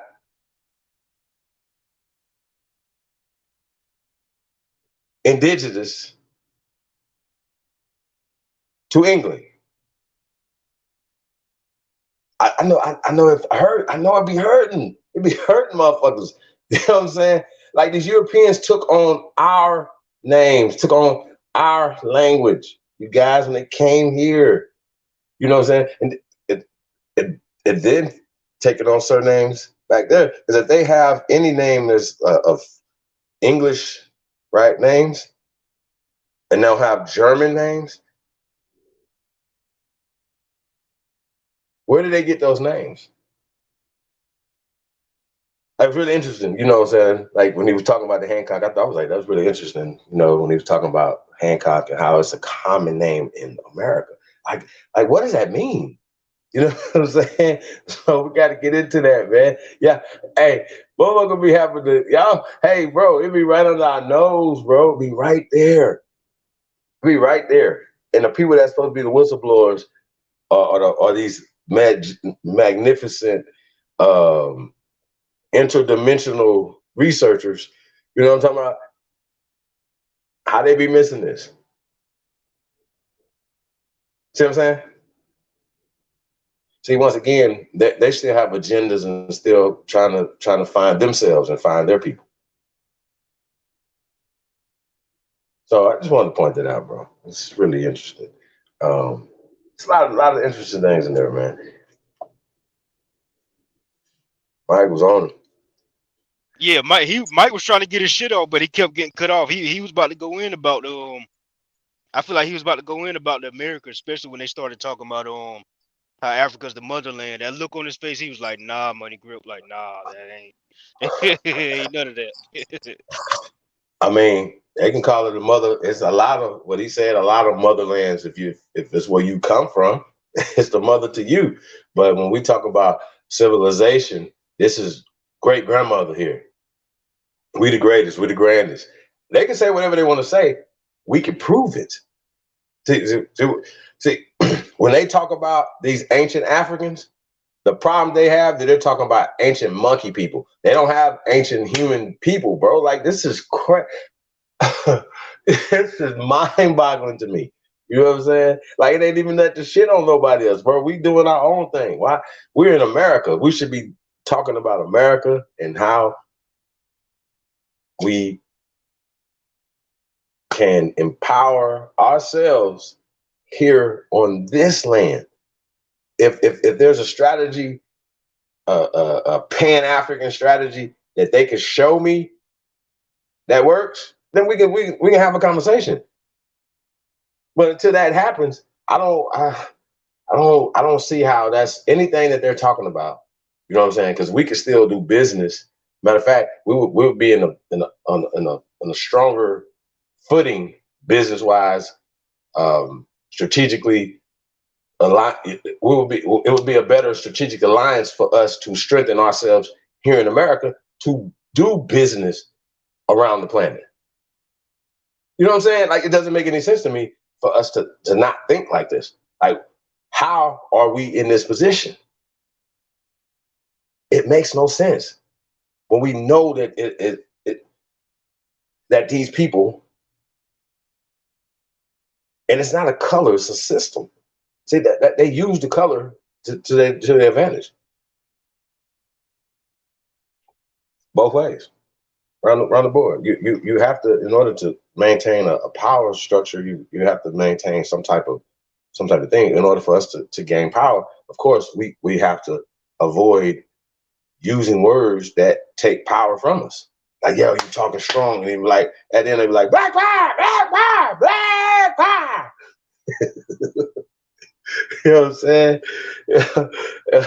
Yeah, be like, man, you was going good. At the end, you just leave yourself in the trash. And that's what we talk about, bro. We just dealing with a mass. Niggas don't even gotta just be hateful. We just start doing what we supposed to do. I don't understand. I don't understand how that's so hard. And we ain't even talking. We're not even talking about online. We're talking about outside. Like you were talking about this other day. Just talking to the dudes in your hometown. That's everybody's hometown. You hear me? Facts.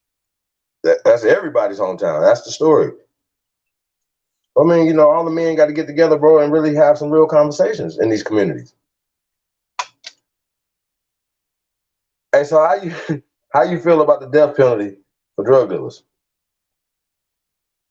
For drug trafficking? I think it's bullshit simply because in the 80s, with the crack epidemic, quote unquote, at this point, I think everybody knows how that crack got into the neighborhood. The government flew that here. So why the fuck is this same government that put crack into our neighborhoods now has the authority to have people get killed for selling their drugs that you bring over here and put into neighborhoods?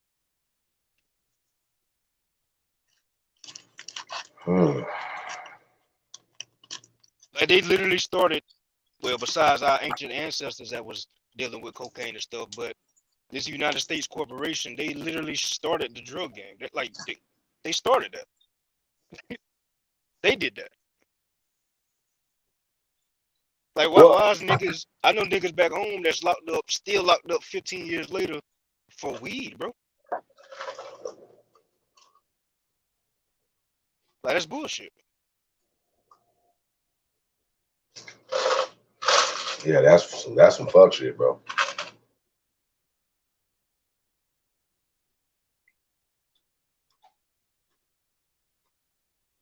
I mean, yeah, that's crazy, yo. For anybody to be incarcerated anywhere on the planet for marijuana,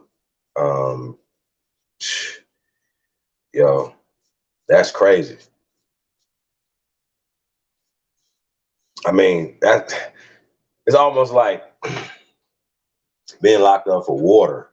You know what I'm saying? Like, for real. Like, nigga, this is natural. This comes from the earth. What are you talking about? How are you equating this to things that kill people? You know what I mean? Like, water has actually killed more people than cannabis. Think about that. Like, you can drown in water. Nigga, the owner of McDonald's should be locked the fuck up. Like, what we talking about? Pfizer, Eli Lilly, Merck. What are y'all talking about? That sounds crazy as hell to me. Real talk. Like, you know what I mean? Like, because when they talk about drug dealer, they instantaneously think about some young Aborigine, you know what I'm saying, standing on some corner somewhere, selling some packs. That's exactly where they go when they forget that the biggest drug dealers is them. Right. You see what I'm saying? That killed more people tonight. Fuck is y'all talking about? Knowing they gonna kill some more people tomorrow. Are y'all serious? Really? Is we having this conversation? So if anybody starting to get the death penalty, corporal punishment, should be pedophiles. Let's start there. You murder somebody. Let's start there. How about that? Maybe that might be a novel conversation right there. Right? I'm sorry. My bad. Motherfuckers will think twice about that. You understand my point? Why did this happen? Well, you know what I'm saying? Nah, you know what I'm saying? I don't think people should be harming innocent people. People are harming innocent people out here right now. Shit is going crazy. Not saying that it's happened. It shouldn't even, when it happens, we should be like, oh wow, that's rare. You see what I'm saying? And we should not have these policing us. Men should be able to take care of our own communities, you know what I'm saying, and go from there. And there's certain things that we should definitely regulate in our communities. And everybody's community is different. You know what I mean? I can't tell you what needs to happen in your community, but I'm sure it's not too much different than everybody else's community with the epidemic and all the things that we're dealing with. You see what I'm saying?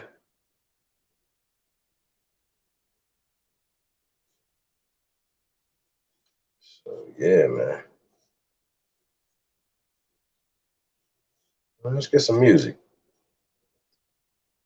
A couple songs up here. Switch up the vibrational pitch, man. See Gretchen up in the building. Black Wolf, Ghetto Child Clinic. Say peace to the guys, man. ATF all time. Flat, aka Chief Copperfoot in the building. Mighty Timber Wolf. I'll say peace to the guys, man. Thank you guys for tapping in. Make sure I got everybody. DNA has a reference point of 3 generations in each individual. Like that right there. Yeah, man, that's crazy, you guys. What we dealing with out here, man. Hey, man. She code, man. Get on the she code. You already know, man. OnlyBuilders presents the She Code, man.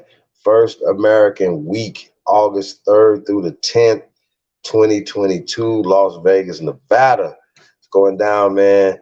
Contact Kai at 256-417-5506 or tap in to Coco Travels Facebook group, man. The link's in the chat room, man. Real talk.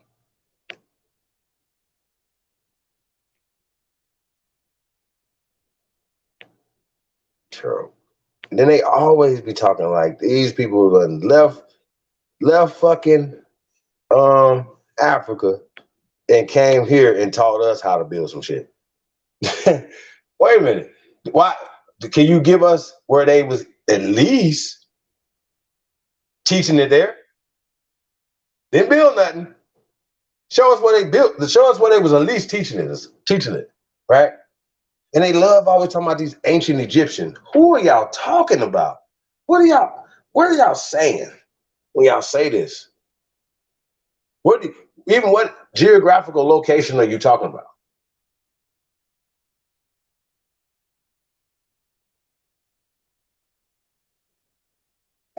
Like, bro, this is crazy. Ooh, wow. It's really interesting. The level cognitive dissonance and agentry behavior that's going on, right? In front of everybody, right? Shout out to Comanche 504 in the building. Peace of the guy, man. Hey, it's right, hey, bro, it's right here in front of us, man. Like it's not like that we don't have a blueprint. We didn't have Dr. Khaled Abdul Muhammad, rest in paradise. We didn't have the immortal Steve Coakley, rest in paradise. It ain't like we didn't have people that gave us the game, the secret relationships, the playbook. Then we turn around and then we continue to support. It would be like, damn, that shit don't work no more. You know what I'm saying, Tayshaun? They'd be like, oh man, damn, we can't keep doing this shit. We've been doing this since 1949. This shit been working since 1949. As a matter of fact, it's working even better because at least in 1959, 69, 79, niggas wasn't on it like that. You know what I'm saying? But when they went from black studies to African studies, sheesh, roots. Late 80s, lights out. You know what I mean? It's really interesting, man. It's really interesting. You guys, Spain is 9 miles from Africa today. Just wanted to put that in perspective. 9 miles. 9. Not 900, 9,000. 9 little miles. The fuck?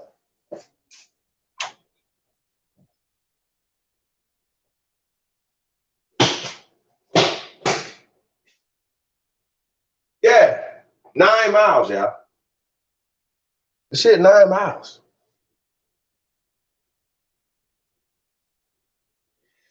So ATF, we talk about Mississippi is the Nile, right?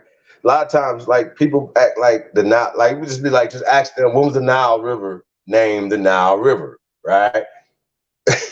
You know what I mean? Oh, God. Hey, so with that being said, right, Nile means riverbank. So the Amazon has a riverbank, like, right? So when we were talking in Latin, which is not indigenous to Africa, it's indigenous to America, American Latin. Y'all remember that? We did that? America, right? It's ancient in America, right? It's right, Latin, America, right? So when we talk about the riverbank, the Mississippi has a riverbank.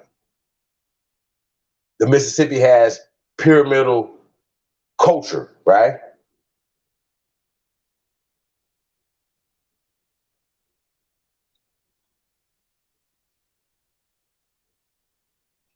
We have more,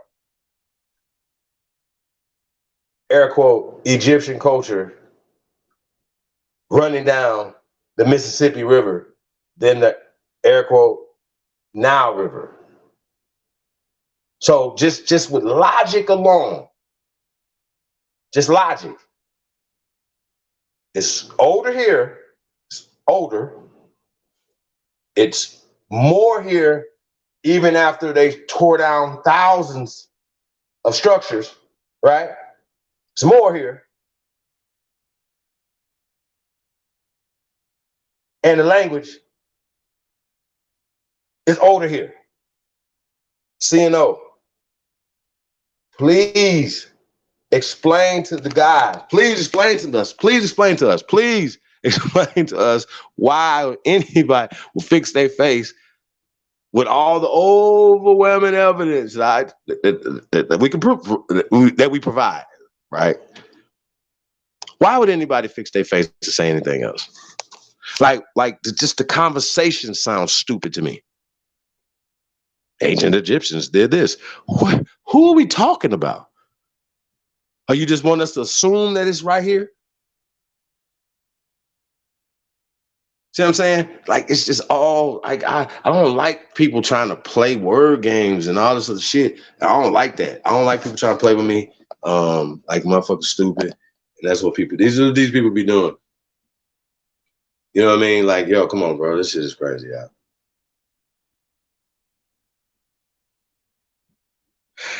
I mean, they don't have no common sense at all. Bro, None. if that link that I posted in the back chat and in the chat, right? That's a link that's to, you could just do a quick Google search of 120 inventions by African Americans, right?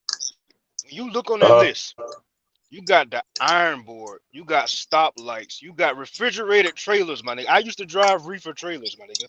Refrigerated trailers, automatic elevator doors. How the fuck is people fresh out of slavery creating all this shit, inventing all this shit? So what the fuck was the crackers doing? The slave masters, so-called slave masters. What the fuck was they doing? How did they not know how to invent this shit? How was so-called African Americans who was getting their ass beat for 400 years and did nothing but pick cotton and eat leftover food from the slave masters? How you inventing all this shit? The propeller to the Well, we know airplane. who the slaves. Well, we know who the slaves and we know who the masters. Right.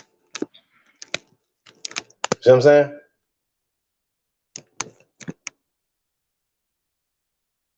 But it's like somebody like King Kaz will read that list, right?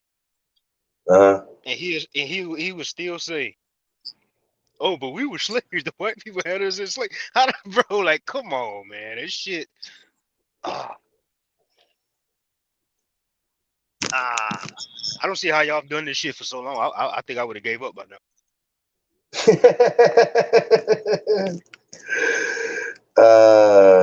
Man. A lot of people have, bro. You know what I mean? A lot of people have, man. But I know this is a marathon.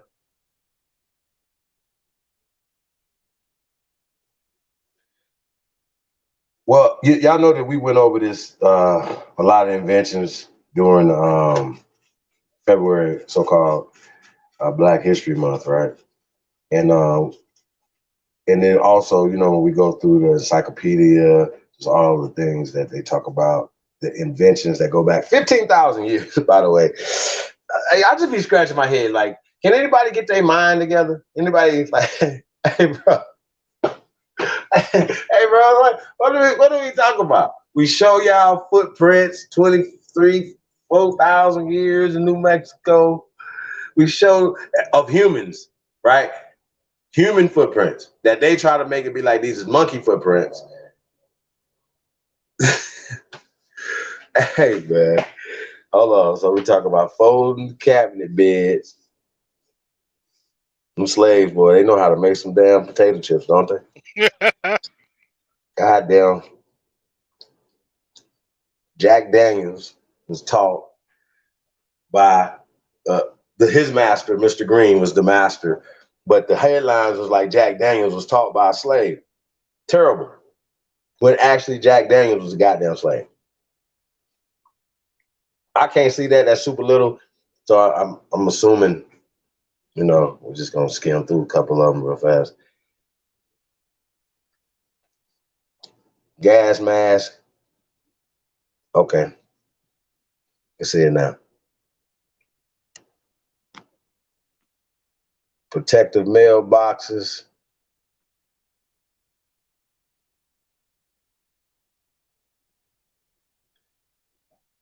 Blood Bank, Ironing Board. Definitely know some niggas with some heavy starch. Oh God. Yo, so nothing about no heavy starch, Tayshawn. Man, I just stopped doing that country shit not too long ago, though, y'all. Yeah, my grandma used to have me crispy going to school, man. Man, look, bro. We used to go through some motherfucking, what's that, even flow? Remember that starch, man. I think it is Hell something yeah. like that. Yeah, they in the can. Yeah, Man, yeah. yeah. Yeah, man. Shout out to George Jefferson, man. That's my guy. You know, I was about to say earlier that we talk about, you was talking about how people be like, you say that in the public realm? Hey man, what? Hey bro, I ain't gotta tell you because you live it too. You know what I'm saying? But how do these dudes live with themselves, bro? How? As a man, how this man got you so shook like that?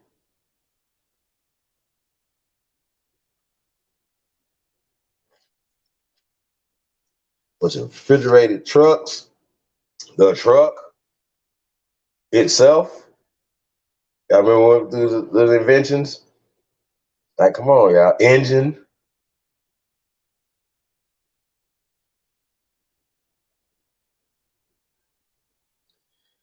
The elevator as well.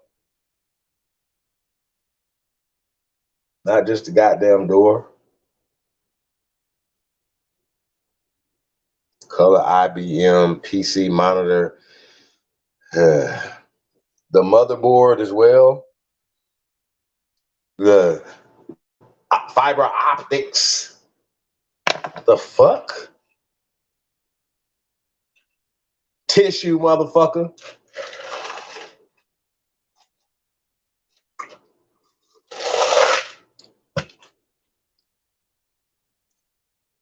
Now, what is this laser phaco? What is that? I think that We'll has go something back. to do with like LASIK eye surgery and laser surgery, all that good stuff. Okay. Brain Slaves. surgery. So it says, ophthalmologists and laser scientists invented a device and technique used to. Okay, all right. Let's take this off here so we just read this a little bit.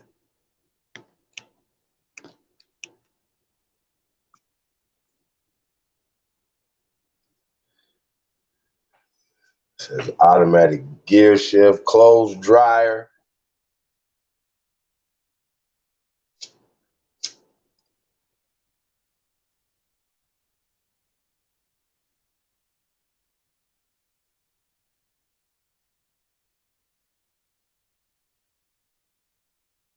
Dustpan, folding chair,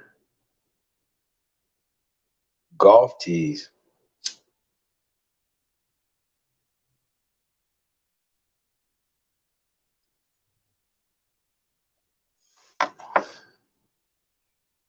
Ice cream scooper.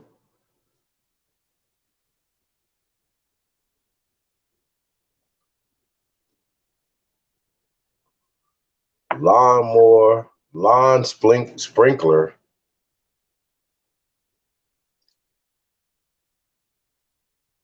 The goddamn modern toilet. We know they ain't have no goddamn toilets over there. But you know they still got the, I ain't gonna say all through Africa, but y'all follow me. Come on now. The mop.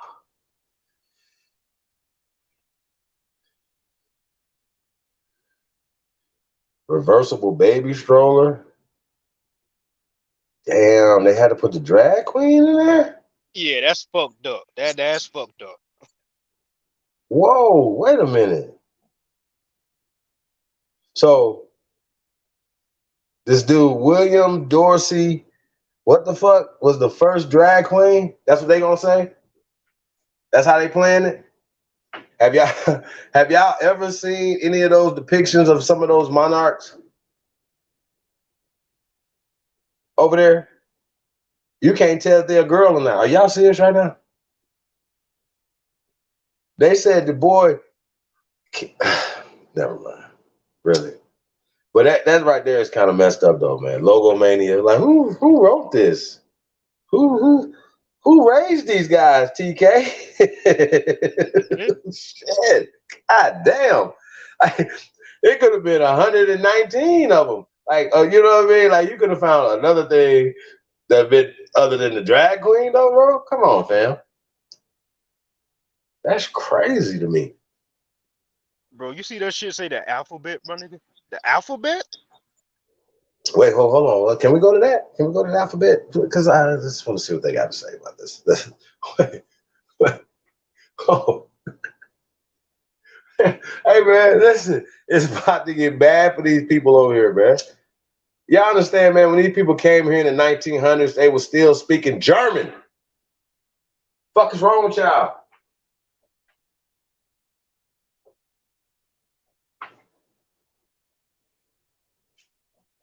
Fuck you think they were speaking in 1400s, 1500s, 1600s? German. Just expressive sich Deutsch. Okay? Prussians. Germans. It's all the majority of the people that's here in this country from Europe will make up that. It says serving. What is this right here?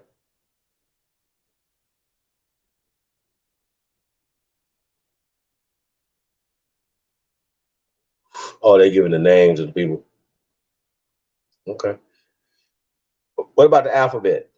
Can we go to that? It wouldn't let you can't click on it. It's just got the alphabet. But I'm gonna start doing some research on that because I didn't even notice that was on that list the first time I looked through this shit. So, huh.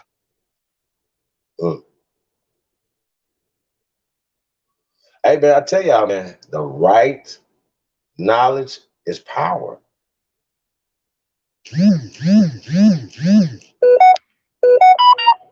understand what I'm saying? The right knowledge is power, man. Real talk.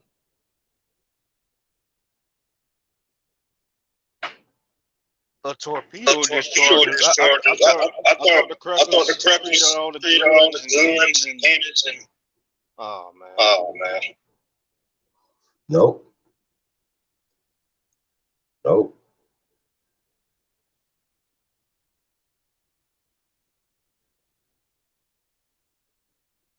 But what's crazy is that the rest of the world is using this. The rest of the world, like we tell them, man, y'all be blowing candles out that y'all got from the U.S. if it wasn't for us. You know, been riding donkeys and shit. Like, come on, bro. Like, if we was just like, nah, we like Wakanda. We ain't let no technology get out. You know what I'm saying? Me personally, I would have did it. We would have, man. We ain't gonna give y'all no advantage, none. We ain't gonna help nobody because y'all gonna turn to be enemies later, as y'all can tell now. You see what I'm saying? Like we had treaties with other people. Assassinations happen, coups happen, niggas get unelected, certain things, whatever, and voila. You know what I'm saying? Or the people's shit changes the way they feel about certain things. You know what I mean?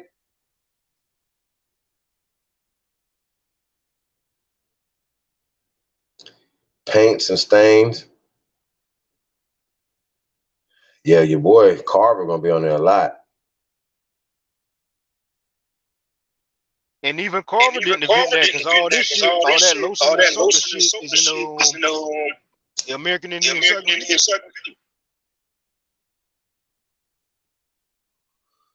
I mean, we even say that about Madam C.J. Walker. It was just something that was passed down, that she just enterprised. Just like Carver, enterprise stuff, but we kind of know who was backing him too. You understand what I'm saying? And how his situation was. So I don't know. You know what I mean? What's this right here? Printing press. Shut the fuck. Wait. It ain't Gutenberg? Whoa, wait a minute. So they didn't even make the printing press? Now we gonna need some. They got some explaining to do, right? Hey, we gotta look this guy up right here, man. We gotta look this up, man. What's going on with the printing press, man? They told us Gutenberg did it. What is happening? They did the printing press? Whoa. You niggas is too great out here, man.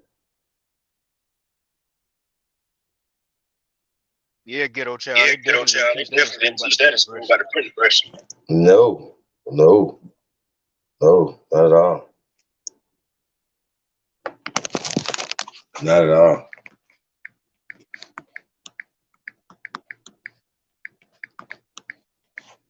Not at all, bro.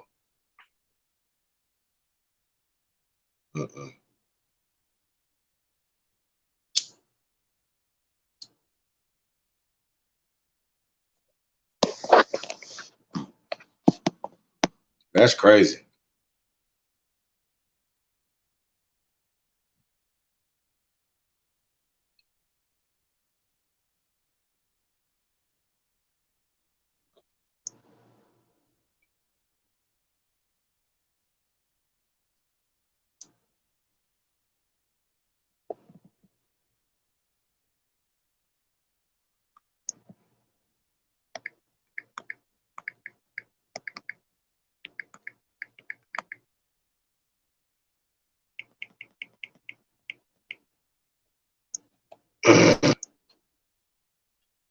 Yeah, man.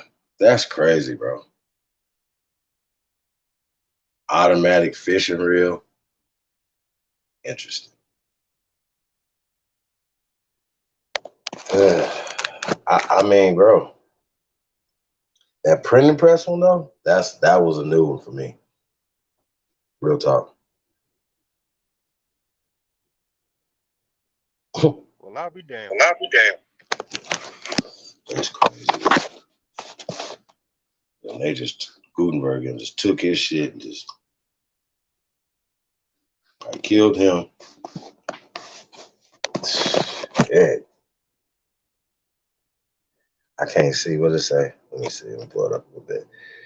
Okay, print press. I guess that's his patent number. 1878.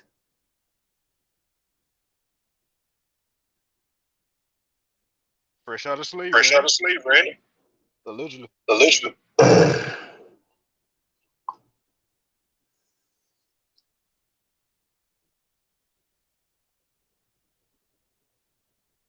That's what he fucked up at right there. So if the printing press wasn't created until 1878, where all these so-called slave what I want to say? Slave posters come from. All right.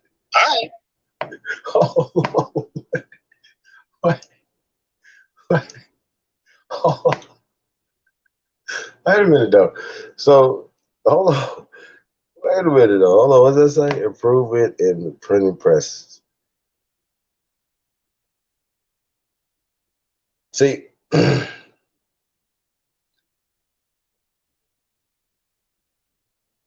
you don't necessarily have to be the first one to have improvements to it though. So we gotta say that. So yeah, we got to definitely do a little bit more investigation on that. But a lot of these things that was invented, like the cotton gin, for instance, all these things happened in the 1800s. You know what I mean? And so whatever inventions that we're talking about prior to that, we still are seeing the people who invented these things. But when we're talking about the washer and dryer wasn't invented in the 1800s. You know what I'm saying? Certain things, we're talking modern inventions to thousands of years inventions documented here in America. It's your boy right there. Ain't that Carver? Yeah. So why he pop up when You see all these people claiming. I don't know what that was popping up for. Nah, she had typed in at the dude that they see printing press. Oh, WA dude. Well, they said he had improvements to the print press. We're gonna see. We're gonna see what it's talking about.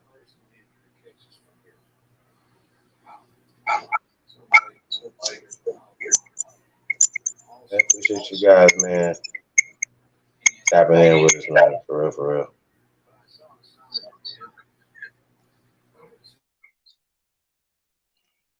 Hanging in with us. Hey, let's get a couple songs in. If you don't mind. DJ Task Code, the CEO. On the ones and twos.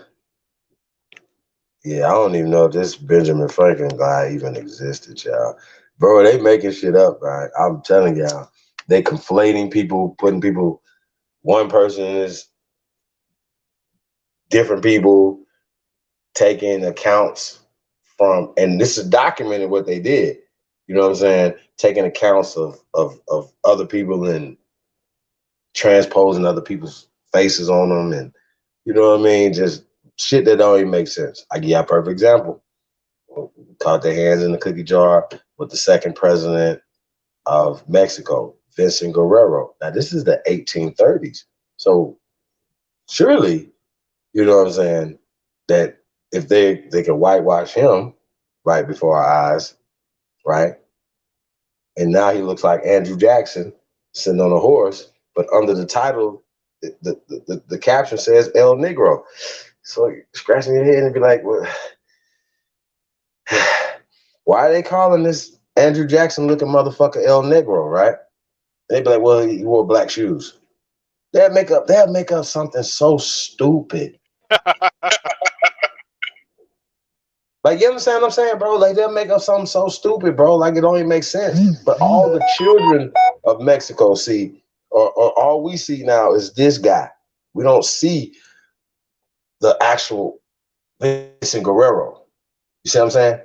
Because he had transitioned from being an Aborigine to a mulatto to a full, just the depiction that they have him depicted in the state capital in Mexico. He's the guy that freed the slaves, according to them, right?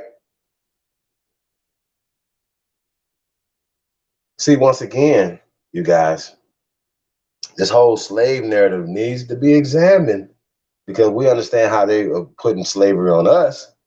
So it's the same way, once again, you know, when we try to find this word slave in other cultures' names and stuff like that, it doesn't come up. So the word slave is for a specific people. You can't give it to anybody else. Like, not to say that other people wasn't put in prisons and chains and servitude. No, we're not talking about that. We're talking about the word slave. No, that's a specific term. So I just think that we got to get this, you know, the etymology, knowing words, understanding in time periods and etymology. Professor James Small literally said that they're using Africa now because that's the lingo franco, basically what we speak. No, you can't talk about ancient times and using modern terms.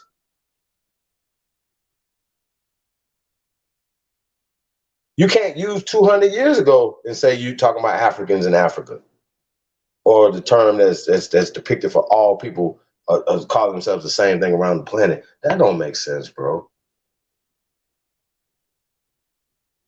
So that's a part of the black program. That's part of the ghetto informant program. And these niggas are acting, whether they free. Well, we know for a fact, specifically, that the two gentlemen were paid by, or being paid by these people. We know that's specific. This is 100%. There's not slandering Professor James Smalls or the brother Jabari. It's not slandering them. This is a 100% fact.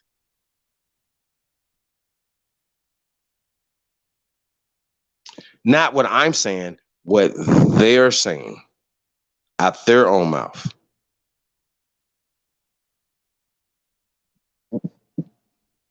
How is it that that's happening, brother? How do the majority of the masses of our people follow people who are literally working for these people?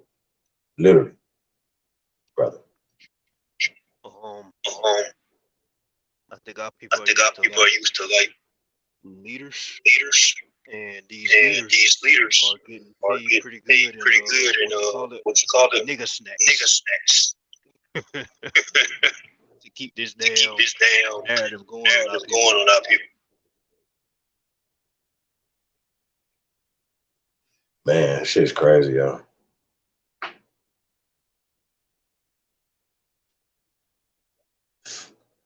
I mean, even when we talk about this Washington name, man, like once again, you know, they want us to believe this is what they taught us, that they brought Washington to us, and that we the only, like, come on, bro, like, hey, like we have too much information or access to information at the tip of our fingertips at this point right now.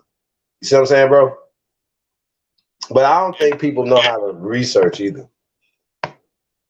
I really don't. Enos, I'm dead serious.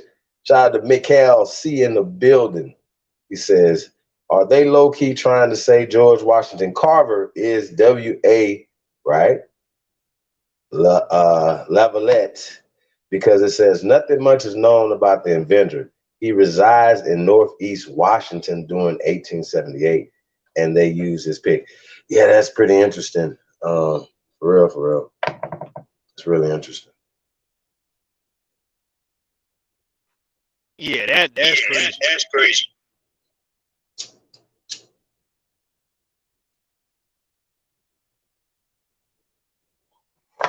Yeah, that's really crazy, y'all. I mean, but once again, though, when we're talking about all the great things that's happening in America, you know what is not happening?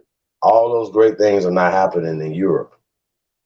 They always love to compare what we're doing to Rome. Nigga, that shit is are y'all serious right now? Like, I be just, my brain just be like, who are we dealing with? Are we dealing with some real crazy children? Like, why do y'all think millions of people fled at the same time?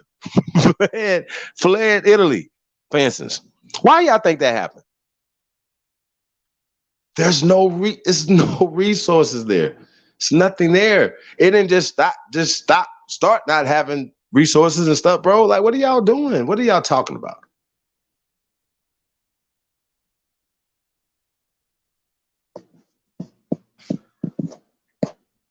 Even when we talk about the Freedmen Bureau,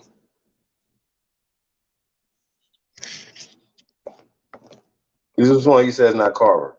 The one you had up earlier? No, that was Carver you had up earlier. They might say it wasn't. That was Carver. Well, what the pictures of the depictions of George Washington Carver. Yeah, his pick was the first pick that came up. Yeah, so we don't know about the Lafayette. We didn't see his picture, but that picture that was up there earlier was Carver.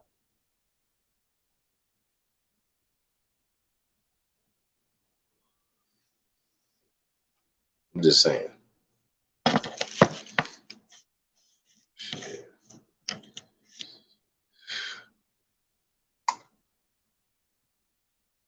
Oh yeah, that other pick. Yeah, that wasn't Carver, but for some reason when you typed in that name, that very first pick was Carver. I mean, once again, people is making shit up, you know, and putting what pictures they want to put on there, all type of shit. I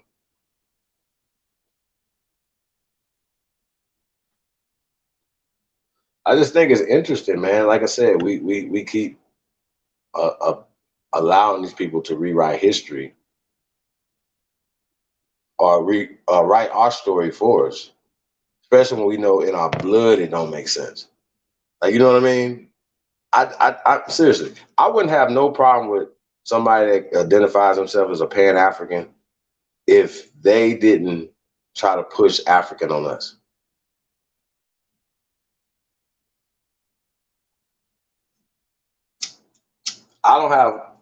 We have people in our group that they know their parentage, right?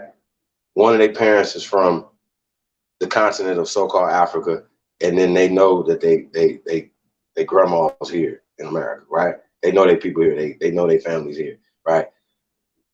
But y'all, I'm gonna ask y'all a question. Do y'all think we're saying, hey, you're not us, you're not our people, you can't tap into your ancestral land, you can't tap into your soil here. You know what I'm saying? Like, do y'all think we actually believe that? Like, that we actually push that? Now, I'm not saying that everybody thinks the same, and you might have some fools that think like that. You know what I'm saying? You might do, but that's, once again, there's certain shit that maybe y'all don't know is law in the Aboriginal community, or the movement, or information. It's law. It's law. It ain't no motherfucking debate. Johnny come lately motherfuckers coming in trying to debate some shit that's been debated years ago. That's been settled years ago. It's law. What Yo Gotti say? That's law.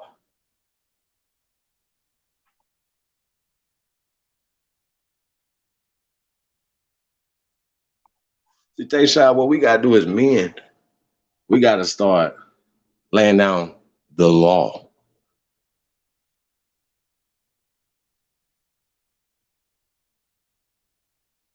It's a vibration.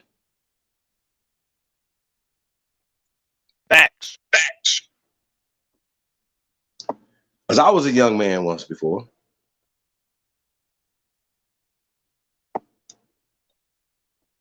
And I've just been fortunate, I guess, to have older brothers, cousins, you know what I mean, that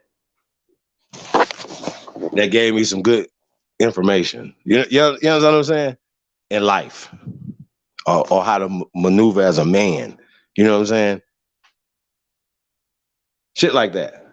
Certain principles that, that we as men supposed to have. So yeah, man, we're gonna definitely have a man's meeting, that Aboriginal week, man.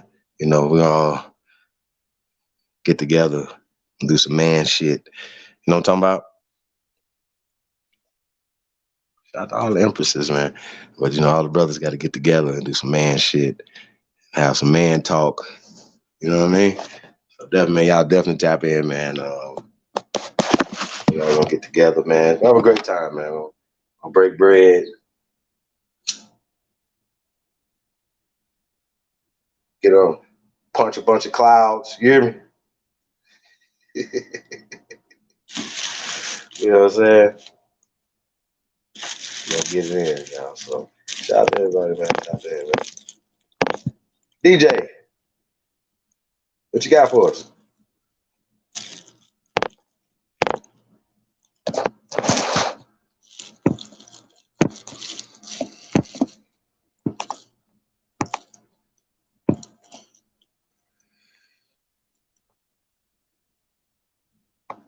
Yeah, that one you said I picked wasn't. That was Carver. Right, that was Carver. You said that wasn't Carver, bro.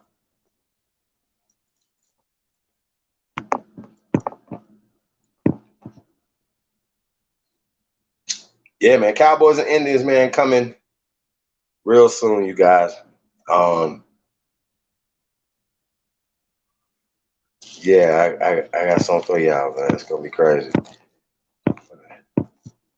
It's gonna be crazy, yeah.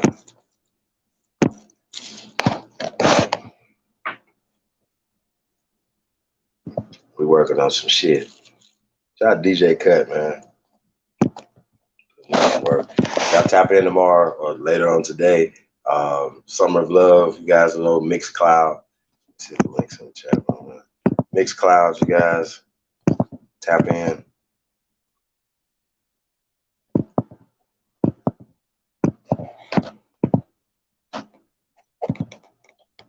Great mix.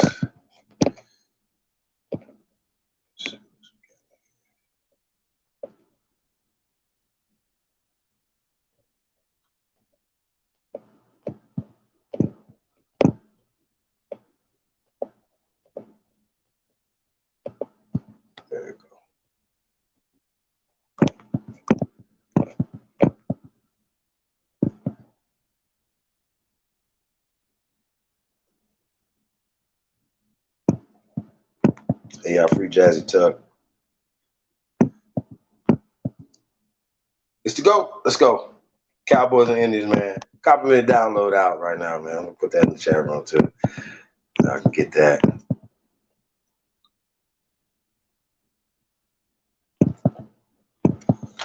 Get that, man, and share that with the world now.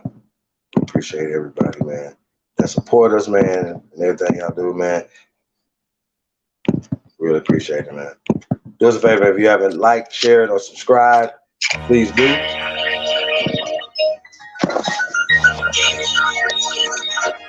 BCS. It's the Panthers. Let's go. Let's go.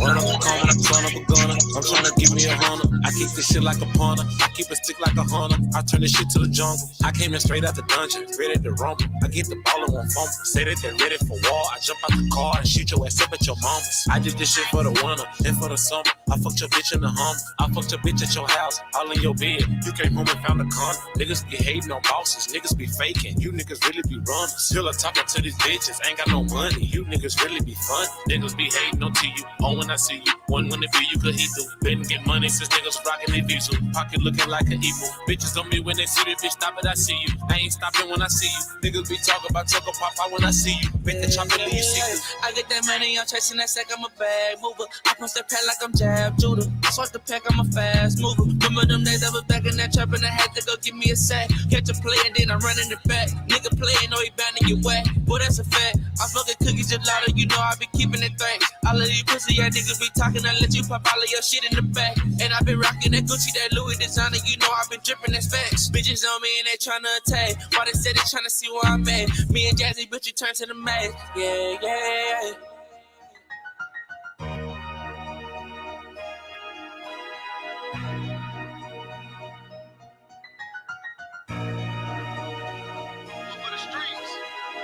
Blowing money fast, feeling like me. Slide through with a bro, trying to sweep the whole street. Designer down, so you know it ain't cheap. Pay the stack for the shoes, so I'm walking on peas. The shit that I'm smoking, I'm barely can breathe. You mention my name when you come to the east. Big dog status got rank in the street. They was up, now I'm up, now them boys underneath. Took off on these niggas, they wish they can catch up. Told my little hitters, y'all shoot from the neck up. Drizzle got now, young nigga been next up. No young thug, I got me a check. I ain't got a check, so I do it like Nike. I up with this Drake, it's gonna bite you like Tyson. Won't snitch on one photo, I put that on the Bible. I'm strapped with this chopper looking for my ride. I'm swinging it still like I'm Harry Potter. Pour out the paint, we don't pour out the bottle. Ain't talking schoolwork, got problems we solve. This bitch that I'm fucking, she bad like a model. Babies in the trap, but ain't talking about tires. These rappers my sons and most of them my daughters. We just fight like a pit, we don't do too much barking. I'm still in the trap, make it jump like a Carter.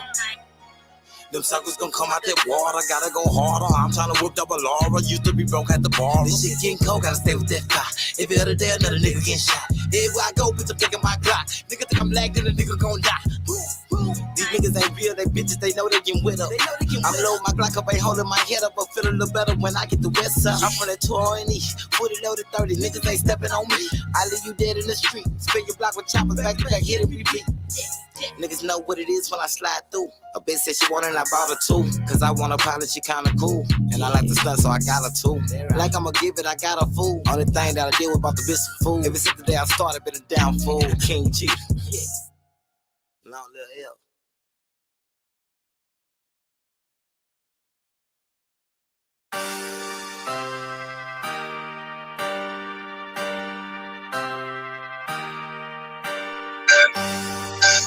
Shout out to all the loyal ones out there, man. They say loyalty is royalty. Let's go. What you know about loyalty and respect, nigga? Honesty and trust. Everything on the up and up, nigga, when you fucking with us. It's a thin line between love and hate, even thin the line between real and fake. Nigga can't appreciate what they ate. 2 words if I was on my plate. Same nigga that kick it with you, be in the secret competition with you. Same nigga that kick it with you, in the secret competition with you. For the right price at the right time, or the right bitch, or the right lick. I done seen the motherfucker switch, nigga quick do his dog like Mike Vick. I thank the Lord for discernment. I've been peeping niggas whole card. I play the game just to play the game. I'm a veteran, nigga, I go hard. I'm standing on like a rock, nigga, I'm 10 toes on my soil. I'm in tune with my intuition. I know when niggas ain't loyal. Nigga.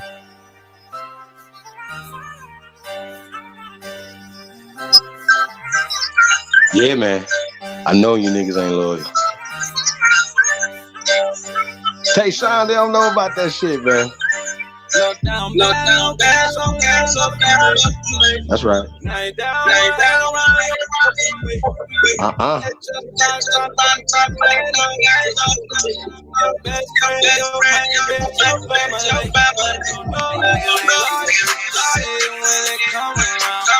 Never been loyal.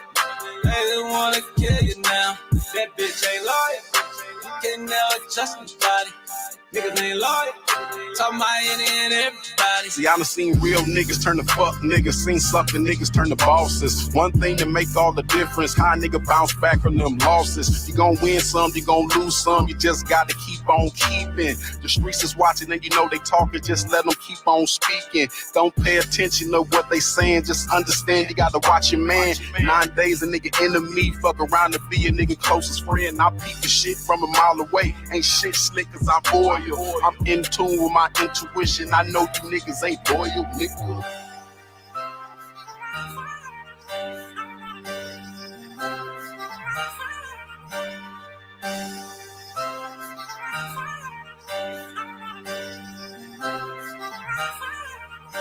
No down bad, no cash on the hand up for me. Now you down, wanna hang around, you don't fuck with me. Catch up the box, tryna bring it down, there ain't loyalty. Your best friend, your main bitch, your family. No, niggas ain't loyal. See it when it come around. Never been loyal. They just wanna kill you now. That bitch ain't loyal. You can never trust nobody. Niggas ain't loyal. Talking about any and everybody.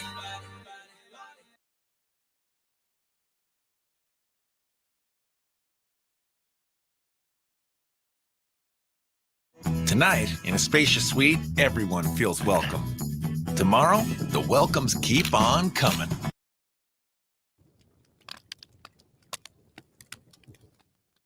Two deadly shootings in Newark in less than 2 days.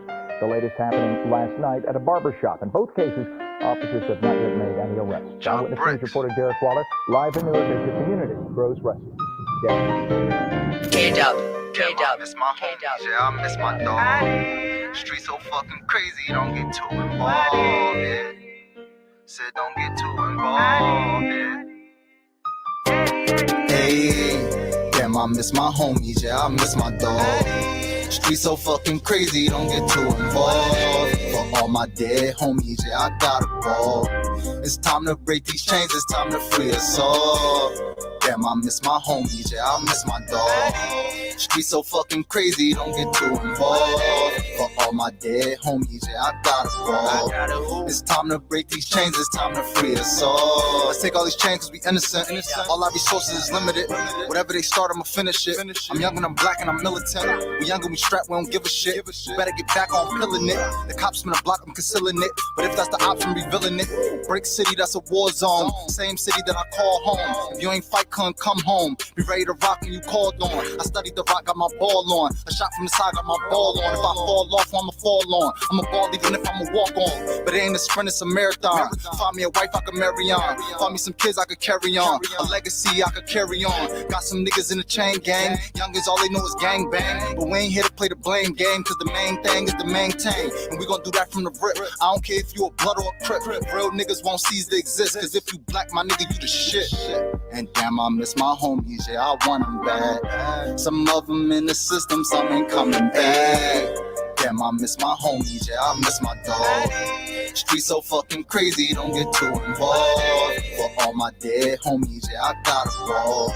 It's time to break these chains, it's time to free us all. Damn, I miss my homies, yeah, I miss my dog. Streets so fucking crazy, don't get too involved. For all my dead homies, yeah, I gotta ball. It's time to break these chains, it's time to free us all. Take all them chains, we innocent. And stop with them honey sentences. We young and our talent is limitless. They know it, so they tryna cripple us. They love when we're in the military, but they hate us for being militant. It scares them, they want us feminine. But fuck their opinions, no giving in. Cause I can never dream big again. Cause I will never see Twiz in them. And I will never get Kwani back. It's like my life keep on rewinding back. And every time that I close my eyes and I try to dream, I only see my guys sit there there and I talk to them and I tell them I'ma keep them alive. Wake up now, nigga motivated, had to move on and I know they hate it. But me and death, we associated and I refuse to be guilty by association. Money low, but my voice I raised it. Knowledge for the poor in them poor locations. Mix pain music with motivation. I'm just helping young niggas cope with hating. Cause damn, I miss my homies, Twakwani and Tweak, Moo Reek, Abby, Scooter and Breeze, Mike Sa, Shira Case and Za, and a bunch of other niggas that I lost to the block. It's Hey, damn, I miss my homies, yeah, I miss my dog. Street so fucking crazy, don't get too involved. For all my dead homies, yeah, I gotta fall.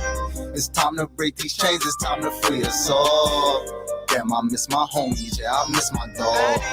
Street so fucking crazy, don't get too involved. For all my dead homies, yeah, I gotta fall. It's time to break these chains, it's time to free us all.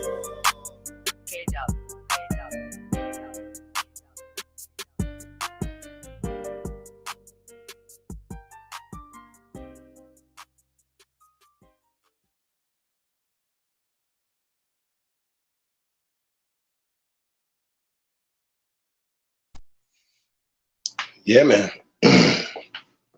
Shout out to Job Bricks. Yeah, man. Dope record.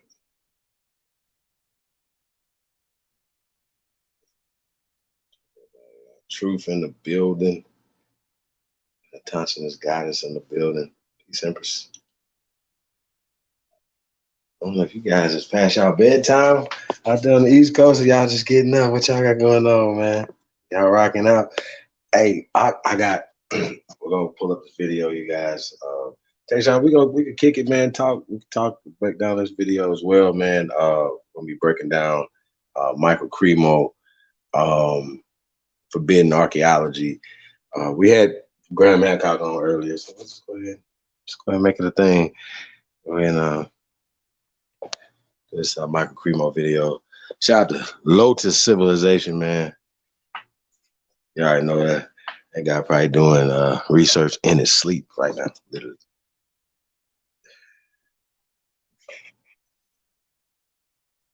All right, Ben, I'm gonna put my phone on the charger for a second.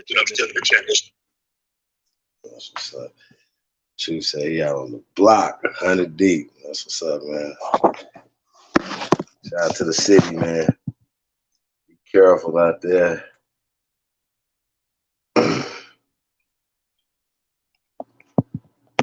Yeah, man. Peace to everybody, man. For real. We definitely, man, that's what we definitely need. Off top, some peace. You know what I mean? Need that off top. Arrowhead. Yeah, so let's pull this video up. Haven't seen it in a while, you guys. A couple years. I don't know.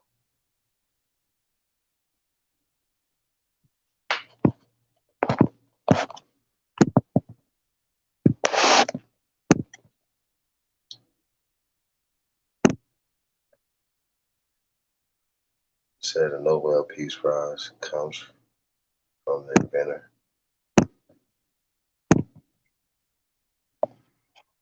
That's what's up.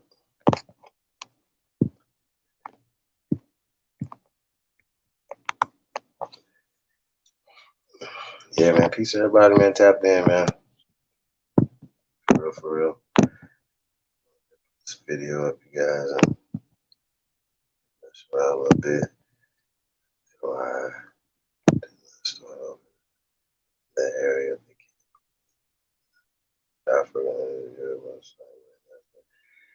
Yeah, I mean, bro, it's crazy, Mikhail. Like, it's crazy. Like, I don't even know. Like, at this point, like, we know what we're dealing with at this point. For real. Yeah, let's just get to this. He's a scholar slayer.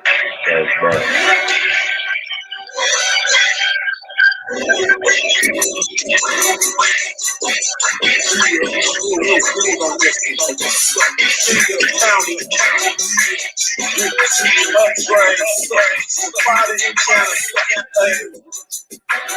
nigga, I've been doing this shit a long motherfucking time now. It's not real easy, nigga. I just be breathing. Hey, I just get on the mic and say whatever the fuck I feel like. Listen to the beat, roll the sweet, and then I kill mice. I still write with shit. Nowadays I jot shit. Take some to the dome, go into the zone and drop shit. Hot shit, I spit quick because I'm used to it. You still ain't buying, you still on consignment because you new to it. I'm true to it and you do it for the block. I'm out here trying to get my job, nigga. Trying to get your pride. Stop running up on me, talking about nigga, let's battle. Okay, you a cowboy, then start strapping up your saddle, nigga. Ride the fuck out, duck and hide the fuck out, cause you can split, if you spit the wrong shit out your mouth. Cause I got clout in these streets, cause I'm out in these streets, nigga. You know what we be about in these streets. Sex, money, and drugs, music, murder, and thugs. 24s, hoes, looking club. That's why I give it like I did it when I'm spitting, just to let them know I'm living like they living. I'm in these streets like yellow stripes, like dope selling pipes. When they put it on their pipes, that's how I'm feeling when I write. Tweaking like a motherfucking beater. So turn it up and beat it and let me beat it through those speakers. I get a rush when I bust, cause it's coming from the guts, nigga. I'm all about my motherfucking guts. I just get on the mic and say whatever the fuck I feel like. Listen to the beat, roll the sweet, and then I kill mice. I still write for shit. Nowadays I jot shit. Take some to the dome, go into the zone and drop shit. I just get on the mic and say whatever the fuck I feel like. Listen to the beat, roll the sweet, and then I kill mice. I still write for shit. Nowadays I jot shit. Take some to the dome, go into the zone and drop shit. I don't do gangsta rap and I make real nigga music. See, I be rushing motherfuckers like the Soviet Union. I break more bread in communion, get more paper than the sunshine.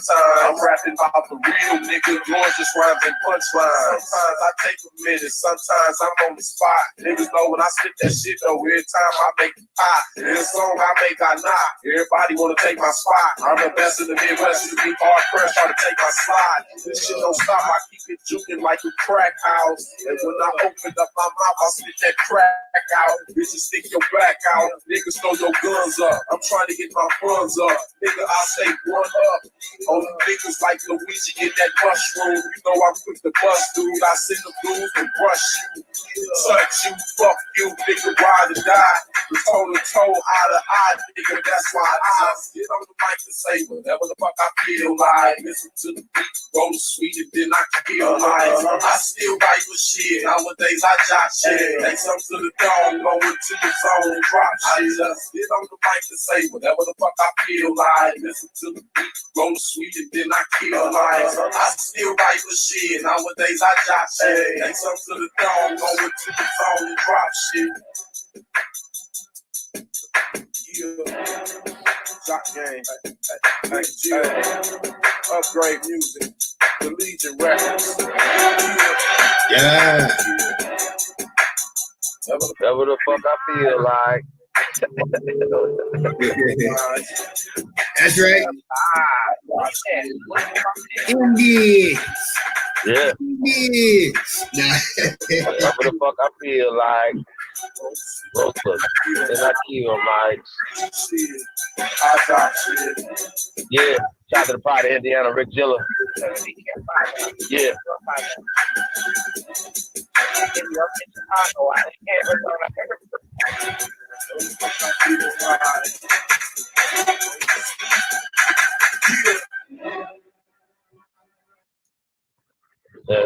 Indiana, stand up. Peace Paradise to all American Aborigines.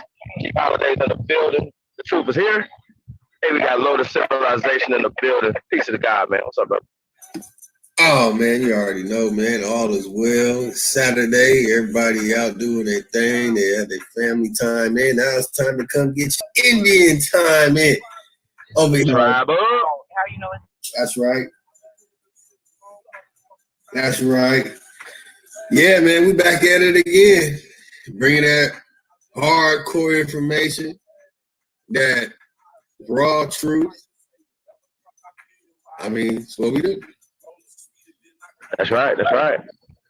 Hey, yeah, man. Peace to all the great ones tuned in, man. We definitely appreciate y'all. That was G.O.A.T Gang, Rick Diller, Throwback John, man, on the Supernatural. Look out for Cowboys and Indians, man. Return to Doc Holiday.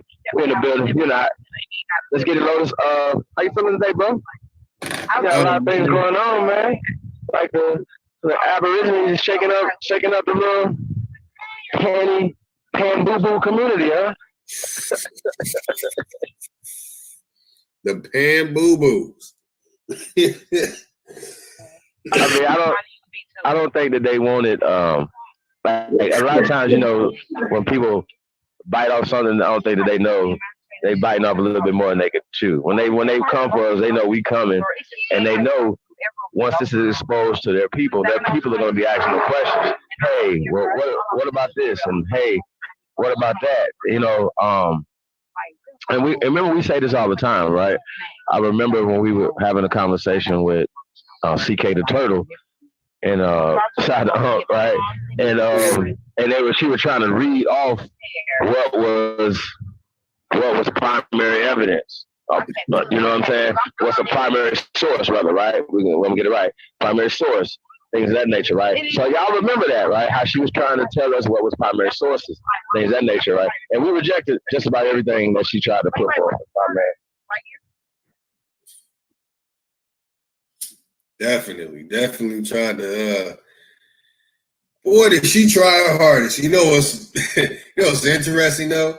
CK the Turtle is almost a household name around here. That's like we don't even call her the other name. I forgot the other names. I just know her as CK the Turtle. Damn, she's slow. Damn, she's slow. What did you say? To the last Indian. Super slow. That's right.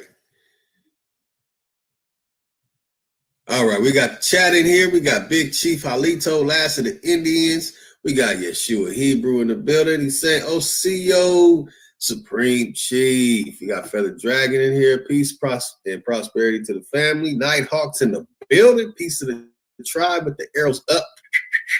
Hitting them, man. They not ready. We on their mind. I think they be having nightmares about us, man. I really do. You know what I mean? What's a dagger to a tomahawk? Really? OCO Black Frieza. That's fact. Silverware. That's what that shit is. Big ups to Chad Murdoch. Right back at you. Got Gretchen Him that broke us off with that. Very, very important prehistoric site. We got Blue Feather Melanated Empress BK59. All right. Peace, light, and love. MJ giving salute. Oh, wait. Salute to you, Chief Holiday. From here, we got Miss Mohawk Aboriginal in the building. Giving peace and love to everybody in the building. Let me throw this banner up real quick for the family. Don't forget, www.originaltribalwear.com. And come get your good tribal wear. Yeah. Already know.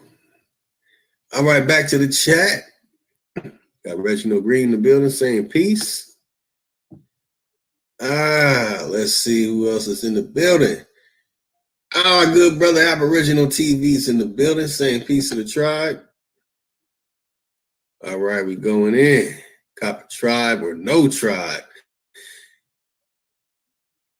Peace to you. We got Adam Brooks in the building. Copper tribe or no tribe. That's wrong. That is what we gonna ask his hairline for DNA results. Where'd that come from? Oh man, I'm the one that I love hairline jokes, so you know what I'm saying. I see a hairline joke, and I don't know, even though it is say polite name in there, when I just see hairline, I just think of polite. I don't know why. Something wrong with me. Jay Rock in the bit LCO to the tribe. All right. Wait for Chief to get back in.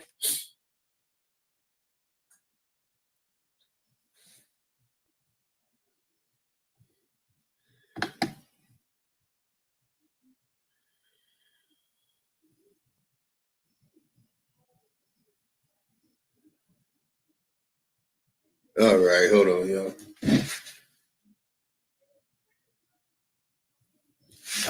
All right, Chief will be back in a moment.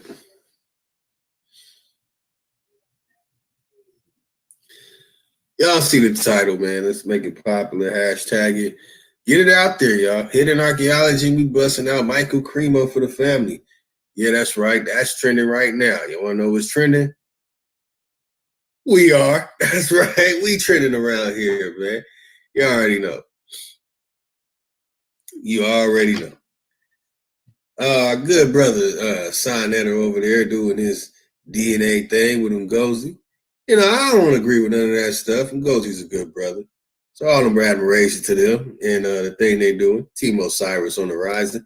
Very interesting that Ngozi is a lot sharper than almost everybody else around there. He should be the main person over there talking and defending because he's the only person that stands a chance. Welcome back, Chief.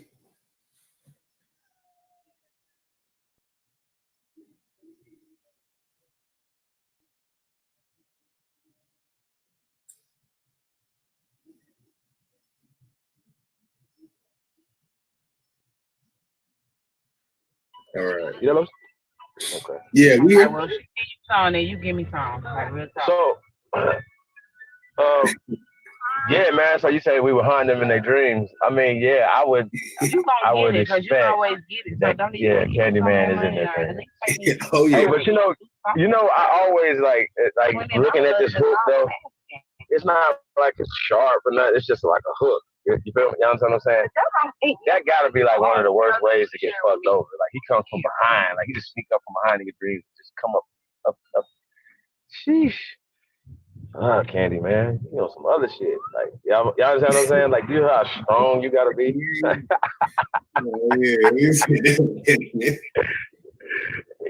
trying to rip through the motherfucking shit and pull the hook through and pull the whole rib cage out. Oh my God, pulling out your chest, everything. Ugh.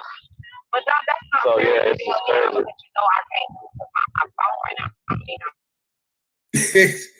Chad Murdoch said the homosexual is natural for light hairline.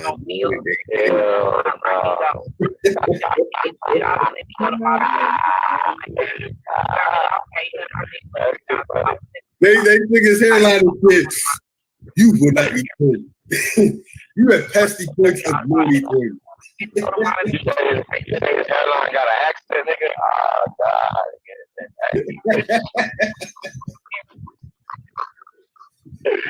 Oh shit. But in all actuality and seriously, right? Not only are we hunting them, but their ancestors are hunting. Like let's be clear. That's right. Let's be clear. Like that's some real shit, y'all. Like you're right. They say, "Oh, you don't support against your ancestors." No, you're supporting against your ancestors, literally. Like it's crazy. It's how people move, right? It's like we go to school and then we say, "Oh, we got a book, and in this book right here, I read it, and because I read it, that's a primary source." No, it's not. Well, we said this before. It's a reference, right? So you guys have to understand that these people have been hiding. That's why it's called hidden archaeology, right? Shout out to Michael Cremo with forbidden archaeology, right? Because we're going to get into that tonight. But we call it hidden archaeology, right? It's not only is forbidden, it's hidden. They're hiding as much as they can. And they're hiding a lot of times with word spells and little things or whatever, right? So, yo, you want to get into this or you got something else to say before we get into it? Oh, yeah. Let's bust it out. And so just peep game, right? You know, when he's talking about filtration, you know what I'm saying? That's what they've been doing in the last 50 years is filtering out certain information that doesn't work towards their theory. I mean, but what if once again, it's a theory. They have things called laws, right? So you have a law, you have facts, things of that nature, whatever, you have theory. So if these things don't go towards their theory and towards their social, political, constructed, you understand what I'm saying? Paradigm. If we don't change it, we have to change it. And that's the thing. So just changing the paradigm, changing how we move and how we look at each other. So that's what. So shout out to Mike once again, fuck fair use. You follow me? So, peace to the guys, man. All right. We're about to play Michael Cremo, Forbidden Archaeology. Yeah, that's the talks to Google. Don't even know that it's a theory and it's being debated, and they just take it for a fact as much as gravity. This is the person that's bringing them on.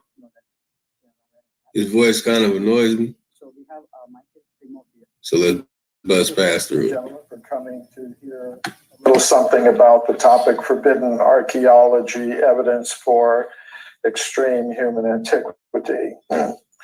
So just to keep things honest, I'm a researcher in human origins for the International Society for Krishna Consciousness, and my research is inspired by my studies in the ancient Sanskrit writings in India, especially the Puranas, the historical writings. Now, for many today, those two things would be complete disqualifications for me to say anything about a scientific topic in scientific circles. However, quite surprisingly to me even, there are people within the scientific world who are interested in hearing what I have to say.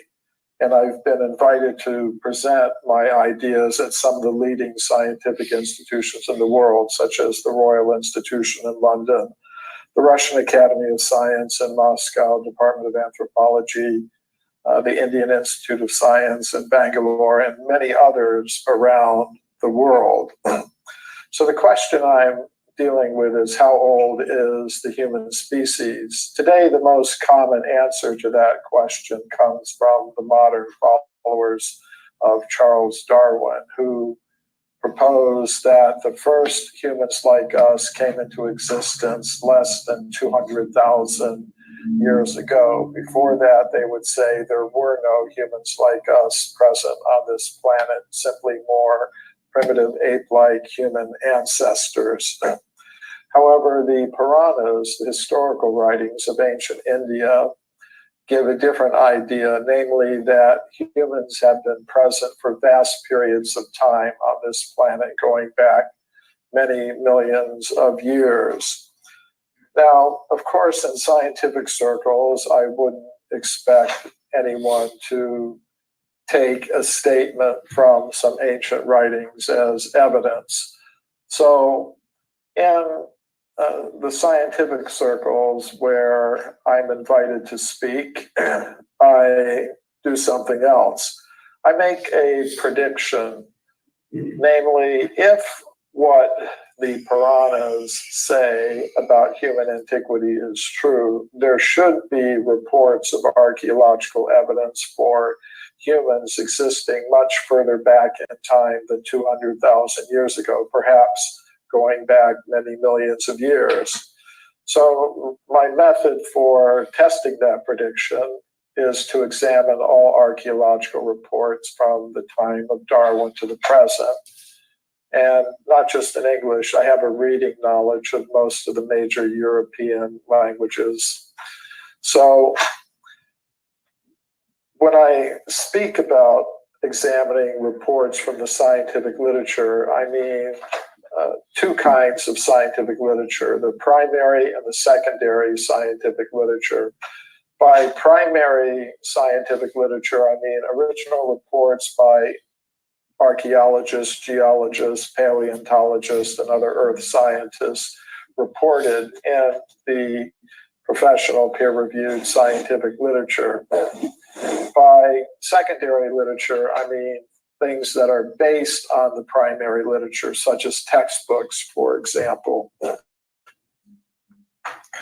So I had two principal findings. The first finding is not so surprising. There are no reports of evidence for extreme human antiquity in the current secondary literature, textbooks, survey studies, and things of that sort. My second finding was a little more interesting. There are many reports of evidence for extreme human antiquity in the primary scientific literature, past and present. So I collected those reports in this book, Forbidden Archaeology, which was reviewed in most of the professional academic and scientific journals that deal with the question of human origins. So this constitutes a kind of peer review. Now, as you might expect, many of those reviews were negative, some extremely so. However, quite surprisingly to me even some of my critics were able to point out some positive aspects of the work.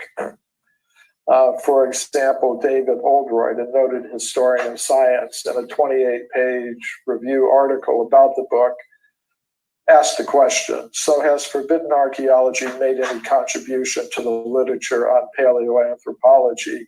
Our answer is a guarded yes for two reasons. First, he said, much of the historical material has not been scrutinized in such detail before. In other words, as a professional historian of science dealing with these particular questions, he had not encountered any work which had gone into history in such depth before. And second, he said the book raises, quote, a central problematic regarding the lack of certainty in scientific truth claims. Now, after the book was published and many of the reviews came out, I began speaking about the topic of the book at scientific conferences. The first time I did that was in 1984 at a meeting of the World Archaeological Congress. It's the world's largest international organization of archaeologists. I presented a paper there called Pharaonic Time in the Archaeological Record.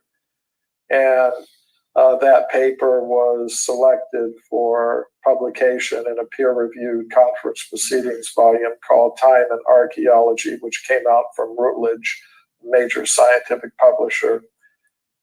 And subsequently, I presented papers on my work at many other meetings of the World Archaeological Congress and also meetings of the European Association of Archaeologists. And the reason I'm mentioning this is just to show that the kinds of things I'm saying are part of the scientific discourse in the scientific disciplines that are related to human origins. Now, admittedly, it's not a popular voice. It's an extreme minority voice, limited maybe even to a minority of one. But still, surprisingly enough to many people, it is a part of the discourse. So one of the questions I had about the kind of evidence I'm talking about is why exactly is it missing from the current secondary literature if it's there in the primary literature? And I'm proposing it's because of a process of knowledge filtration that operates in the world of science. And here I'm not talking about a satanic conspiracy to suppress truth.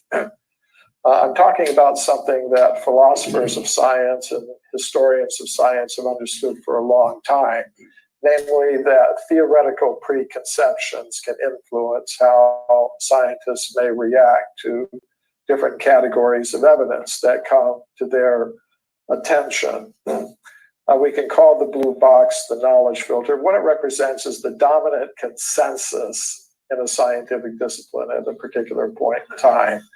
And reports of evidence that conform to the dominant consensus will pass through the knowledge filter fairly easily, whereas reports of evidence that radically contradict a dominant consensus tend to be filtered out, ignored, forgotten, set aside, dismissed. And this was something that one of the reviewers of Forbidden Archaeology noted. The French archaeologist Marilyn Patou-Mati noted in her review of Forbidden Archaeology and L'Anthropologie Cremo and Thompson have written a provocative work that raises the problem of the influence of the dominant ideas of a time period on scientific research. These ideas can compel the researchers to orient their analyses according to the conceptions that are permitted by the scientific community. So it was interesting to me that an archaeologist grasped correctly what, the point we were trying to make in the book, and wasn't just dismissing it as, oh, these are conspiracy theorists. I'm now going to go over some of the kinds of reports that I'm talking about. This is Virginia Steen McIntyre, an American geologist. She was involved in dating an archaeological site at Huayatlaco in Mexico. There, archaeologists had discovered projectile points and other stone tools and weapons.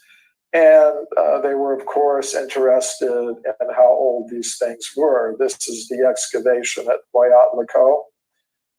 And the artifacts were photographed intact in the layers of rock in which they were found. Virginia Steen McIntyre and her colleagues used 4 different methods to date the site. Animal bones with butchering marks were found in the same layers with the stone tools. The geologists used the uranium series method to date those bones. They got an age of 245,000 years. Above the layer with the stone tools was a layer of volcanic ash. The geologists used the zircon fission track method to date that layer of ash. They got an age of 270,000 years. Using all 4 methods that they employed, the geologists concluded the site must be at least 250,000 years old. However, the archaeologists refused to accept the date. They said humans capable of making those artifacts didn't exist anywhere in the world 250,000 years ago. They hadn't evolved yet, what to speak of being present in North America. They considered the oldest human presence in North America to go back only about 20,000 years. So they refused to publish the age for the site given by their own hand-picked team of geologists. So Virginia Steen McIntyre and her colleagues were a little surprised by that, so they decided to independently publish the age for the site in a journal called Quaternary Research. But when they did that, they experienced an extreme negative backlash from their colleagues in the scientific world because they had dared to publish something like this. Virginia Steen McIntyre wrote to one of the editors of the journal, "Not being an anthropologist, I didn't realize how deeply woven into our thought the current theory of human evolution has become. Our work at Huayatlaco has been rejected by most archaeologists because it contradicts that theory, period." So some of the cases I'm going to be talking about are from the more recent history of archaeology, some from the more distant history of archaeology. Some of the cases are going to be closer to what the mainstream concepts allow, and some are going to be further and further distant from what current ideas would consider possible. This is one of the founders of modern archaeology, Jacques Boucher-de-Pert. And one of his excavations at Moulin-Quignon near Abbeville in northeastern France, he found an anatomically modern human jawbone. He found it in the bottom layers of his excavation with stone tools and weapons. According to modern geologists, that layer at Abbeville is about 430,000 years old. It was quite a controversial discovery, even in the 19th century. Many scientists could not accept that humans existed at that distant point in time. So some of them proposed, well, Boucher-de-Pert must have been the victim of a hoax. Somehow or other, someone must have gone to some Roman cemetery, gotten a jawbone, 2,000 or 3,000 years old, and buried it in the excavation for him to find. And that's actually the explanation that we see in today's textbooks. However, what we do not see in today's textbooks is that after these hoax accusations came out, Boucher de Perret made additional excavations at Moulin-Quignon. And in these additional excavations in the same location, he found over 100 additional anatomically modern human bones and teeth in the same formation, which to me indicates a human presence going back over 400,000 years. And I reported on this case in this paper, which was later published in a peer-reviewed conference proceedings volume. Recently, just last year, archaeologists reported the discovery of footprints at a place called Happisburgh in the United Kingdom. They're found in a formation that is at least 780,000 years old and is perhaps up to 1 million years old. The archaeologists who studied the footprints published results suggesting they are consistent with anatomically modern human footprints. And, for example, they studied the foot index, which is the width divided by the length times 100. The average for all of the Happisburgh footprints was 39. The average for living Native American Indians is again 39. The average for living Eskimos today, their foot index is 38.26. And other features of the footprints were consistent with those of modern human beings. Now, of course, they did not believe that humans like us existed at that time. They don't think Homo sapiens existed over 780,000 years ago. So they attributed the footprints to a species called Homo antecessor, an ape man that they believe inhabited Europe at that time. But from the evidence itself, they could just as well have been made by humans like us. And there is evidence that anatomically modern humans existed at that time. This is the Buenos Aires skull, which was discovered early in the 20th century in Argentina. Researchers were conducting digging, and they had gone down about 45 feet, and they encountered a solid layer of limestone rock, locally known as Tosca.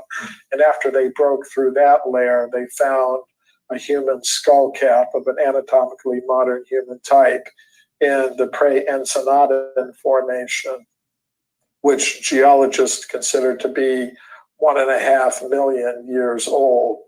This discovery was reported to the scientific world in the primary scientific literature by the South American scientist Florentino Ameghino. I reported on this case and some others in this paper presented at a meeting of the World Archaeological Congress in Cape Town, South Africa. Many people have heard of Olduvai Gorge. Many important discoveries have been made there. Most people are not aware of the first discovery that was made at Olduvai Gorge by the German scientist Hans Reck, who reported on it in 1913. He found a fairly complete anatomically modern human skeleton, that's the skull cap of it, buried in Upper Bed 2 of Olduvai Gorge. Upper Bed 2 of Olduvai Gorge is between 1.15 and 1.7 million years ago. It's a very controversial discovery. There were decades of debate about it.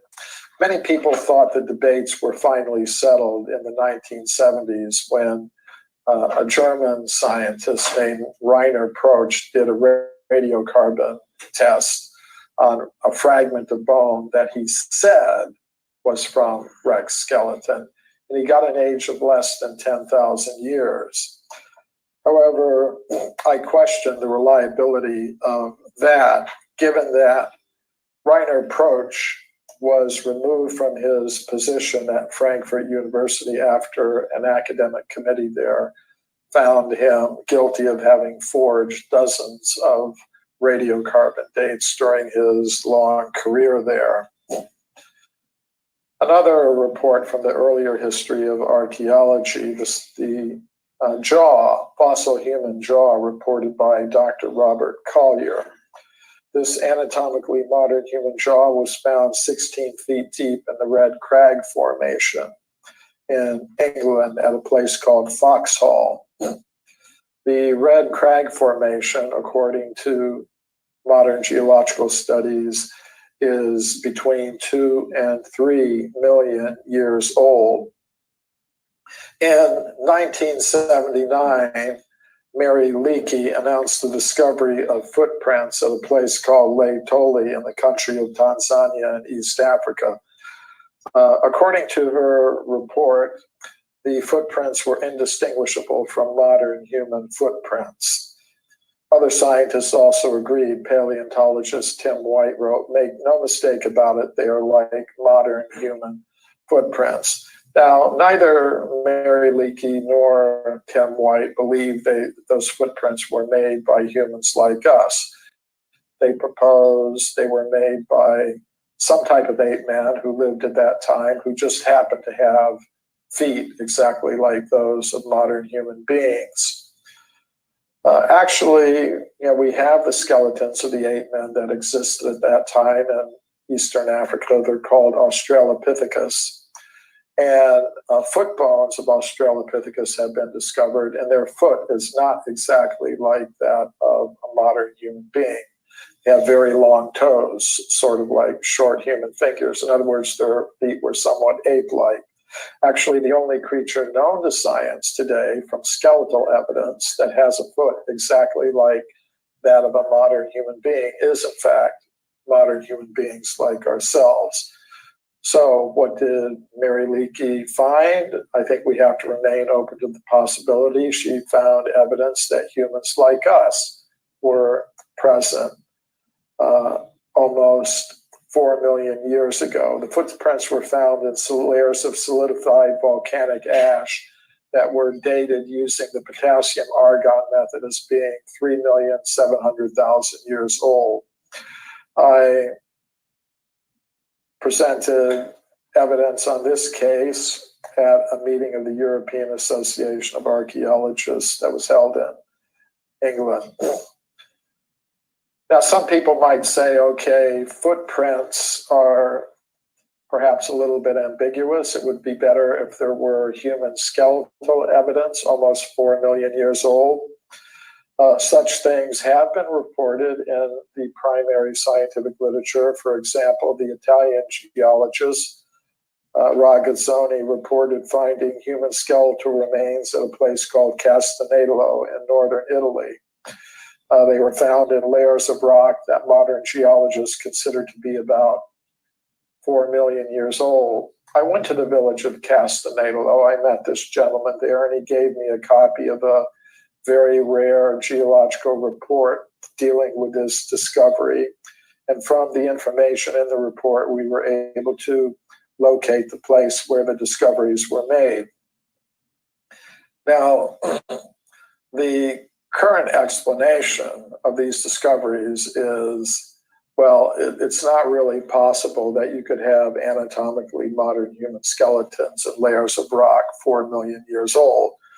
So the proposal is that maybe about 4,000 years ago, somebody died on the surface.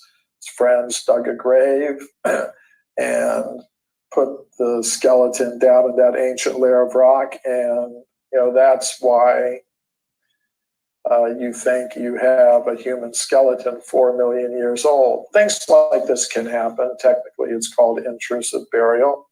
However, if you look at Ragazzoni's original reports in the Italian language, which I did, he says, because even at the time, he was a professional geologist, he was aware of the possibility of intrusive burial. He said if it had been an intrusive burial, the layers of rock above the skeleton would have been undisturbed. However, he found that the layers of rock above the skeleton were all intact and undisturbed. Actually, he said each layer had its own microstratigraphy that was undisturbed. So I take this as evidence for a human presence going back over 4 million years. This is Carlos Ribeiro, who was the chief government geologist of Portugal. He found hundreds of human artifacts in his country of Portugal. He found them in layers of rock that date back to the early Miocene period, which means they would be about 20 million years old, according to today's understanding. He, as a professional geologist, he said they cannot have come into those layers from any higher level through any fissure or crack or all the usual kinds of counter explanations. He displayed the artifacts in the Museum of Geology in Lisbon. But if you go there today, you won't see them on display anymore. They're kept in the cabinets behind me. But I was able to get permission from the directors of the museum to study and photograph some of these human artifacts from the early Miocene period. I also carefully studied Ribeiro's original maps and field notes and correspondence in the museum archives. And then I went into the countryside of Portugal and I relocated some of the sites where he made his discoveries. This is the quarry at Morganheira. And he found human artifacts there and lower Miocene formations. This is one of them. It's a flint artifact. It's interesting what happened. When Ribeiro was alive, the artifacts were displayed in the museum with labels showing a lower Miocene age for them, about 20 million years. After he died, his colleagues in the museum did something interesting. They left the artifacts on display, but they wrote new labels for all of them. This is the new label they wrote for the artifact I just showed you. Second line gives the age, Paleolitico Superior, upper Paleolithic period. According to geologists today, that period in Europe goes back about 20,000 years. So it's interesting. Ribeiro's colleagues thought 20 million years, that's clearly impossible. 20,000 years, that sounds about right for discoveries like this. So they just wrote new labels for all of the artifacts. Now, the next generation of officials in the museum just put the entire collection away, and I'm the first researcher to see these things in over 50 years. I presented a paper on this case at a meeting of the European Association of Archaeologists that was held in Lisbon, Portugal in the year 2000. That paper was later published in a peer-reviewed scientific journal from Europe, the Journal of Iberian Archaeology. A case that's always fascinated me has been the California gold mine discoveries. Gold was discovered in California, and miners went to places like Table Mountain in Tuolumne County, near Sonora, actually not too far from here. And deep inside the tunnels, the miners found human bones and human artifacts. For example, they found many of these stone mortars and pestles. What makes them so interesting to me is they were found in layers of solid rock that date to the early part of the geological period called the Eocene, which means they would be about 50 million years old. Some of the details about the dating of the discoveries, it was done in modern times using the potassium argon method and analyzing the plant and animal fossils found in those layers of rock. These discoveries were originally reported to the scientific world by Dr. J.D. Whitney, who was the chief government geologist of California. His report was published by Harvard University in the year 1880, but we don't hear very much about these discoveries today because of the process of knowledge filtration that I mentioned. This is the anthropologist William Holmes, who worked with the Smithsonian Institution. He wrote his report, if Dr. Whitney had understood the theory of human evolution, he would not have published those discoveries. In other words, he would have known that humans could not possibly have existed at that time. A few years ago, I was a consultant for a television documentary called The Mysterious Origins of Man that aired on NBC. And the producer of this documentary had read my book, Forbidden Archaeology, and wanted to include some cases in the documentary.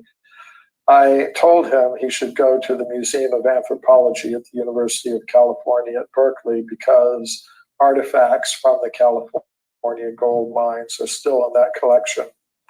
And the museum officials refused to allow him to see the artifacts. Anyways, we were able to get some photographs of the artifacts that Dr. Whitney had taken in the 19th century. It was interesting what happened when this documentary aired. Actually, many scientists were outraged and they wanted the FCC to investigate NBC, censure NBC, fine NBC millions of dollars for having aired this documentary. Now, I'm happy to say the FCC didn't do any of those things, but it was interesting that such attempts were made. Later, I went back to the museum myself, and I personally was given access to the discoveries, and they are still there.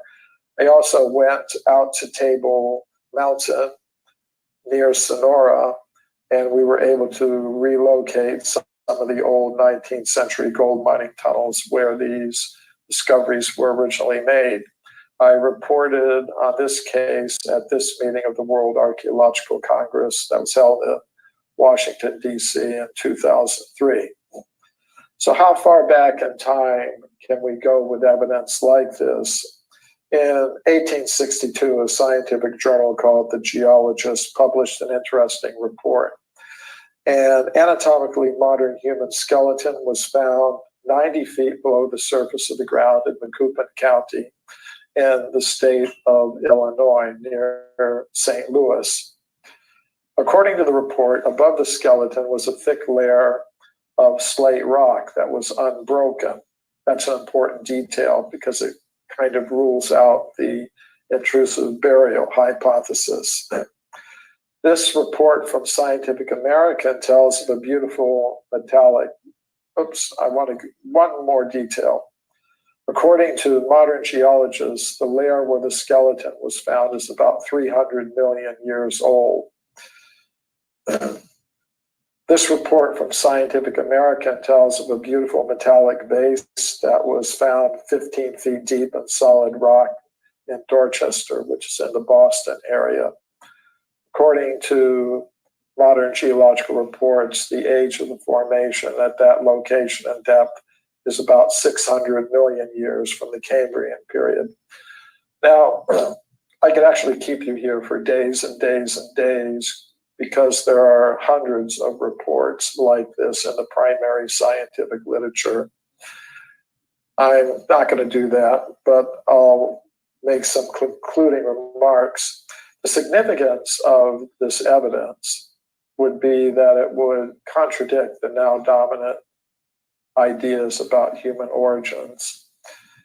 And this was actually recognized by one of the architects of the current paradigm, Dr. William Howells of Harvard, who wrote to me after he read Forbidden Archaeology. And he said a few things about it. He said, Forbidden Archaeology represents much careful effort in critically assembling published materials. I thought it was nice that he recognized that. And then he said, most of us, mistakenly or not, see human evolution with man emerging rather late, and that's the actual fact. Most scientists actually do see things that way. And he went on to say, to have modern human beings appearing a great deal earlier would be devastating to the whole theory of evolution. So that's what he saw as the impact of this kind of evidence, if it were to be taken as genuine. Now, not everybody is willing to do that, admittedly. Now, another interesting statement about forbidden archaeology was made by archaeologist Tim Murray in his review published in British Journal for History of Science. Now, Murray is one of my critics, and still, even though he's not really prepared to accept my conclusions, he has some interesting things to say that I think are worth repeating. He said, forbidden archaeology, quote, provides the historian of archaeology with a useful compendium of case studies in the history and sociology of scientific knowledge, which can be used to foster debate within archaeology about how to describe the epistemology of one's discipline. And that's actually what I was trying to do in putting that book together, to foster debate within archaeology about the epistemology of the discipline. And to see this acknowledged in the professional literature was kind of interesting. Now, he went on to say, forbidden archaeology is designed to demolish the case for biological and cultural evolution and to advance the cause of a Vedic alternative. Now, I plead guilty to that indictment. And it's at this point that many in the world of science today are really going to have strong objections to the kinds of things that I do. This mention of Vedic alternative, in other words, some alternative that has its roots in some religious or spiritual idea. According to many in the world of science today, this is completely verboten. That's why I called the book Forbidden Archaeology. But it's interesting what Tim Murray had to say about that. He said, the dominant paradigm has changed and is changing, and practitioners openly debate issues which go right to the conceptual core of the discipline. Whether the Vedas have a role to play in this is up to the individual scientist concerned. And I think that's an enlightened attitude that I can support. No ban, but it's just up to each individual to make up their mind whether or not they're going to try to do something like I'm doing or agree with it. Gets you into a whole discussion about religion and science. Now I'm going to close with some of my experiences of presenting this kind of thing at university audiences around the world. I've spoken at hundreds of universities around the world. My books are now in about 25 different languages. One of them is Russian. So I've lectured at a lot of universities in Russia, from Vladivostok to St. Petersburg, and usually the lectures go fine. However, at this particular university, the Tumen State University, there was a little bit of a problem. Some professors there had invited me to speak, and a lecture was scheduled. But when other faculty members found out that I was being invited to speak, they approached the administration of the university and said, we can't have this. We shouldn't allow this person to speak at our university. First of all, he's contradicting a dominant theory, and second, and even more damningly, he's doing it from some Vedic spiritual kind of perspective. So the president of the university canceled the lecture. The professors who invited me and wanted to hear me speak went to the president and tried to get him to change his mind, but the pressure from the other side was just too big, so the lecture was canceled. So then the professors who invited me went to the local branch of the Russian Academy of Sciences, and they spoke to the director there. He said, okay, if they won't let him speak at the university, he can speak here at the Russian Academy of Science building. So they had buses bring students and professors from the university to the Russian Academy of Science building. And the professors who invited me said more people came than would have come if the lecture had been held at the university. And then the next year, something interesting happened. I went back to the same university, and I was able to speak at the biology department there, no problem. I guess they just thought better let him talk and let people just make up their minds about what he's saying. You know, they're intelligent. They'll be able to figure out if they can agree or not agree. It's not going to be the end of the world if he talks. These are some of my works: The Forbidden Archaeologist, Forbidden Archaeology, Hidden History of the Human Race, Human Devolution, My Science, My Religion, some contact information. And if you do like the kinds of things you've heard today and are interested in hearing more, you may want to come on this cruise where I'm a speaker in June 2015. Go up and see the glaciers and hear some weird stuff. So I've ended 5 minutes before I intended to. Yeah.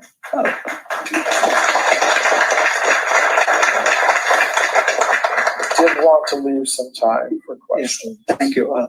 Let's start from. Wow. Chief. All right, Chief. Went out for a minute. Wow.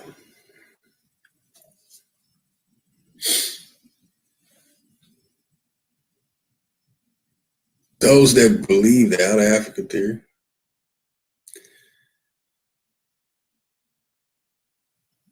in case y'all thought we just make it up. No, we don't. And then we'll try and add on CK the Turtle that this is the origin of where we get our information. No, they got it from somewhere too. Yes, they did. I waiting for our good brother Chief Holiday to hop back in.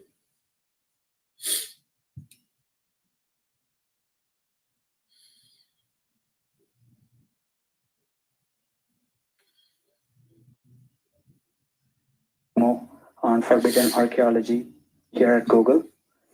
So when was the last time somebody questioned evolution? Do you know? Like, in your experience, any numbers? Like, I'm just trying to say how often it happens, somebody questioning such a major theory as evolution. Any guess? I mean, before the talk. Sorry? Okay, that's good. Yeah, that's good that people are aware of that debate. Some people don't even know that it's a theory and it's being debated, and they just take it for a fact as much as gravity. That's good to know that you are aware of that. And so we have Michael Cremo here. So he has a lot of extensive introduction about how we got into this topic. So I don't want to steal that as part of my introduction. And so I'll just go over the introduction of him as a person. I've known him for like more than 10-15 years. And he is a very thoughtful, methodical person with extreme intellectual honesty, and he expects that of others. So that's where his research was born into this book. So the scope of this talk is just questioning the current theory and based on the evidences available, but he's not going to present an alternate theory in this talk. You have to wait for a year for that to happen if I have my job until then. So now, the scope of this talk is questioning the current theory based on the available evidences from researched literature. And the next topic he usually presents is called human devolution, presenting an alternate theory. So there are books for that outside. So that's your only resource right now. So with that, let's welcome Michael Cremo to Google with a big hand.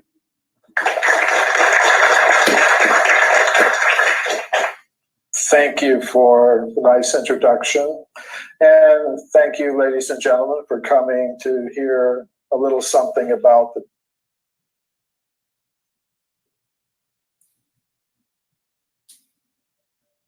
So, how are y'all going to explain Michael Cremo? Believers of DNA testing, Lucy, our great grand monkey. Oh man. I mean, I had to start all over. Let them hear it. Let them hear it again. They need it. topic, forbidden archaeology, evidence for extreme human antiquity. So just to keep things honest, I'm a researcher in human origins for the International Society for Krishna Consciousness, and my research is inspired by my studies in the ancient Sanskrit writings in India, especially the Puranas, the historical writings. Now, for many today, those two things would be complete disqualifications for me to say anything about a scientific topic in scientific circles. However, quite surprisingly to me even, there are people within the scientific world who are interested in hearing what I have to say. And I've been invited to present my ideas at some of the leading scientific institutions in the world, such as the Royal Institution in London, the Russian Academy of Science in Moscow, Department of Anthropology, the Indian Institute of Science in Bangalore, and many others around the world.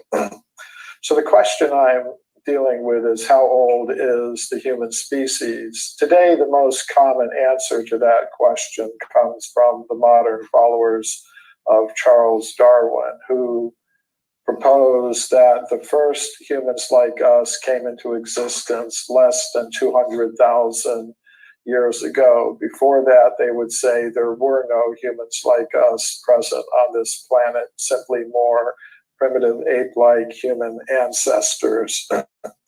However, the Puranas, the historical writings of ancient India, give a different idea, namely that humans have been present for vast periods of time on this planet, going back many millions of years. Now, of course, in scientific circles, I wouldn't expect anyone to take a statement from some ancient writings as evidence. So in the scientific circles where I'm invited to speak, I do something else. I make a prediction, namely, if what the Puranas say about human antiquity is true, there should be reports of archaeological evidence for humans existing much further back in time than 200,000 years ago, perhaps going back many millions of years. So my method for testing that prediction is to examine all archaeological reports from the time of Darwin to the present. And not just in English, I have a reading knowledge of most of the major European languages. So when I speak about examining reports from the scientific literature, I mean two kinds of scientific literature, the primary and the secondary scientific literature. By primary scientific literature, I mean original reports by archaeologists, geologists, paleontologists, and other earth scientists reported in the professional peer-reviewed scientific literature. By secondary literature, I mean things that are based on the primary literature, such as textbooks, for example. So I had two principal findings. The first finding is not so surprising. There are no reports of evidence for extreme human antiquity in the current secondary literature, textbooks, survey studies, and things of that sort. My second finding was a little more interesting. There are many reports of evidence for extreme human antiquity in the primary scientific literature, past and present. So I collected those reports in this book, Forbidden Archaeology, which was reviewed in most of the professional academic and scientific journals that deal with the question of human origins. So this constitutes a kind of peer review. Now, as you might expect, many of those reviews were negative, some extremely so. However, quite surprisingly to me even some of my critics were able to point out some positive aspects of the work. For example, David Oldroyd, a noted historian of science, in a 28-page review article about the book, asked the question, so has forbidden archaeology made any contribution to the literature on paleoanthropology? Our answer is a guarded yes, for two reasons. First, he said, much of the historical material has not been scrutinized in such detail before. In other words, as a professional historian of science dealing with these particular questions, he had not encountered any work which had gone into history in such depth before. And second, he said the book raises, quote, a central problematic regarding the lack of certainty in scientific truth claims. Now, after the book was published and many of the reviews came out, I began speaking about the topic of the book at scientific conferences. The first time I did that was in 1984 at a meeting of the World Archaeological Congress. It's the world's largest international organization of archaeologists. I presented a paper there called Pharaonic Time in the Archaeological Record. And that paper was selected for publication in a peer-reviewed conference proceedings volume called Time in Archaeology, which came out from Routledge, a major scientific publisher.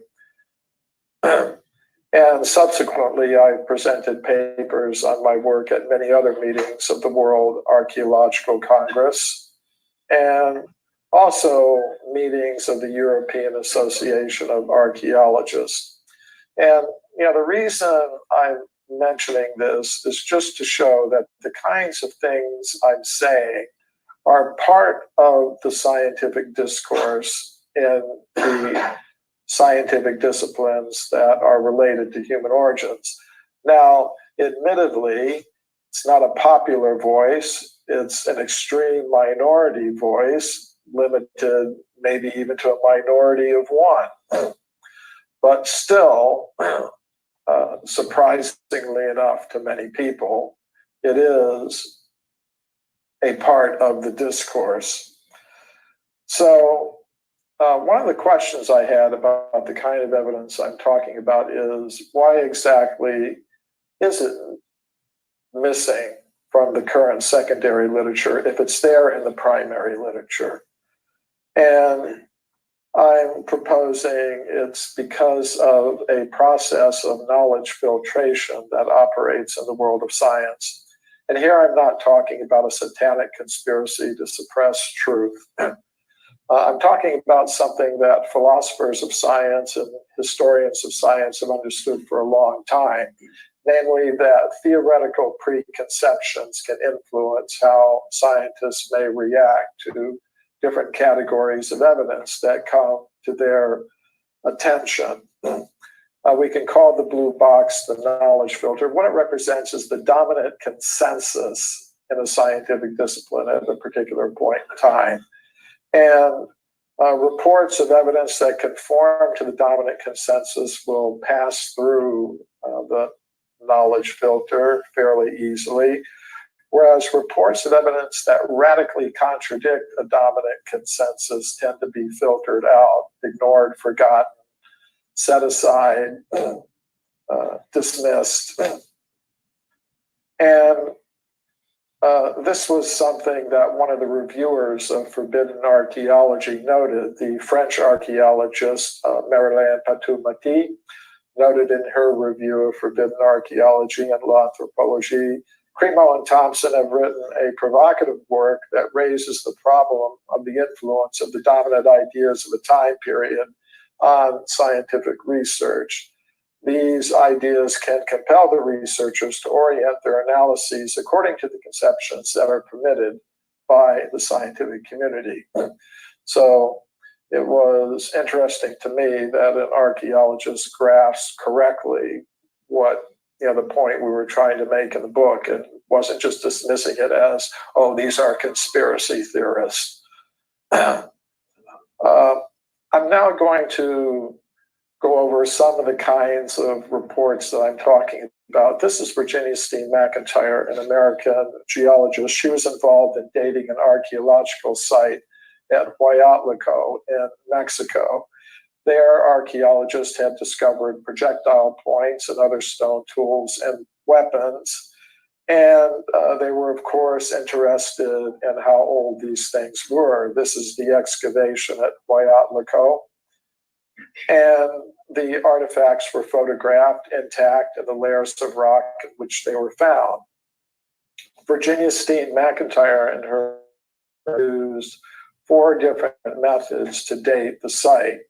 Animal bones with butchering marks were found in the same layers with the stone tools. The geologists used the uranium series method to date those bones. They got an age of 245,000 years. Above the layer with the stone tools was a layer of volcanic ash. The geologists used the zircon fission track method to date that layer of ash. They got an age of 270,000 years. Using all 4 methods that they employed, the geologists concluded the site must be at least 250,000 years old. However, the archaeologists refused to accept the date. They said humans capable of making those artifacts didn't exist anywhere in the world 250,000 years ago. They hadn't evolved yet, what to speak of being present in North America. They considered the oldest human presence in North America to go back only about 20,000 years. So they refused to publish the age for the site given by their own hand-picked team of geologists. So Virginia Steen McIntyre and her colleagues were a little surprised by that, so they decided to independently publish the age for the site in a journal called Quaternary Research. But when they did that, they experienced an extreme negative backlash from their colleagues in the scientific world because they had dared to publish something like this. Virginia Steen McIntyre wrote to one of the editors of the journal, "Not being an anthropologist, I didn't realize how deeply woven into our thought the current theory of human evolution has become. Our work at Huayatlaco has been rejected by most archaeologists because it contradicts that theory, period." So some of the cases I'm going to be talking about are from the more recent history of archaeology, some from the more distant history of archaeology. Some of the cases are going to be closer to what the mainstream concepts allow, and some are going to be further and further distant from what current ideas would consider possible. This is one of the founders of modern archaeology, Jacques Boucher-de-Perthes. In one of his excavations at Moulins-Quignon near Abbeville in northeastern France, he found an anatomically modern human jawbone. He found it in the bottom layers of his excavation with stone tools and weapons. According to modern geologists, that layer at Abbeville is about 430,000 years old. It was quite a controversial discovery, even in the 19th century. Many scientists could not accept that humans existed at that distant point in time. So some of them proposed, well, Boucher-de-Perthes must have been the victim of a hoax. Somehow or other, someone must have gone to some Roman cemetery, gotten a jawbone, 2,000 or 3,000 years old, and buried it in the excavation for him to find. And that's actually the explanation that we see in today's textbooks. However, what we do not see in today's textbooks is that after these hoax accusations came out, Boucher-de-Perthes made additional excavations at Moulins-Quignon. And in these additional excavations in the same location, he found over 100 additional anatomically modern human bones and teeth in the same formation, which to me indicates a human presence going back over 400,000 years. And I reported on this case in this paper, which was later published in a peer-reviewed conference proceedings volume. Recently, just last year, archaeologists reported the discovery of footprints at a place called Happisburgh in the United Kingdom. They were found in a formation that it is at least 780,000 years old and is perhaps up to 1 million years old. The archaeologists who studied the footprints published results suggesting they are consistent with anatomically modern human footprints. And, for example, they studied the foot index, which is the width divided by the length times 100. The average for all of the Happisburgh footprints was 39.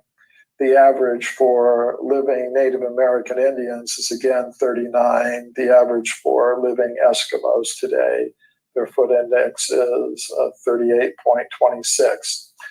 And other features of the footprints were consistent with those of modern human beings.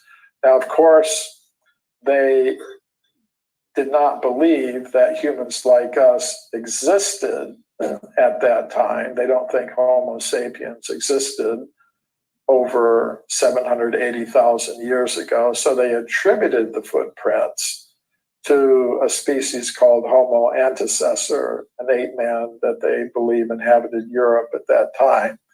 But from the evidence itself, they could just as well have been made by humans like us. And there is evidence that anatomically modern humans existed at that time. This is the Buenos Aires skull, which was discovered early in the 20th century in Argentina.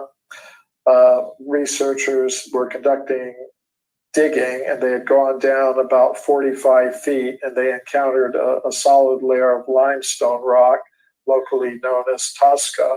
And after they broke through that layer, they found a human skull cap of an anatomically modern human type in the Pre-Ensenadan formation, which geologists consider to be 1.5 million years old.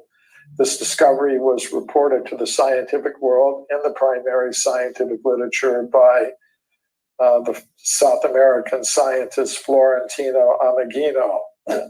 I reported on this case and some others in this paper presented at a meeting of the World Archaeological Congress in Cape Town, South Africa. Many people have heard of Olduvai Gorge. Many important discoveries have been made there. Most people are not aware of the first discovery that was made at Olduvai Gorge by scientist Hans Reck, who reported on it in 1913. He found a fairly complete anatomically modern human skeleton, that's the skull cap of it, buried in Upper Bed 2 of Olduvai Gorge. Upper Bed 2 of Olduvai Gorge is between 1.15 and 1.7 million years ago. It's a very controversial discovery. There were decades of debate about it. Many people thought the debates were finally settled in the 1970s when a German scientist named Rainer Proch did a radiocarbon test on a fragment of bone that he said was from Rex skeleton, and he got an age of less than 10,000 years. However, I question the reliability of that, given that Rainer Proch was removed from his position at Frankfurt University after an academic committee there found him guilty of having forged dozens of radiocarbon dates during his long career there. Another report from the earlier history of archaeology, the jaw, fossil human jaw, reported by Dr. Robert Collier. This anatomically modern human jaw was found 16 feet deep in the Red Crag Formation in England at a place called Foxhall.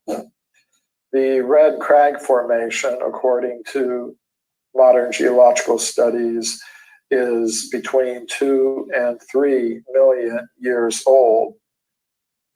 In 1979, Mary Leakey announced the discovery of footprints at a place called Lake Toli in the country of Tanzania in East Africa. According to her report, the footprints were indistinguishable from modern human footprints. Other scientists also agreed. Paleontologist Tim White wrote, "Make no mistake about it, they are like modern human footprints." Now, neither Mary Leakey nor Tim White believe those footprints were made by humans like us. They proposed they were made by some type of ape man who lived at that time, who just happened to have feet exactly like those of modern human beings. Actually, we have the skeletons of the ape men that existed at that time in Eastern Africa. They're called Australopithecus. And foot bones of Australopithecus have been discovered, and their foot is not exactly like that of a modern human being. They have very long toes, sort of like short human figures. In other words, their feet were somewhat ape-like. Actually, the only creature known to science today from skeletal evidence that has a foot exactly like that of a modern human being is, in fact, modern human beings like ourselves. So what did Mary Leakey find? I think we have to remain open to the possibility. She found evidence that humans like us were present almost 4 million years ago. The footprints were found in layers of solidified volcanic ash that were dated using the potassium argon method as being 3,700,000 years old. I presented evidence on this case at a meeting of the European Association of Archaeologists that was held in England. Now, some people might say, okay, footprints are perhaps a little bit ambiguous. It would be better if there were human skeletal evidence, almost 4 million years old. Such things have been reported in the primary scientific literature. For example, the Italian geologist Ragazzoni reported finding human skeletal remains at a place called Castanello in northern Italy. They were found in layers of rock that modern geologists consider to be about 4 million years old. I went to the village of Castanello. I met this gentleman there, and he gave me a copy of a very rare geological report dealing with this discovery. And from the information in the report, we were able to locate the place where the discoveries were made. Now, the current explanation of these discoveries is, well, it's not really possible that you could have anatomically modern human skeletons in layers of rock 4 million years old. So the proposal is that maybe about 4,000 years ago, somebody died on the surface. His friends dug a grave and put the skeleton down in that ancient layer of rock. And, that's why you think you have a human skeleton 4 million years old. Things like this can happen. Technically, it's called intrusive burial. However, if you look at Ragazzoni's original reports in the Italian language, which I did, he says, because even at the time, he was a professional geologist, he was aware of the possibility of intrusive burial. He said if it had been an intrusive burial, the layers of rock above the skeleton would have been undisturbed. However, he found that the layers of rock above the skeleton were all intact and undisturbed. Actually, he said each layer had its own microstratigraphy that was undisturbed. So I take this as evidence for a human presence going back over 4 million years. This is Carlos Ribeiro, who was the chief government geologist of Portugal. He found hundreds of human artifacts in his country of Portugal. He found them in layers of rock that date back to the early Miocene period, which means they would be about 20 million years old, according to today's understanding. He, as a professional geologist, he said they cannot have come into those layers from any higher level through any fissure or crack or all the usual kinds of counter explanations. He displayed the artifacts in the Museum of Geology in Lisbon. But if you go there today, you won't see them on display anymore. They're kept in the cabinets behind me.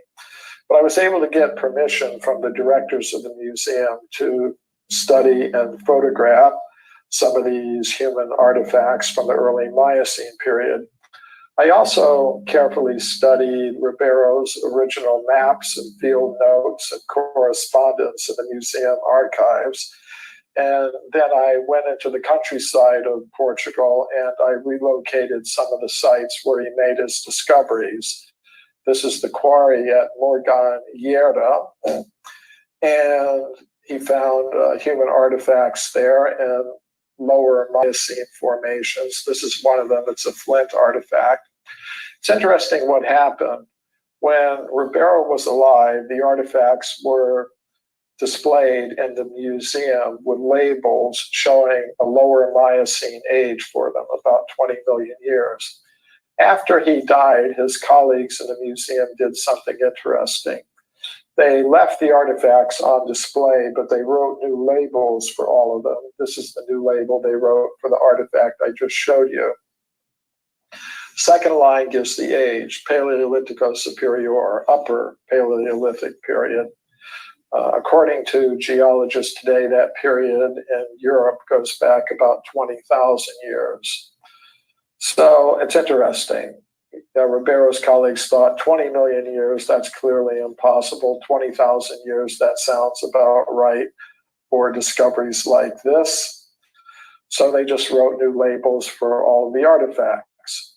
Now, the next generation of officials in the museum just put the entire collection away, and I'm the first researcher to see these things in over 50 years. I presented a on this case at a meeting of the European Association of Archaeologists that was held in Lisbon, Portugal in the year 2000. That paper was later published in a peer-reviewed scientific journal from Europe, the Journal of Iberian Archaeology. A case that's always fascinated me has been the California gold mine discoveries. Gold was discovered in California, and miners went to places like Table Mountain in Tuolumne County, near Sonora, actually not too far from here. And deep inside the tunnels, the miners found human bones and human artifacts. For example, they found many of these stone mortars and pestles. What makes them so interesting to me is they were found in layers of solid rock that date to the early part of the geological period called the Eocene, which means they would be about 50 million years old. Some of the details about the dating of the discoveries, it was done in modern times using the potassium argon method and analyzing the plant and animal fossils found in those layers of rock. These discoveries were originally reported to the scientific world by Dr. J.D. Whitney, who was the chief government geologist of California.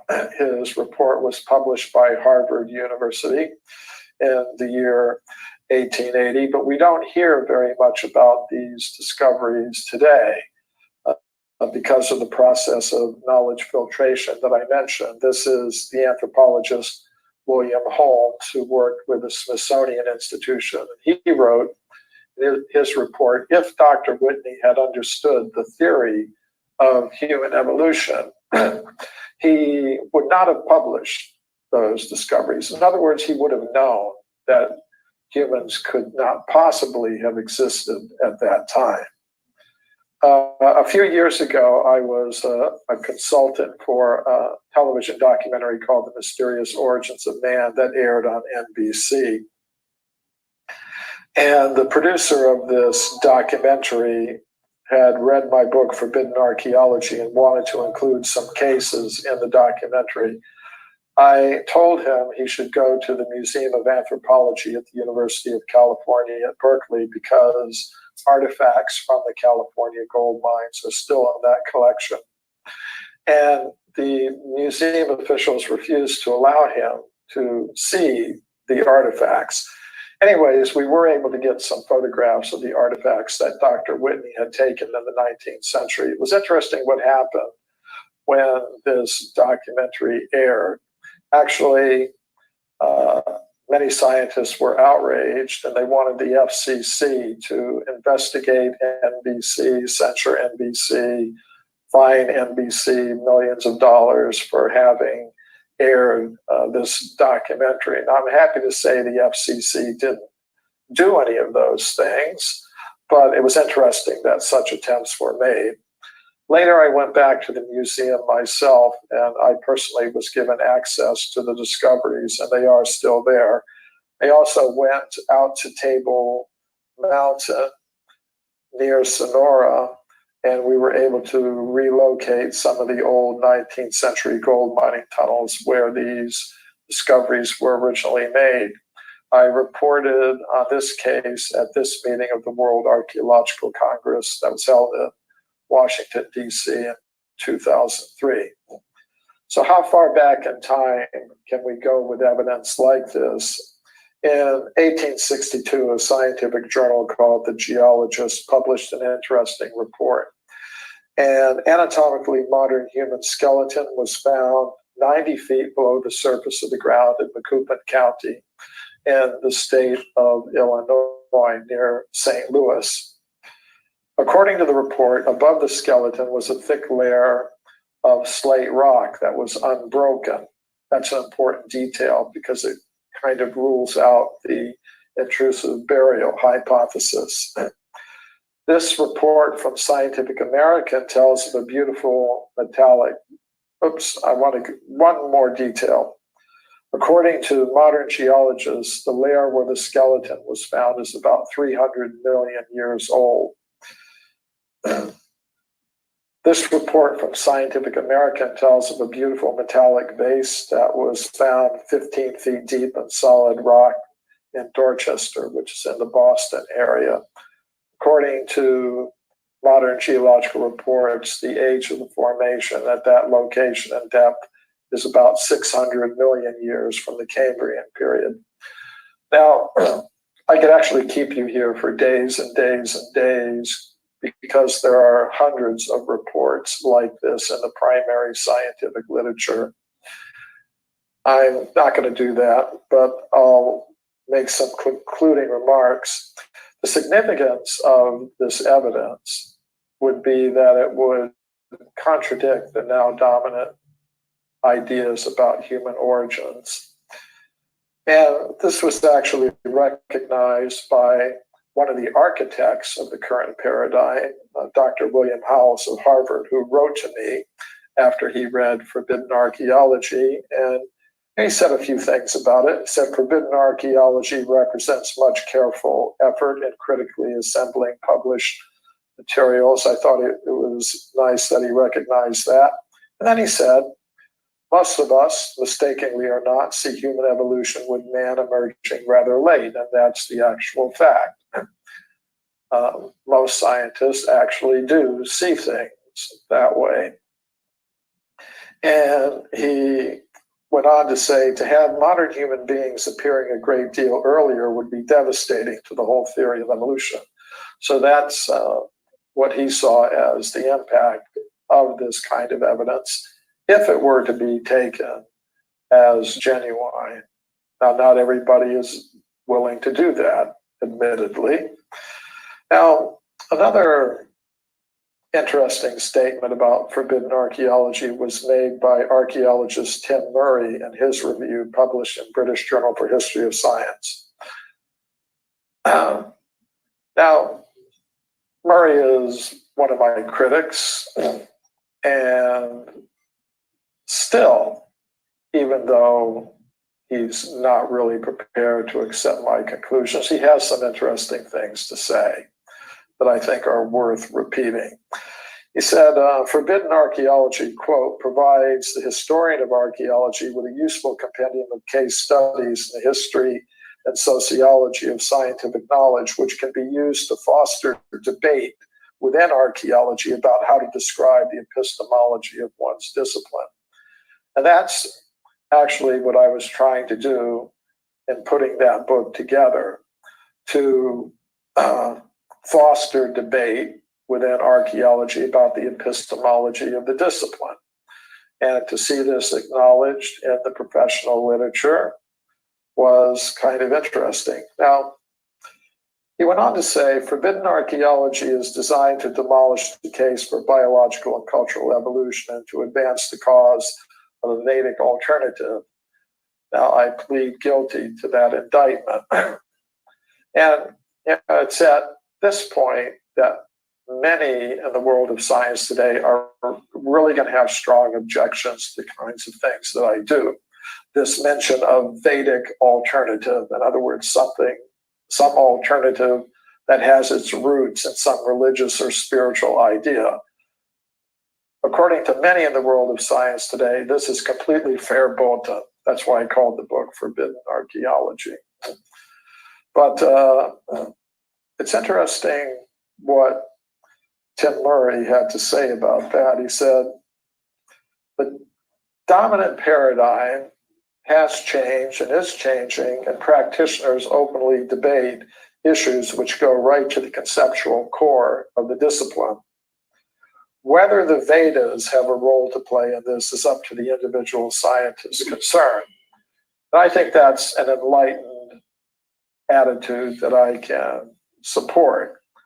No ban, but it's just up to each individual to make up their mind whether or not they're going to try to do something like I'm doing or agree with it. Gets you into a whole discussion about religion and science. Now I'm going to close with some of my experiences in presenting this kind of thing at university audiences around the world. I've spoken at hundreds of universities around the world. My books are now in about 25 different languages. One of them is Russian. So I've lectured at a lot of universities in Russia, from Vladivostok to St. Petersburg, and usually the lectures go fine. However, at this particular university, the Tumen State University, there was a little bit of a problem. Some professors there had invited me to speak, and a lecture was scheduled. But when other faculty members found out that I was being invited to speak, they approached the administration of the university and said, we can't have this. We shouldn't allow this person to speak at our university. First of all, he's contradicting a dominant theory, and second, and even more damningly, he's doing it from some Vedic spiritual kind of perspective. So the president of the university canceled the lecture. The professors who invited me and wanted to hear me speak went to the president and tried to get him to change his mind, but the pressure from the other side was just too big, so the lecture was canceled. So then the professors who invited me went to the local branch of the Russian Academy of Sciences. I spoke to the director there. He said, okay, if they won't let him speak at the university, he can speak here at the Russian Academy of Science building. So they had buses bring students and professors from the university to the Russian Academy of Science building. And the professors who invited me said more people came than would have come if the lecture had been held at the university. And then the next year, something interesting happened. I went back to the same university, and I was able to speak at the biology department there, no problem. I guess they just thought, better let him talk and let people just make up their minds about what he's saying. You know, they're intelligent. They'll be able to figure out if they can agree or not agree. It's not going to be the end of the world if he talks. These are some of my works: The Forbidden Archaeologist, Forbidden Archaeology, Hidden History of the Human Race, Human Devolution, My Science, My Religion, some contact information. And if you do like the kinds of things you've heard today and are interested in hearing more, may want to come on this cruise where I'm a speaker in June 2015. Go up and see the glaciers and hear some weird stuff. So I've ended 5 minutes before I intended to. Yeah.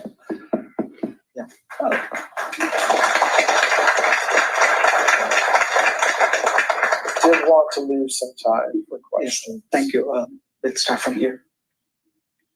So I was also hoping to get your point of view from Vedic or Purana on the how old is humanity and what did you find there? Because I think in the talk somebody replied that you would also come to know about religious books like Ramayana or Mahabharata. How much of that is true based on the archaeology, I believe. Well, you know, it depends upon what kind of circles I'm speaking in. For example, if I go to Rishikesh or Hardwar in the Himalayan mountains and sit around with a bunch of Vedic scholars who accept statements from Vedic literature as evidence, then, well, I can say, you know, in the Bhagavad Purana, there are statements that humans were existing during the Swayambhuva Manvantar period, which is in the first part of the Kalpa or the day, and they'll understand what I'm saying, and they'll accept that as evidence. If I'm at a meeting of the World Archaeological Congress or speaking at Google headquarters, my audience is not necessarily going to accept a statement from the Bhagavad Purana or the Mahabharata as evidence.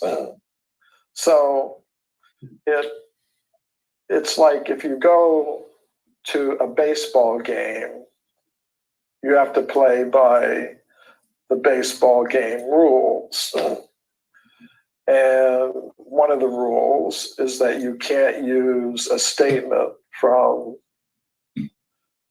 a spiritual text as evidence. Now you can. So for the people who do, I get questions like yours from many people. They want to say, okay, you've given all this archaeological evidence that you say is consistent with Vedic texts, which talk, according to you, way about extreme human antiquity. But what do they actually say in the Vedic literature themselves? So for such people, I'm writing a book in which I will collect all those Vedic statements, and then they can see. But that's not the audience that I'm presented with today, that I'm presenting to today. It's not, you know, the audience that I get at universities. It's not the audience that I get at meetings of the World Archaeological Congress or European Association of Archaeologists. A good question, and I'm writing a book to answer it. Could you say more about the actual contradiction between the extreme antiquity of humans and evolution? Because in my mind, it would just seem, well, the evolution theory could just be, oh, you just have to push it back a few million years and it could still hold up, just that it happened a lot earlier than people thought. That seems like a simplistic resolution, but is there something else as constraining the timeline which makes it really inconsistent? Well, it's a good question. I'll refer you back to the statement of William Howells, who said, if the kind of evidence that I'm talking about is consistent, it's inconsistent with the general theory of evolution, because he said, I didn't quote everything he wrote to me in his letter. He said, but you're putting evidence for an anatomically modern human presence before the known presence of even the most simple apes and monkeys, which would be our prospective ancestors. So you could conceivably come up with another version of the evolutionary theory, but it would be quite different from anything that's being proposed today. So that would be one possible response to do something like that. And if you feel inspired to do it, then right on. So you talked a lot regarding your critics throwing out the archaeological evidence based on it just being out of their paradigm, filtering it away, and so on. But some of the critics who've truly engaged your work, has it been just that, or do they have valid scientific reasons why they're refuting your evidence? Normally, I mean, everybody's going to have to make up their own minds about these things. What I tried to do in Forbidden Archaeology was provide in each case all of the different opinions, all of the, all sides of the question, leave it up to the reader to make up their own mind, whether they think it's valid or not. Typically, the reactions are to suggest, first of all, it's old evidence. In other words, but this is very selective. It's the idea that, kind of like a milk carton, scientific evidence got an expiration date. That any science conducted before midnight, January 1st, 1900, somehow has expired. But I noticed that those who make that type of criticism are applying it very selectively, because the standard textbooks of archaeology are full of discoveries that were made in the 19th century, early 20th century. So it can't just be that just because something is from the earlier history of archaeology, it has to be wrong. Another category of objection has to do with lists of ways in which something could be wrong. It's possible there was a hoax. It's possible it could have slipped in through a fissure. It's possible that the original investigator made a mistake. It's possible that. My general response to that category of criticism is everything is certainly possible, but if you're going to proceed in a scientific way, you should be able to show that in this particular location, there was a fissure, there were artifacts on the surface that resemble those that were found at that level, and there definitely was a way they could have got down there. So that's another category of objection. And of course, I'm willing to engage on that level, and it's one of the things I hope to accomplish with the book, is to have a second look at some of these things, and if there are objections, raise them.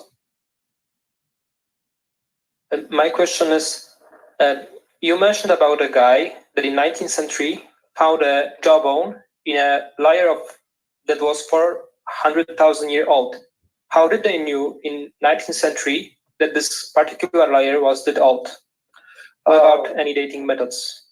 Okay, it's a good question. What I said, if you listen carefully, was that according to modern geologists, the layer is a certain number of years old. At that time, they characterized things in another way, not using necessarily years, but characterizing things as early Pleistocene, early Middle Pleistocene, and things of that sort. So if you translate those terms to the modern dates that are attached to those terms, it works out. So they would have said that jawbone was found in an early Pleistocene layer, which would mean it would have to be several 100,000 years old at least. That's why I went by to give an age in years, I went by the modern geological dating of those layers at Abbeville. For example, Ribeiro, he would have said these stone tools are early Miocene. Now, in the 19th century, the conception of the Miocene was there, but it wouldn't be exactly the number of years that we now attach to it. But still, it was considered to be very old in terms of the succession of geological layers. But just for current reference, I give the estimates in years that modern geologists have determined for these layers. Same with Dr. Whitney's report. He would have said these layers are from the Pliocene period, which is an old geological period. Now the layers that he considered Pliocene are considered to be Eocene, and the age for them is between 30 and 50 million years. So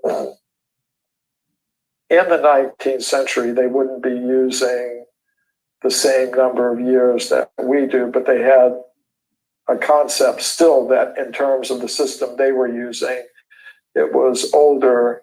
They expected human beings like us to appear only in the very latest, very recent Pleistocene period. So if it was from the middle or the early Pleistocene, that would be anomalous for them. Is that helping? Let's say it's 19th century, we dig a hole in the ground and we find a few layers, and they somehow decided, oh, this layer is younger, this is older, based on the depth. But then they put some dates to it. And I think it's almost the same as right now. We also have layers and they have dates attached to them. And my concern is that maybe we just attach the dates badly.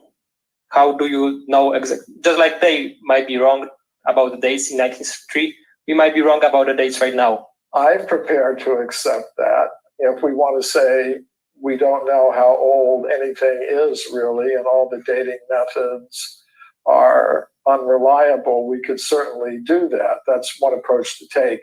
The approach, however, that I've taken is you have to have some kind of framework for discussing things. And I'm addressing an audience of geologists, archaeologists, paleontologists, and my way of creating a frame of reference for the discussion is to say, according to methods that you consider reliable, radiocarbon dating, potassium argon dating, uranium series dating, zircon fission tract dating, these layers belong to this geological period, which you consider to be millions of years old. Now, if you wanted to take the approach that, well, nothing is reliable and we don't know anything about the real age of anything, that's certainly an approach that could be taken. And some out in the world, say, if you're a young Earth Christian creationist who believes that the Earth is no older than 10,000 years, you're going to be very critical of all the different dating methods. And that may be the way that such a person would approach this. The Vedic time scales are more or less consistent with the modern scientific time scales for the universe and the Earth and things like that. So perhaps I'm not motivated sufficiently to try to dismiss all the different scientific dating methods. Are there cases where the age of the layer and the dating, some kind of scientific dating of the actual bone, say, is the same? and is very ancient?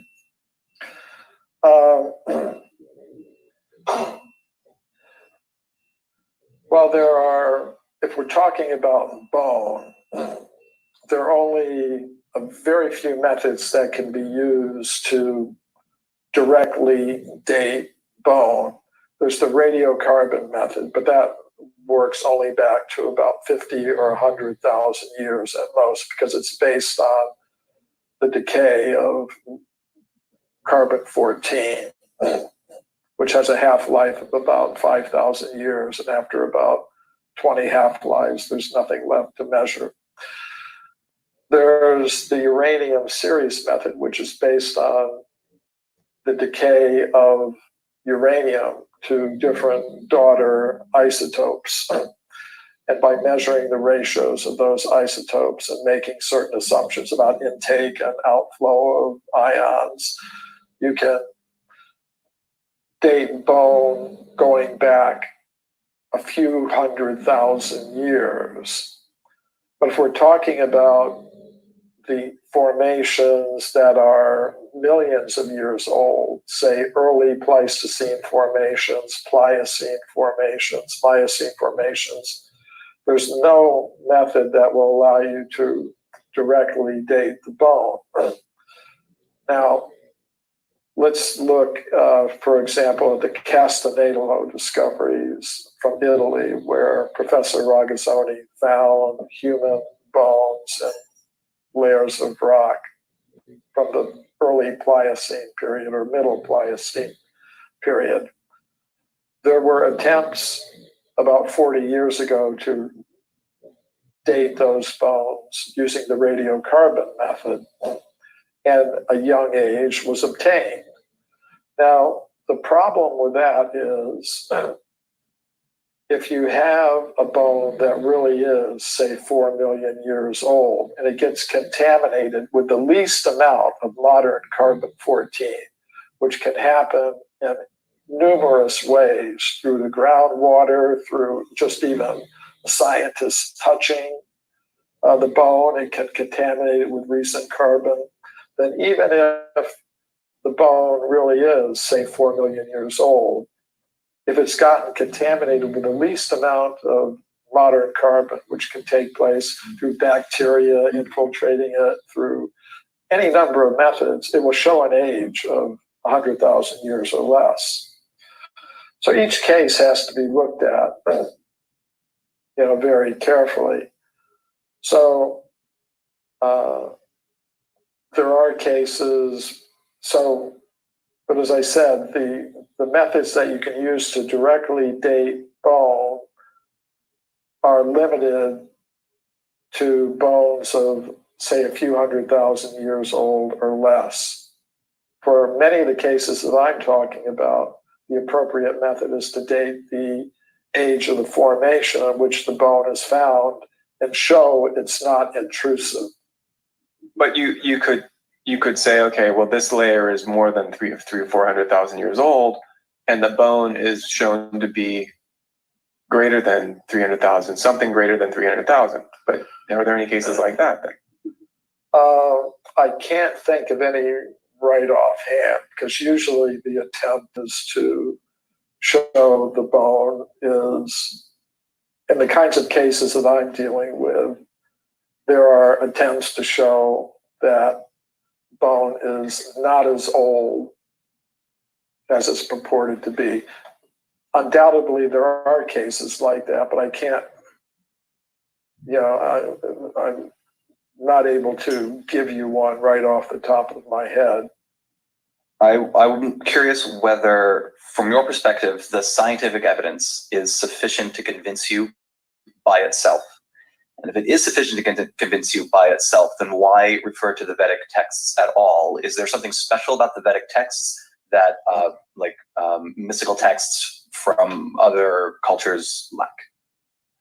Yeah, it's a very good question, and I am open about what my epistemological commitments are.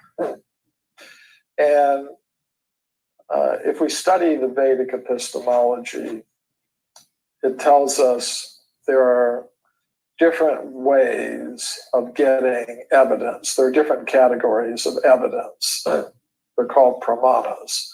One is called the pratyaksha pramana. That means sense evidence, things we can touch, see, measure. Then there's anumana, which means logical inference. If it's like this and this, then it must be like that.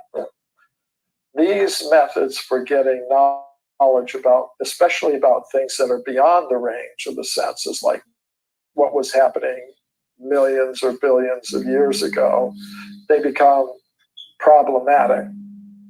And therefore, according to the Vedic epistemology, one can rely upon another type of evidence, testimony. It's called the Shabda Pramana, which is based on the idea there is some kind of higher intelligence that is aware of these things and can communicate information about them. And that's considered to be a higher kind of evidence. However, as I said, that is not the epistemological assumption that's dominant today in the world of science. If you actually go back in European science, even to 300 or 400 years ago, you'll find that many of the scientists had similar epistemological commitments where they were, even say somebody like Michael Faraday, a physicist who did a lot of the work that unified electricity and magnetism.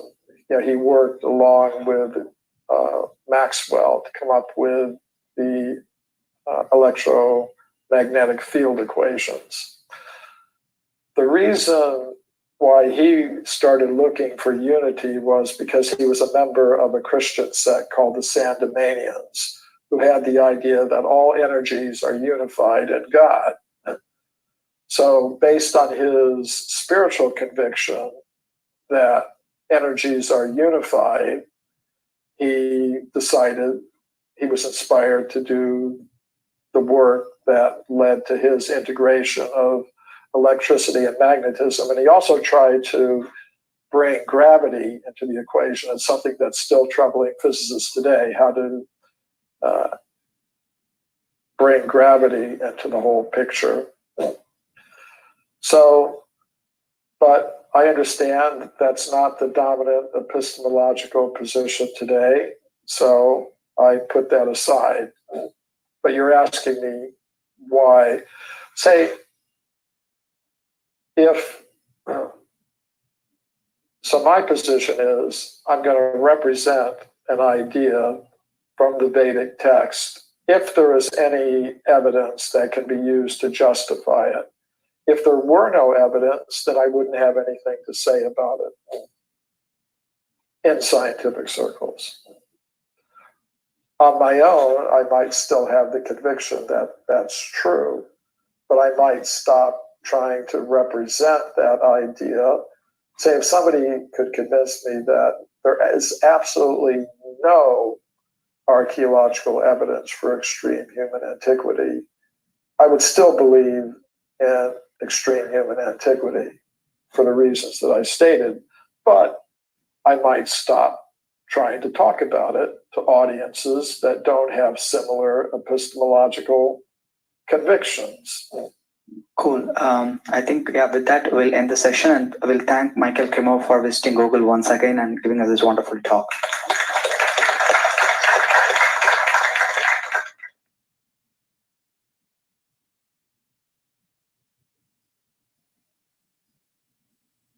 Time periods, you know what I'm saying?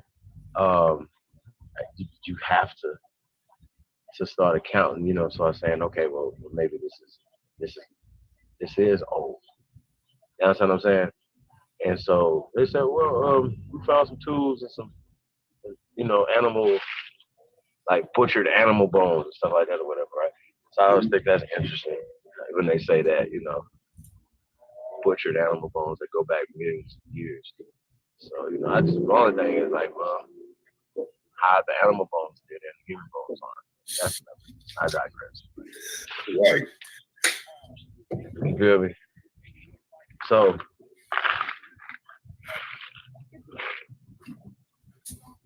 I'm not tripping on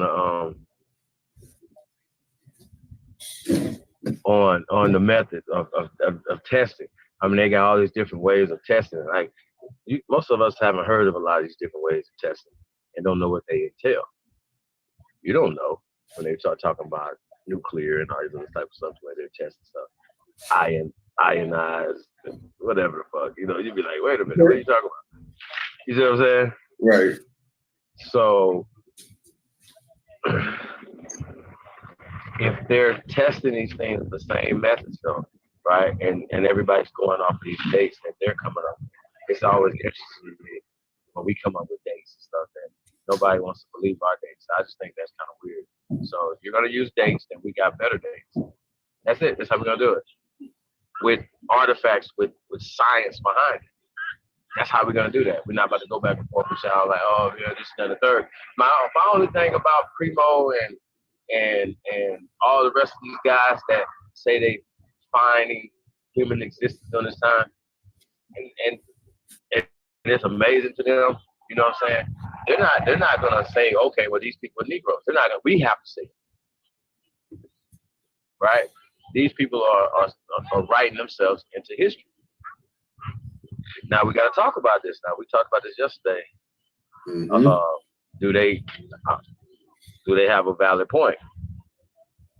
Like when we're saying, hey, you guys weren't here millions of years ago. Do we actually know that? Right. Where's our evidence? Like, you know what I'm saying? Like, it's because they say, you know, because of the science, and like they've been wrong before. So it's just some things to think about, y'all. So I once again, I don't think that we got to trip off the color aspect of it. You know what I'm saying? Because these people are literally writing themselves into a time period of historical, you know, events and things that they didn't do. So once again, it goes back to the social political construct that we're dealing with. You know what I'm saying? So this is the issues that we have. It was just crazy though. Some of the things that, you know, we're talking about a lot of the evidence and stuff like that, right? There's hundreds of cases that are talking about extreme human antiquity. You know what I'm saying? I like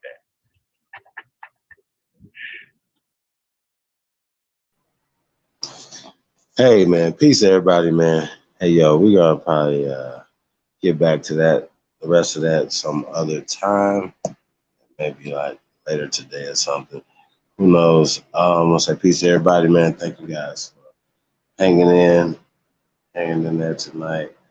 I want to say peace, love to everybody, and thank everybody for tapping in. Appreciate all the love, even the bots. See, Rain came through. Shout out to Rain Alexander. Sure get everybody. Truth, Mikhail. Appreciate everybody, man, tapping in, man. For real. We're going to get a little catnap in, you guys, and we'll catch you guys on the other side. Peace out. One love.